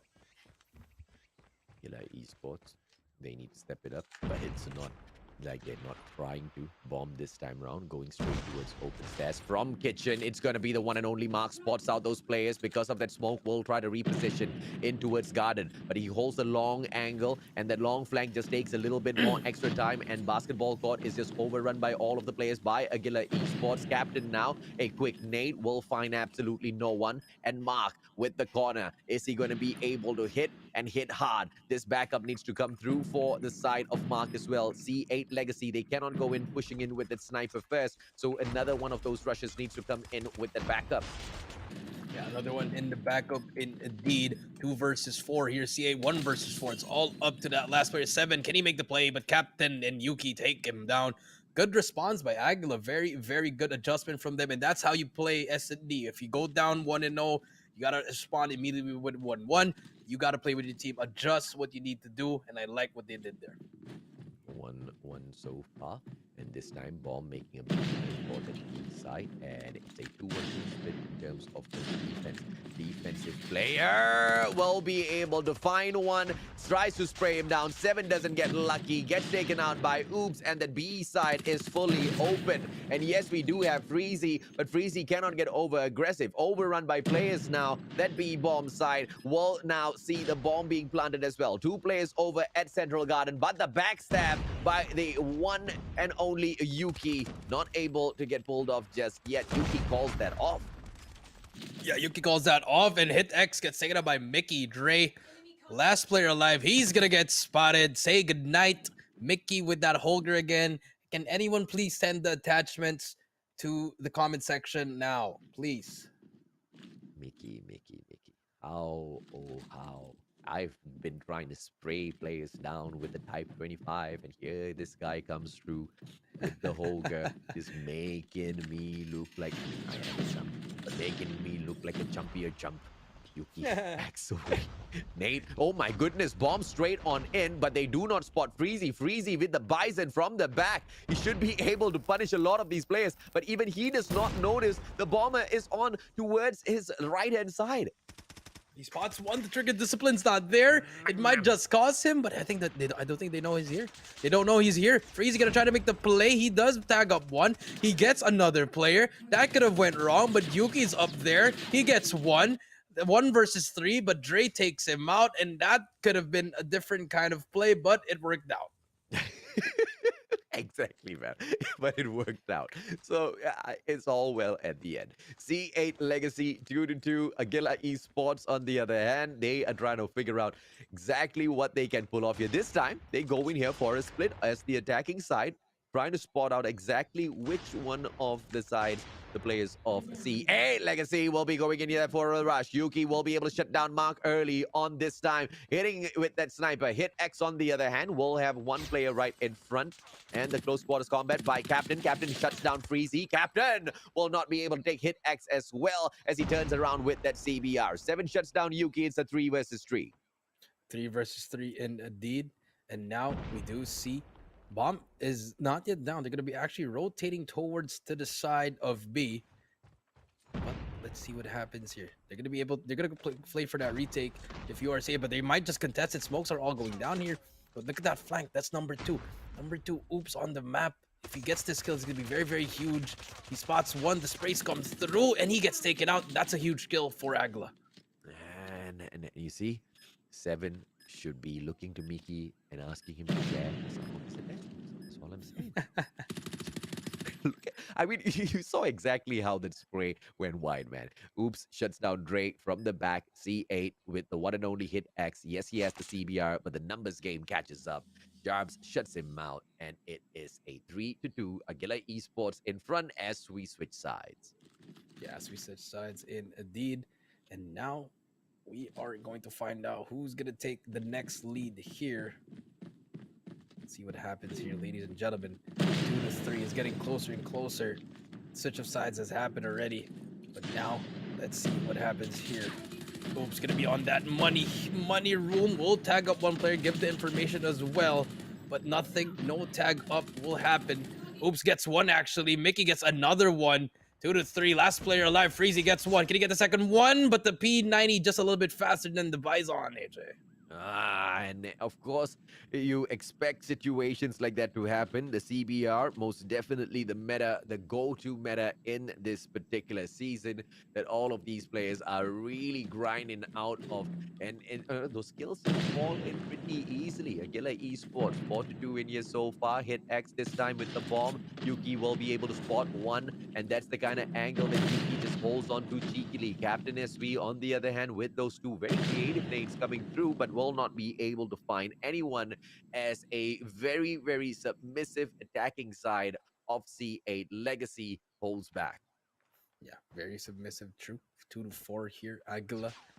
2 more rounds is all they need. Mickey takes out Mark. No more sniper for the side of C8 Legacy. But here comes Captain in that same spot. He's gonna get timing right here. He's gonna get pre-fire. Beautiful slide shot by Dre. 4 versus 4 here. But there's gonna be another player on B. You see number 5. There's gonna be Yuki running away. I think he's gonna get spotted, but hit X. Freezy takes out Yuki. The bomb, the car bomb works. Now it's gonna be 4 versus 3. That's gonna be the open side for C8, and they're gonna push through. Great. Has got Thumper in hand. Ooh, pumps it out with the CBR4. Tries to go in there for the spray, but it's a 2-on-1. Jobs easily lands a little bit of assistance. Mickey settles the rest. It is a 3 versus 1 now. Hit X from afar. 7! Unable to do much, but he doesn't get taken down. Backs away. Jobs tries to find that, but as the defending player, there's nothing much he can do. Freezy shuts him down, and it is C8 Legacy potentially on a comeback. Potentially making a comeback. Let's see. 3 and 4. We've seen C8 Pro do it. Can C8 Legacy do it? But it is up against Agla Esports. They are a very experienced team here. Let's see what they can do here. Freezy on your screen. As of Deagle. Wrong gun. Okay, he decides to go back. That could have set up for something really wrong, AJ, but finally brings out that sniper. Now, let's see if he can try to make the play. He's going to spot one player there. I believe he spots that player. So 1 minute and 30 seconds. That's going to be information for them. They're going to be deciding where to go. But look at the positioning of Aguila. You have every angle covered. I have your back. You have my left. You have my right. Everything is covered. And now Freezy with that nade. Can they try to make something out of it? But they're going up against Mickey, their anchor over at A. Here comes Aguila. And here comes C8. Yuki can be punished, but you will need one player to step up through passageway. Yuki is just staring down gallery, and the player that steps up behind Yuki needs to be skulking around. But that's not the play. They will focus on that A side instead. Moving on slowly, open stairs. There's the bomb right there. We also have Freezy holding down the angle. The rest of those players stepping on up. Mickey with those shots, just pummeling them down. And the Holga player will have to back away, opening up that side. Oh, hit X. What a response. But Mark gets taken out by Yuki. It's all equal. 4 versus 4, but the bomb has made it into the basketball court. Yeah, bomb should be able to go down now. And now we could see what's going to happen here. Jarps as well as Captain holding it down for them. But nothing is happening. Bomb is down. They're going to give up the basketball court. They want to play for Tiki, for poolside as well. But look at that number 4 on your screen, AJ. Captain all the way to the other side. They might get caught here. But 7, if the timing persists, and there we go. That's going to be that timing. They didn't spot the player at the back. Freezy takes down Mickey. 7 gets taken out, but Dre actually takes himself out with a thumper. Last player alive, and it works out for them. C8 ties it up 4-4. And this is where Agila Esports starts asking themselves, where did they go wrong? They didn't go wrong. Attacking side, C8 Legacy, just so much better. On the defense, Agila, although they do go in there for those splits, they just don't seem to be able to rotate and pull those flanks off against the players of C8 Legacy. Now, I like the creative hold of all of these angles, but it just seems a little too spread out. And all those players getting thinned out, the backup just doesn't seem to hit perfectly. But as I say that, Mickey will be able to get marked out of the equation, tries to spray down another hit. X taken out by Oops as we. Oops looking for Freezy as well. Not going to be found. 7 gives in that backup, shuts Oops out of the equation. And now Mickey with the Holga still trying to punish them down. And they all know that they cannot take the fight up against him. And they stick with their corners. I like that play. 4 versus 3. Let's see what the attacking side can now do as they are outnumbered. Yeah, and this is going to be very, very... Ooh, if Mickey just went just a little bit there, Could have gotten that, but number one, Dre does not check the corners. That timing. Please check your left. Please check your left. Decides not to look at it. He just gets a free middle rush. But there you go. Finally, Freezy takes out Captain, and that's what they need. Middle is opened up. Freezy brings out that sniper. 45 seconds left. Can they make the play? Where are they gonna go? They can just double challenge that player on the left, and if they can get that, they can just rush into B. Don't need to go to a Russian A, but Yuki is gonna be there, and now that's gonna call for a rotation. And here we go. Bomb should be able to go down. Yuki hasn't recognized the rotation. He's gonna go through A. That's very unfortunate. He just gave C8 enough time to make a setup actually on Laundry. Bomb is gonna go down, and here we go. That's an unfortunately bad play coming through from Yuki. Decision making, right? I mean, you have 3 players alive. You just need to cover your spots. Yuki manages to recover a little bit by taking Freezy out of the equation. What an angle, by the way. But Yuki takes out Dre, and now they take out one more. 1 versus 3. Jarps gets taken out, and just like that, the retake happened. I mean, C8, they had a choice to go through to Laundry, but they decide to play on their spawn. Wasn't the best idea ever, and just like that, match point for Aguila. Yeah, it's just a little bit of a misplay on the side of C8 Legacy, but Yuki really just salvaging that situation, gave away that side, but it's the angle. It is the angle, that micro tiny little angle that he gets onto that player. That's the opening frag, 3 versus 2, and it shook up C8 Legacy. And now, final round, potentially, match point, Aguila Esports. Freezy takes down Captain. Oh my lord! Gets the second one as well. Are we going to see round number 11? Freezy now with the opportunity. Dre looking for one as well. CBR does not get the kill. Then Mickey will be able to survive. 7 taken down already. Mickey, as he looks for another, all the way down here at the Special Forces base, the bomb will get planted over at the basketball court, and a retake position now for Aguila. Oh, this is such a big gunfight right here. Such a big gunfight. He actually gets that win. 4 versus 2 now. Mickey and Yuki. Yuki takes down Mark. No more sniper, and here comes the push. Mickey and Yuki, they want to end it right here. They have nothing to lose here, because if they lose, they're going to go to around 11. So here we go. Mickey pushing through. They're going to have to clear it out, but no one's near the bomb. They can just actually hop on the bomb. Mickey being that bait. It's the bomb. Oh, but Freezy takes him out, and that's it. We're going to go to around 11. I thought we were going to see a stick there, AJ. But round 11 it is.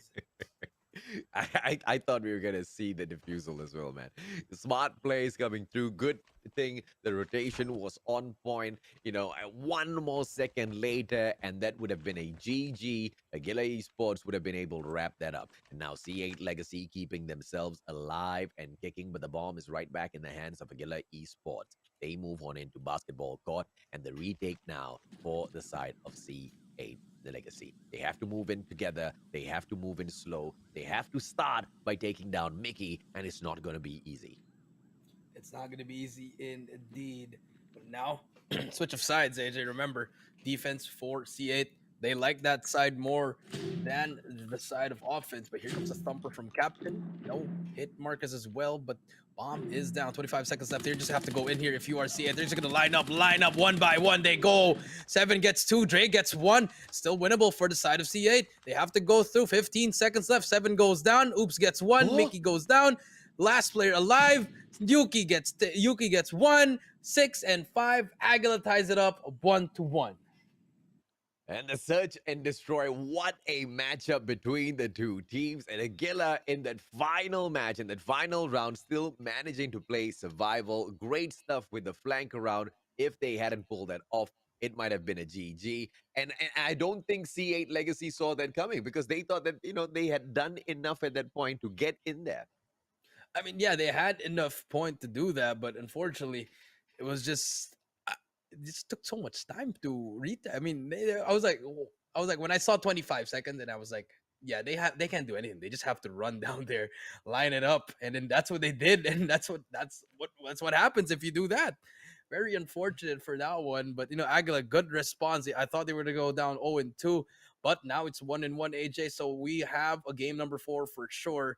Now let's see who's gonna take this game number 3.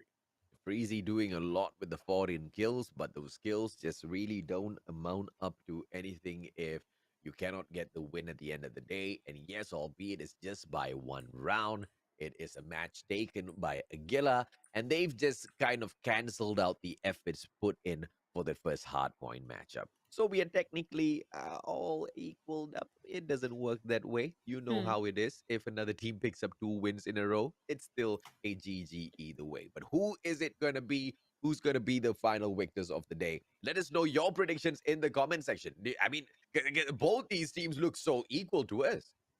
Yeah, both these teams look very, very equal indeed. But I mean, the hard point was very close. It could have been a 2-0 for Aguila, could have been a 2-0 for C8. Anything could have happened. But now it's going to be the deciding factor. Pivotal game number 3. The momentum should be swinging here. Takeoff domination. Who has the better takeoffs here? But I mean, Takeoff is just such a hard map. So I don't really count on anyone trying to do well here. But if they do, then that is you're just making the game look easy at that point. I prefer hard point at takeoff. Domination, on the other hand, is just it's just really down to the mechanical capabilities of Mhm. winning those gunfights, right? But of course, providing both teams know the map really, really well. If you don't know takeoff, I I, mean, by now you should know takeoff really, really well by now. It's been in the game for quite a while. I mean, I in the early stages, not a lot of teams were playing it. They didn't really like playing on takeoff in terms of the competitive, in terms of the ranked modes as well. But by now, if you still are not used to takeoff just yet, it's high time you get punished for it, right? But I don't think it's going to be the case for that at all. Even in the previous match that we saw for the bronze match, both teams just mastered takeoff so well already, and we expect the exact same in the finals, Jericho. But in terms of the mechanical capabilities to take that early hold onto that B flag, you don't need a lot. You just need a couple of seconds in there, and a smart strategy with those smokes, a couple of stunts, and the mhm, timing should be able to put you on top.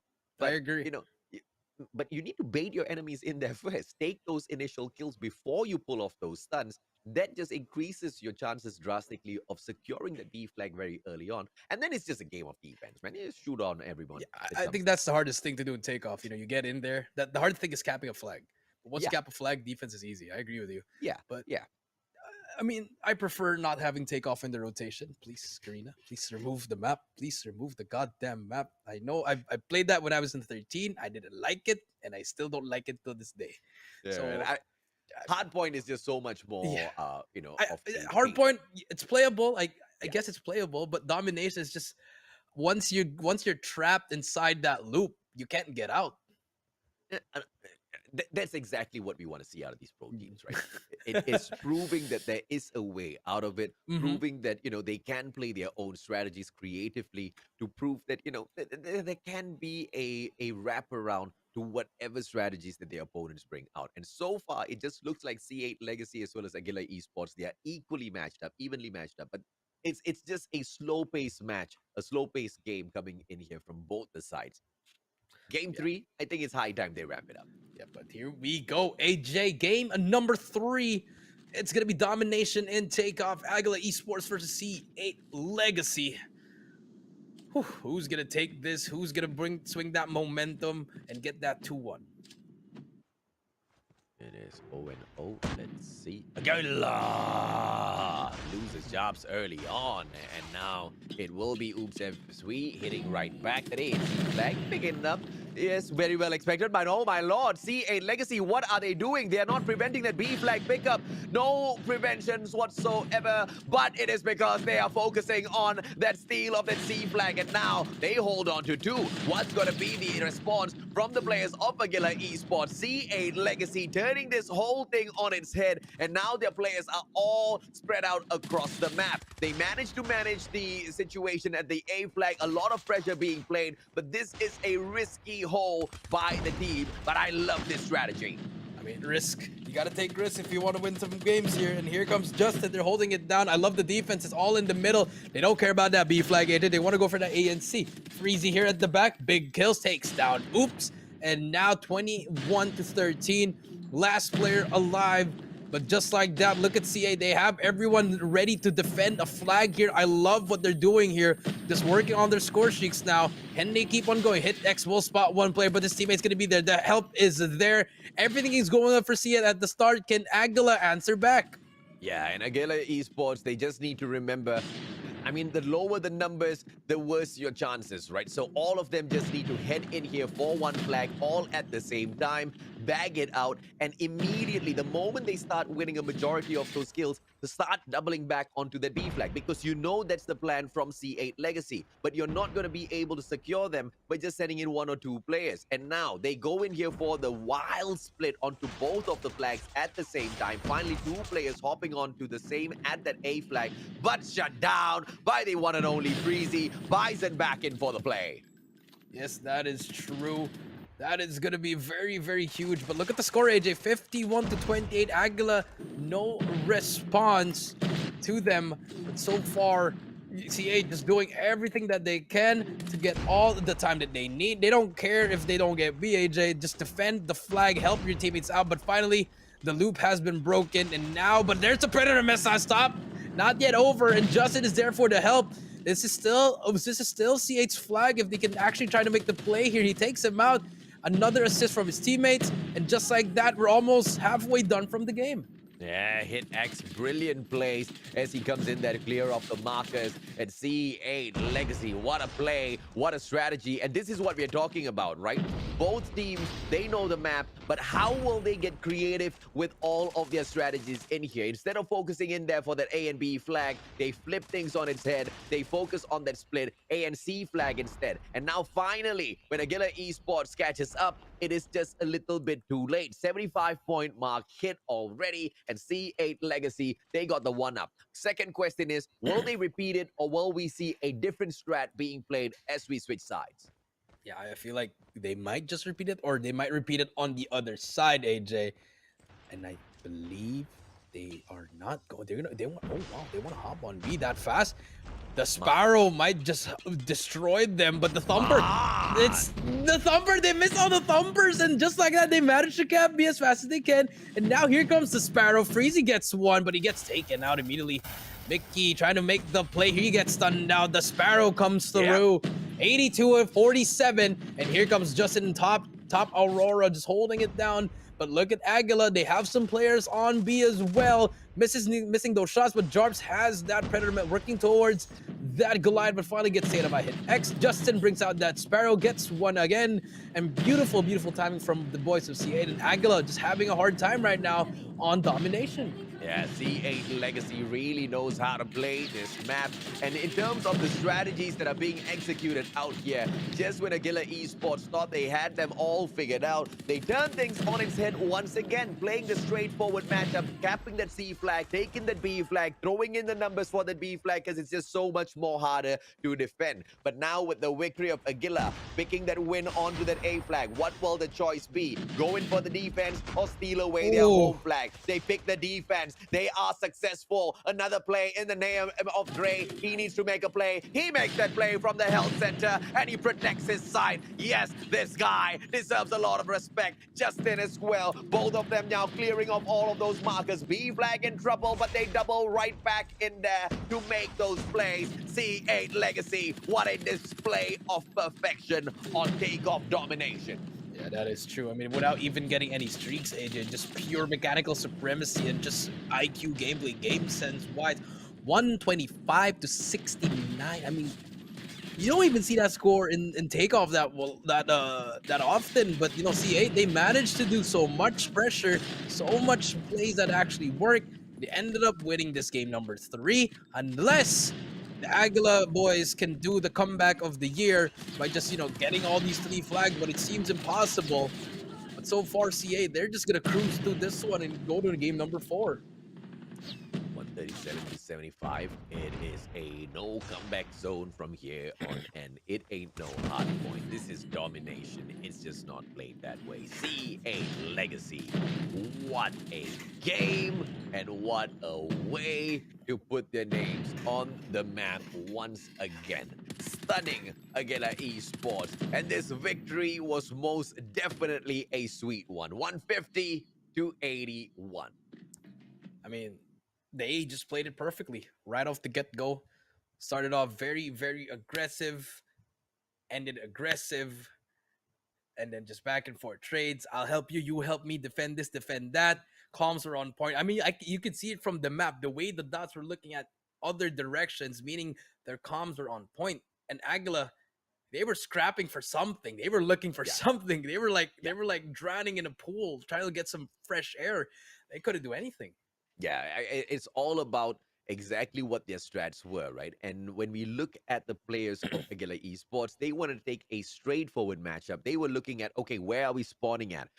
Which is the closest flag that we can cap? Let's just play a straightforward matchup. But it was C8 Legacy that had this game planned way, way, way forth in advance. And they played that A and C flag so early on. And that just confused the players of Aguila. And as they try to come back in there for the defense, this is where it got sweet, right? It got sweet because of the mechanical supremacy from the players of C8 Esports, which is in no way is so much more supreme than Aguila. We've seen that in the past games, but some of those players from the side of Aguila, they weren't finding their mark. I mean, look at Zunex. You cannot drop a 4-12 in a match like this, and your team is going to suffer. As for the rest of them, they were keeping up their own fair share of those fights in the middle. But it was technically a spawn trap, right? Because all those players of Aguila, they were spawning out of the generators, which is the behind of the B flag. So great if you want to keep a hold onto the B flag, not so great if you want to look for that A and C flag. And that's exactly what the players of C8 Legacy had in their hands. And just by winning all of those gunfights from afar, they just ran away with it first half. So solid. And when they were expecting them to do the same thing in the second half, Jericho,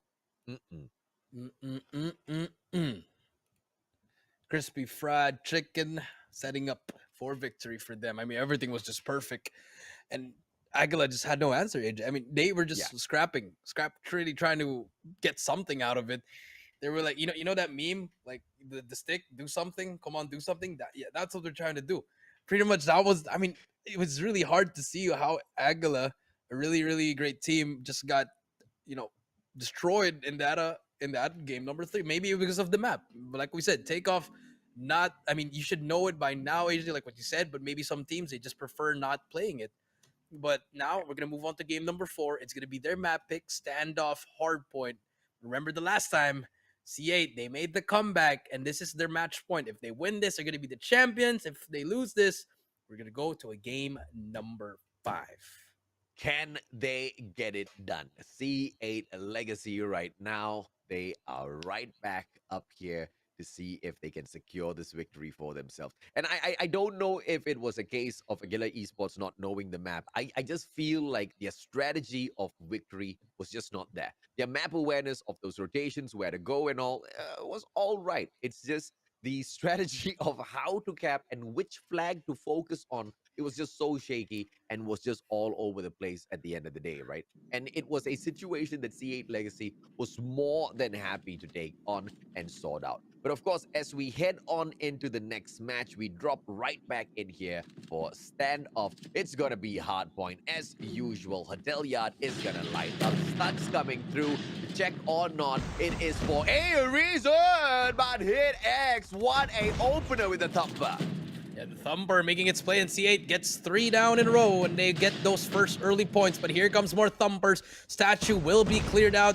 Aguila gonna push through now. Here we go. Jarps just missing those shots. Jarps finally gets that shot. Gets 2 in a row. And Jarps was about to be in that meme channel, but Jarps gets 3 in a row, redeeming himself. Beautiful, beautiful shots coming in from them. Aguila finally gets some points here. 9 and 11. Jarps gonna get 1 more. No, gets another one. But his teammates are going to be there. But Jarp still alive, gets 7 in a row. He's still alive, making some plays, but finally drops down, has the Pred ready, and that's the damage that you need. Yep, Mickey, easy on the shutdown, but of course the hard point played better by the players of Aguila. And now C8 just a little bit too far. 8 more seconds in here. They don't have the time, so they choose to go in for the early rotations. But Aguila focusing in on the exact same thing as well, holding on to the outside of the warehouse. Warehouse played by the boys, and they bring out the sentry gun early on the setup. And Aguila Esports trying to run away with that matchup in hardpoint number 2 in itself. And the sentry gun hardpoint. Sentry's all confused as all of those players come in here, rushing all at the same time. Shut down too easy as they take over that hardpoint. Yeah, they took over that hard point indeed, and now we see Oops on top, trying to make the plays here. He will get one, but there's going to be 3 more players from CA trying to push through. The Thumper's going to come through. They get taken out. HitX takes him down, but more players from AGL going to be coming up as well. The trades are just back and forth, and this is the Aguila that we need. The aggression is here. Very, very aggressive, just trading back and forth, and now rotation should come through. 25 seconds left. We do see on the map, you do see 3 players actually from the side of C8 still contesting. Aguila as well still contesting, but the rotation is on, and this is big gunfights for both teams. Let's see, Justin in here trying to stay alive. C8 Legacy, and that is the exact opposite of what he wanted, but it doesn't really matter because the rest of his team members already in there for the the shotguns trying to secure that spawn. They will not be able to do that as Captain is so annoying as the anchor. But now spawn secured by C8 Legacy. Granny's house should be a walk in the park, a piece of cake, but Granny will say do not take too much of sugar, child. 29 to 40. Aguila Esports trying to run away. The C8 Legacy finally with the comeback in here, but a solo hole. 3 players outside. Aguila gets the spawn. This is the end, but he pulls out the Sparrow. No. Not long enough as Ray takes himself out. You hate to see it, but it is what it is. But here comes Freezy pushing in. More help coming through from C8. They could have gotten so much time there if Dre didn't take him out, but Dre redeems himself and managed to take down 2 players. But here comes the rotation. Mickey gonna go through already. And here we go. Can anyone make the play here? Mickey gonna be the one on rotation. That's gonna be a big gunfight inside boxes. But Zunex still wants to go in as well. Zunex gets taken out by Dre. You're just feeding Dre streaks now. But Oops has that Sparrow, but he is gonna get sparrowed out.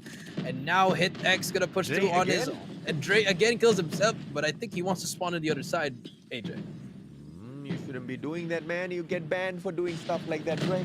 But it's all right. 7 with the Sparrow. Let's see exactly what he gets done. HitX. Will be able to get the second shot in there, and the hard point still held on here by C8 Legacy. Opportunity after opportunity, and now they will be able to hold on to the hard point. And Aguila Esports, they try to make it through the door. Captain with the KRM. Oh my lord! Walks through one player, steps on in, KRM to the other, and he takes over the hard point too easy. Too easy for him. Indeed, he just ran through one player. The other player didn't even see him. But now it's 77 to 68. Mickey trying to make the play as well. He eats a thumper to his face. Freezy try to melee, but Captain shotgun just a little bit too fast there. Oops takes him down as well. And now Aguila, they are going to take over this game number 4 now. Going to take that lead, but not a huge lead, JJ. To be rotation to P1. Justin trying to make the play here, but the shotguns from AGL just a little bit better here. And now we do see 10-point lead by Aguila. Can they keep going? But here we go. Dre gonna make the play as well. Freezy trying to get someone with the KRM. We'll spot one player, takes one down. He needs more help from his teammates there, AJ. Yeah, 90 to 77. Aguila, they have got barely anything in there as C8 Legacy takes over Hotel Yard. 3 players dropping on in there. They want to play comeback gameplay at its fullest, and they will be able to do exactly that as C8 Legacy aggresses on forward. Aguila, they manage to rip it right back through, and now the players spawning from all around the map. They have the opportunity to come in there for the flank, but the timing just needs to be perfect. Aguila, Oops, on the other hand, will be able to spray them down with the CBR. The CBR continues to strike. The backup is on point, and Aguila, Hunter-Killer Drone comes out here for the play as well. And C8 Legacy, they struggle to pull Hotel Yard back. Pull Hotel Yard back. Indeed, Jarps is going to be here with that Sparrow. Going to be very, very huge, but he gets taken out. And that's not what you need from that guy from a Sparrow. But 7 trying to make the play as well. Going to be one player to beat, last player to beat on bottom. Brown, they have spawns, and this is the break that C8 needs. If they can get this whole hill, they can actually just take the lead here. But here we go, 7, big kill coming through. Gets one, spots another one, gives the call to his teammate, but the Sparrow is there. The flip up spawn. 7 gets another one, gets 2 in a row. 4 kill spree brings out the Sparrow, and this might be the game changer here. Dre brings out that Sparrow as well. Bottom red is gonna be in favor of AGL, but the Sparrow gets one though. But Zunix is still alive, but here comes Hitex. He gets taken out as well, and just like at AGL, they break the hill. Gilla right back in the house. And C8 Legacy now, they have to make a work for it out of the gas station. But the players will bring the fight to them. Straight out to the gas station. Dre staying alive. KRM misses and Mickey does not. Mickey gets a second as well. Brings out the Tupper. Hits X. And now brings out the Holger. This is too easy, my friend. Bring on game number 5, says Agila Esports, as they settle this 150 to 103. Here we go. Game number 5 again, AJ. Back-to-back game 5s. Game 1 went to C8. Game 2 went to Aguila. Game 3 went to C8. Game 4 went to Aguila. In game 5, are we going to see another comeback of a lifetime? Or are we going to see a donut? That was already a grand final worthy matchup that we watched. And C8 Pro managed to get it done at the very final moment. Maybe that was a premonition of sorts. I don't know. C8 Maybe. Legacy, they've kind of bagged out, C8 Pro, showing us that, there's just one supreme squad in here under the C8 brand. But against Aquila Esports, it's not that easy, is it? It's definitely not that easy. But I mean, looking at the stats, 23 and 20, 25 for Mickey, the Holger God, making its name again. Captain with 19, Zunix with 15, and Oops with 12. And on the other side, I mean, looking at the stats, you thought they could have won that, but just the pressure on the hill wasn't there enough. I mean, Dre was trying his best, but the way that AGL was breaking the hills was just really, really efficient. And they were playing together as a team, and it worked out for them. It was just a good way to end this game for both sides, quite honestly. As C8 Legacy, they tried, they pushed, but unfortunately, they could not find a majority of their play out there on the points, right? Because if you look, it was just one objective player mainly on the side of C8, and that's going to be Dre. Whereas if you look on the other side, those points are equally shared amongst all of those players, right? And when you look at a hard point, you really, really want to be picking up those points. You don't really want to be, focusing on, oh, I'm not supposed to be playing objectives. You are the objectives player. You get on it. And no, whoever who gets that opportunity, take some points back home for your squad. And that's exactly what we saw Agila Esports get done in this matchup. They are the winners. Crossfire, Search, and Destroy. I absolutely love this as a final showdown. We had Crossfires in the last series, and we're gonna have it again, AJ. It's looking like a major now. I mean, Ways of War, every team is getting better, and I'm loving it. I'm loving the competition, the new breed of pro players that are gonna come through. This is the future, and I'm just excited to see this game number 5. Look, Ways of War was set up to build the community. Ways of War is a smaller event, meant to kind of build these junior teams up for that big stage, right? Here I am shoutcasting my life out, my heart out, because these guys are not juniors in this scene right now, man. With the way they are playing, they look like absolute solidified pros out there. A couple of mistakes here and there, but nothing for us to really poke and prod at, right? Overall, they are really showing us that the Philippines is insane with the talent. I don't know how you guys do it. I mean, look, Ways of War, Philippines, MYSG, they still struggling, bro. Some of those teams, some of those brands still stuck in the old days, and the Philippines just bye bye. We're taking off on a whole other level. The number of teams, pro teams coming out of this country is insane. But I hope that kind of motivates the Malaysian and Singaporean side as well, because it is possible. It's being proven out here. I mean, Filipinos are just built different, I guess. I mean, I don't know. They love Call of Duty. They love mobile gaming. Hey, we've got better internet, man. We should Give me that Unify. Do something. Give me that Unify, AJ. I don't know. I know. I mean, let's see exactly what they get to pull off in here, man. Perfection, even at the Ways of War. I cannot wait to see what the future, what the biggest stages bring here in Call of Duty Mobile. Philippines, yeah, absolutely, man. It's built with Yuki holding on to the angle this time, the DLQ surgical incision, but will not be able to inject those shots into anyone just yet. Mark, on the other hand, reposition. Something that's go. That look weird. But Yuki shuts down Freezy. Jobs gets out of the way, but will be pushed upon by Hit X, who takes him out of the equation. Had a little bit of backup there as well. And now Central Building taken over. It is a 4 versus 4. Bomb not planted just yet. And with Central Building having 3 of these players, with Mark right in there with those shots as well, it's not going to be easy. A couple of nades need to be sent in as well. So Mark is holding on to his. Let's see how well he uses it. Yeah, let's see what kind of impact can Mark bring here. Remember the last time we saw him in Crossfire, he did so much for the team that they actually won because of him. But this time he's going up against Yuki, a very good sniper in his own name. And now let's see what he can do. 50 seconds left. Now, oops, gonna drop the bomb as well, ladies and gentlemen. This is it. Bomb is gonna go down. Now 4 versus 4.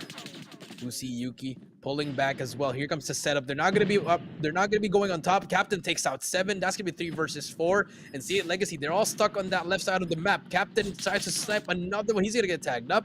But the thumper comes through, gets 1. Mark goes down. Now it's gonna be 2 versus 4. They have to go through, but actually Hit X got inside of that bus. Can he make the play? Captain trying to make the play. Dre takes out Captain. Hit X gets another one. Nope. Drop takes him out. Oops takes him out, and Mickey takes out Dre, and that's going to be the first round going into Aguila 1-0. And now, I mean, AJ, just like that, Yuki and Captain, the double sniper setup coming through from Aguila is actually making a huge impact for them. And Mark, I think he has to try to reposition, use these other angles for him to actually win this sniper battle. Yeah, Mark's just a stellar sniper, but Yuki just holds on to those crazy angles, just spotting out each and every single one of them, right? Jobs shuts down Dre this time around. Hit X looking for those aggressive kills, finds absolutely none, as Aguila Esports just backs away, inviting C8 Legacy into their house. Yep, that's true. But now, Yuki takes out 7, 3 go down. Yuki spots another, but he gets turned and burned. Mark, it's all up to you in a 1 versus 3. Very winnable, actually, but he doesn't even get to pull the trigger.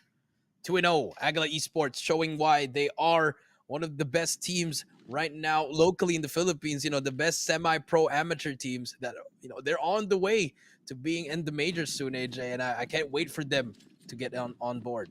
Yeah, I think they are already there, man. I mean, look at those plays coming through. But, you know, C8 Legacy not too shabby at all to the opportunities that they have built in here for themselves. They just need to smoothen out some of their plays. Dre managing to find Jobs right in the back, right after Hit X got taken out. So that was a good trade. Mark shuts down Captain. Good play this time round, but those snipers are not shut down yet. And as I say that, Yuki taken out of the mix, and Mark, he hits hard. And C8 Legacy, they are 4-2 up now. The bomb hasn't been planted by Aguila Esports with just 2 players now. How will they make a play? They need to use those utilities. A couple of smokes, maybe even a stun for that assistant for the quick plant and back it out of there. Or at the very least, look for another kill. 1 more minute on the clock. Not a lot to work with. Yeah, not a lot to work with indeed. But here we go. Oops gonna push through. They take out 7. Mark's still alive. He's gonna get wall bang. Freezy takes down Oops. Actually, Freezy gets another one. Beautiful snipes from Freezy. 1-2 now. C8 Legacy finally getting that first round. And now I think the sniper battles have been, you know, it's not alive, AJ. We got Mark and Freezy versus Captain and Yuki.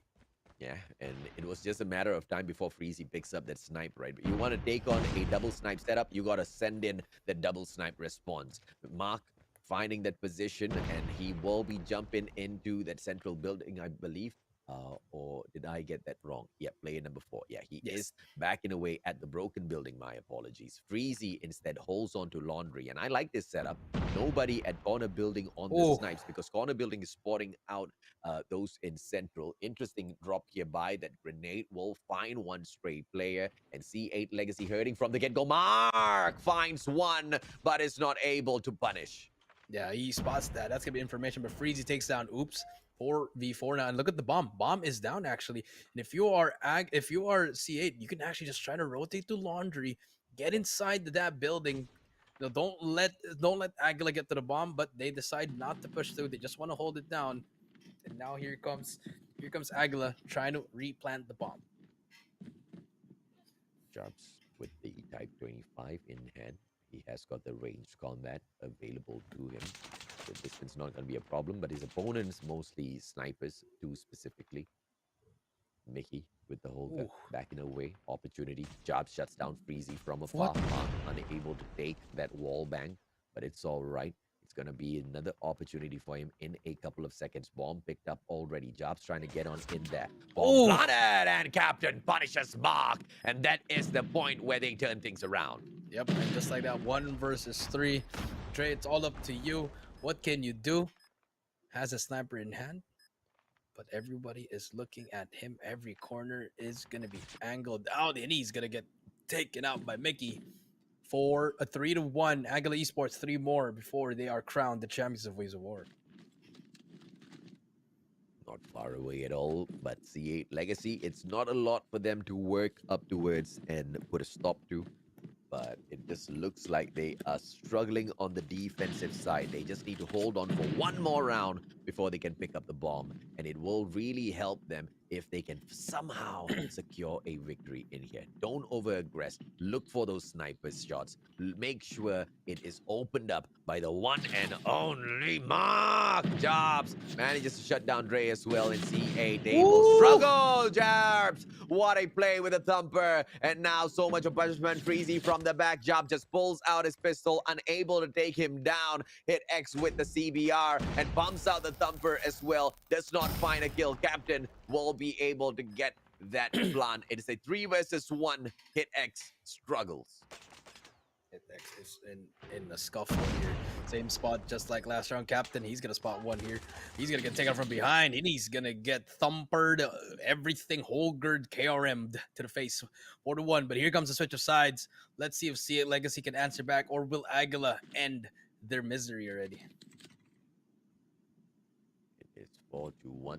Aguila Esports really showing who's boss in this search and destroy. Mark, snipes not hitting as good as they were hitting earlier on against his own. And now, as he looks for those angles, Yuki is holding on to the more acute one. Super creative with all of those pixel peaks, and it most of the time pays off.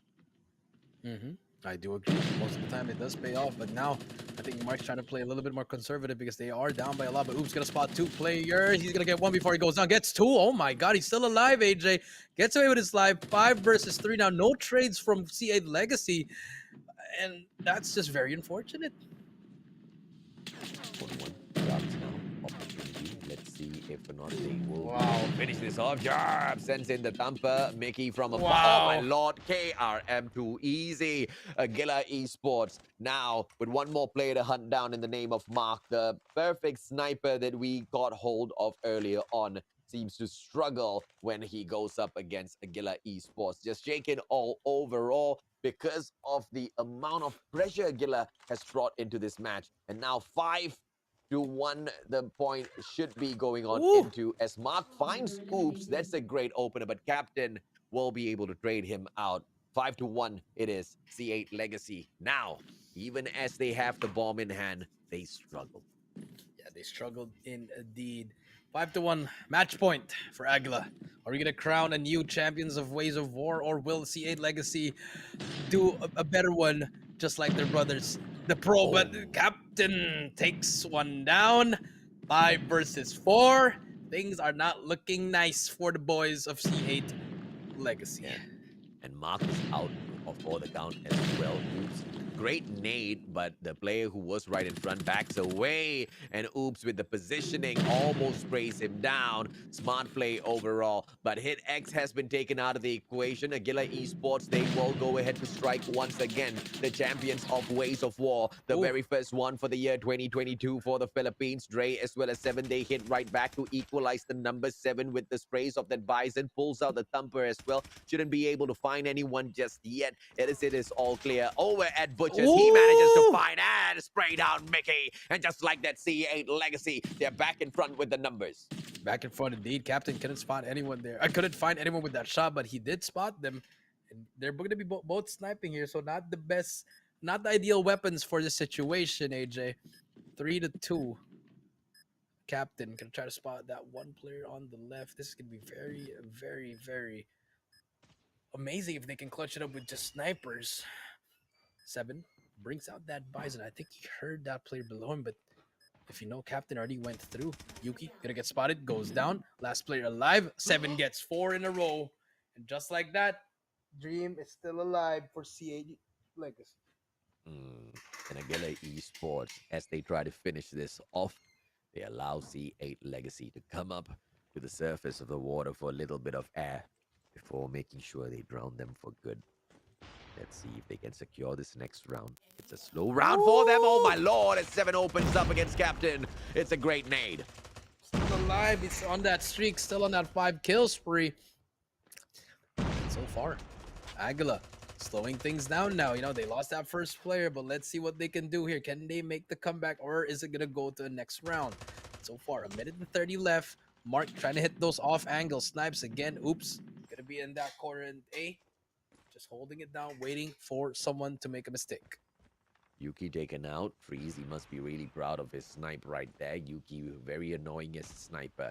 C8 Legacy trying to make a comeback. And now, one player right in front. They do not get anyone at all. But from the back, it's going to be the one and only Oops. Will be able to find a play in a couple of seconds. But no, smart with the movement. CBR not able to get the range spray. And he backs away. Jobs on the other hand. Quick scope finds no one. KRM does though.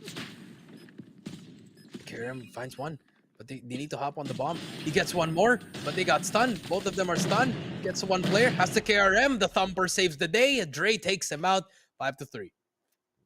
And now, C8 Legacy, slowly but surely trying to make that comeback. But Agila Esports, what do they have to say in response? Earlier on, as the attacking side, they did really well. On the defense, they struggle and they understand the struggles of C8 Legacy. Pretty much one-sided. And if you really want to make a comeback in here right now, as the attacking side, you really want to make sure that plan is taken very, very early on. And the utilities need to be played. And as I say that, Hit X gets taken down, the bomb on the ground. Picking it up, not going to be too much of an issue at all. But to find this plant early and get that pressure placed on Agila Esports now is going to be a problem. They need to find a trade first. Yes, they need to find a trade indeed, AJ. Now, let's see what happens here. 1 minute and 15 seconds left. Nothing is happening. But so far, Yuki trying to find a spot here as well. But 1 minute. Bomb is down, and you know, if you are C8, you got to make a move here. Trying to make a pick. You have to bait someone at least. I mean, you already lost your teammate, but your sniper can't do anything at the moment. And Yuki just trying to, you know, just trying to reach out or trying to get a pick as well. 50 seconds left. But here comes the play. It looks like it should be enough for Captain to play this slow-paced gameplay, as they do not really want to over-aggress. That first initial frag should be enough, and this is what we're talking about. Bring out all of those smokes, potentially a couple of stuns as well. You see it being played to perfection as that plant now is made. Ray looking for jobs, does not find him. Will be able to find Oops out of nowhere. Freezy hits that shot, and the numbers now. Oh my lord, Freezy, you cannot miss those. And 7, he hits Mickey instead. Yuki with the reposition. Will be able to get this quick scope, misses, and Freezy hits him instead. What a play, what a recovery. C8 Legacy. My, oh my. No. Oh no. We're getting into game point territory. Are we going to see another repeat? But oh no. Okay. Let's just calm down now. Not yet over. But now, C8, 4 and 5, AJ. No picks yet. Aguila really struggling to close it out. And, you know, like we said, closing out in S&D is one of the hardest things to do, and this is why. It's like ending a relationship, man. It's never easy. What if you never got into one? Single forever. It's gonna be freezing. Across from the office building gets into lounge instead. He wants to set this. My lord! Oh god, if that had hit, my friend, it would have been one of the sweetest wallbacks. Would have been, should have been, could have been, but here we go. Let's see what happens, Captain. Trying to make the play as well. Does not spot anyone, but look at how near that bomb carrier and that number one player Jarps is. If they can get that one pick, but look, aggressiveness from Oops coming through. He might get spotted there. 40 seconds left. Bomb should be able to go down, and they gotta hop on it. Hit X, gonna plant the bomb. Here we go. Guys Oh, playing a flute over there. Mark manages to hit Jobs out of nowhere after Jobs gets hit X out of the equation. What a play by Mark just to keep things equal, keep things even. This guy, super quick. Earlier on, he was shaken, but he hits back quick. He hits back hard. Oops now managing to shut down Freezy7 on the slide, but Oops takes down another. And C8, they heard it. Agila Esports, are they going to find their victory in here? The bomb hasn't been planted just yet. 10 more seconds. There we go. And Mickey grabs a double. Agila Esports, your champions for Ways of War Philippines. Whew. Congratulations to Aguila. They made it through, and they are the champions of the Ways of War. Like you said, AJ, well deserved. It had to go to a game 5, and there it is. Aguila Esports winning this tournament.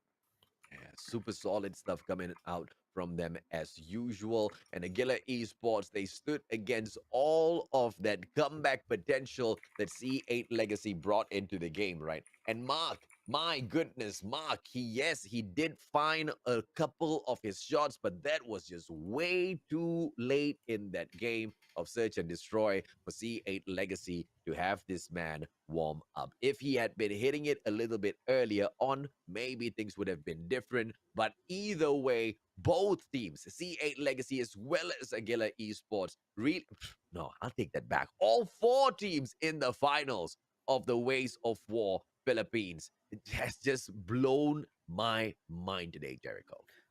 That is true. It's really gonna blow your mind. But as you can see, Agla Esports just showing why they are the best team out of these 4 teams. But all these teams, they deserve more spotlight, more support from you guys, and hopefully we get to see them in the future major tournaments, AJ.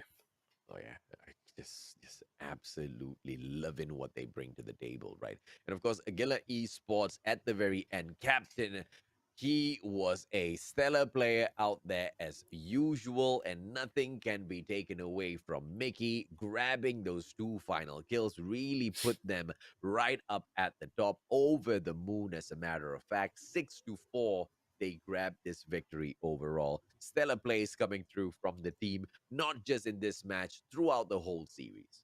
Yes, that is true. Throughout the whole series, Captain Mickey, Jarbs, everyone was making huge plays. Yuki and S&D, Oops and Domination. Everything was just perfect for them. And for C8, they tried their best. They really tried their best. If they won that hard point, it would have been over already. And of course, let's take a look at the results recap here, ladies and gentlemen, boys and girls. As the series opened up, it was C8 Legacy who hit hard, 150 to 148. It was close, but just not close enough for Agila. Agila made that comeback, and it had to go down to that round 11 in the first Search and Destroy. Over at Domination, it was just a C8 Legacy squad that did not know when to stop, did not know when to give up. And Takeoff, they showed us exactly what they're made of. It was one of the best strategies we have witnessed out there on Domination, and it was a great play from them. But Agila Esports, of course, you saw it. Hardpoint as well as the final Crossfire Search and Destroy. They wrapped it up, Jericho. Yeah, they wrapped it up and they wanted to close it out on Crossfire. I mean, that was it. That was pretty much the nail in the coffin there. From the start, from the finish, they pretty much held it on, and then a little bit of back and forth on that last one, but that was it. Let's take a look at the recap of course, the highlight moments here between the 2 squads, as it wasn't an easy fight. It was On the other hand, a little clunky around the edges as well. Neither team wanting to go in super aggressively because they were paying the other side a lot of respect. But at one point, C8 Legacy realized that they were giving way too much of respect to Aguila Esports. And that's when the comeback actually started, right? And as they went on in here and pushed on forth, Command Center was a place where Aguila Esports could have finished things off. But this was the play by Captain. He wins that fight, he backs away, he looks for those extra couple of kills, and it was just that point where he should have held on a little bit longer. Yeah, he should have held a little bit longer there, but I mean, it was just those micro adjustments, like I said, just very small details that are some intangibles that other players don't have, but some players do, and it just really changes the game, the flow of the game, AJ. Yeah, man. And to even at this point, it just looked like C8 Legacy. They had a lot of momentum on their side to carry on at raid, and we thought that okay, maybe they will be able to just take this all the way. But get Aguila Esports, man, they did not know when to give up. In fact, I'm very glad they didn't because they put on an amazing show. They were down on the numbers and they made that comeback, especially in the final round. That's just a stellar way to make your fans lose their mind. That is very true, AJ. I mean, here the domination, one-sided at all, and pretty much everything was just happening right for them. And now C8, they are. I mean, we thought that it was gonna end on that next hill, on that next game, AJ, because they look so good in this game number 3. Yeah, and of course, when we moved on into hardpoint standoff, it was a game of just run and gun for both of these teams, and it was surprisingly a match that I thought C8 Legacy was going to be able to finish things on, right? Because they were so good in terms of just pushing themselves way forth. But Aguila Esports, man, once again, just like what they showed in the Search and Destroy, they did not want to go down. They did not want to let up. They made that comeback in towards Hotel Yard. Second round, it was a whole different team. It was a whole different team indeed. And in that, I mean, this was the ending right here. Seven made so many good plays here, AJ, with the Sparrow as well, with the Holger. Back and forth we go. And and I don't know what happened with C8 here. C8 just fell flat. Honestly, fell flat towards the end. At the start, they were really giving it their all, but I feel like fatigue might have kicked in there, a little bit tired as well. And it forced a game number 5. Yeah, Captain continued spraying on, continued rolling in here with all of his skills and his performance. And Aguila Esports, they put on a great show in that final matchup in terms of the search and destroy. And at one point, we thought that C8 Legacy would be able to, perhaps stake a comeback as well, just like what C8 Pro did earlier on in the day, as they picked that third position for themselves up with a stellar finisher at Crossfire. It was not the same story. Yeah, wasn't the same story indeed. But it is what it is, AJ. And we thought we were going to see another comeback by the C8 boys, but it ended up being that last round, 5-4, and that pretty much sealed the deal for them. And Mark tried his best. They really tried their best, AJ, but Aguila just a little bit better. But congratulations to Aguila Esports for winning that Ways of War championship. That's going to be at addition to your resumes. That's going to be written down. And that's done. Now you got to go for the majors now if you're Aguila.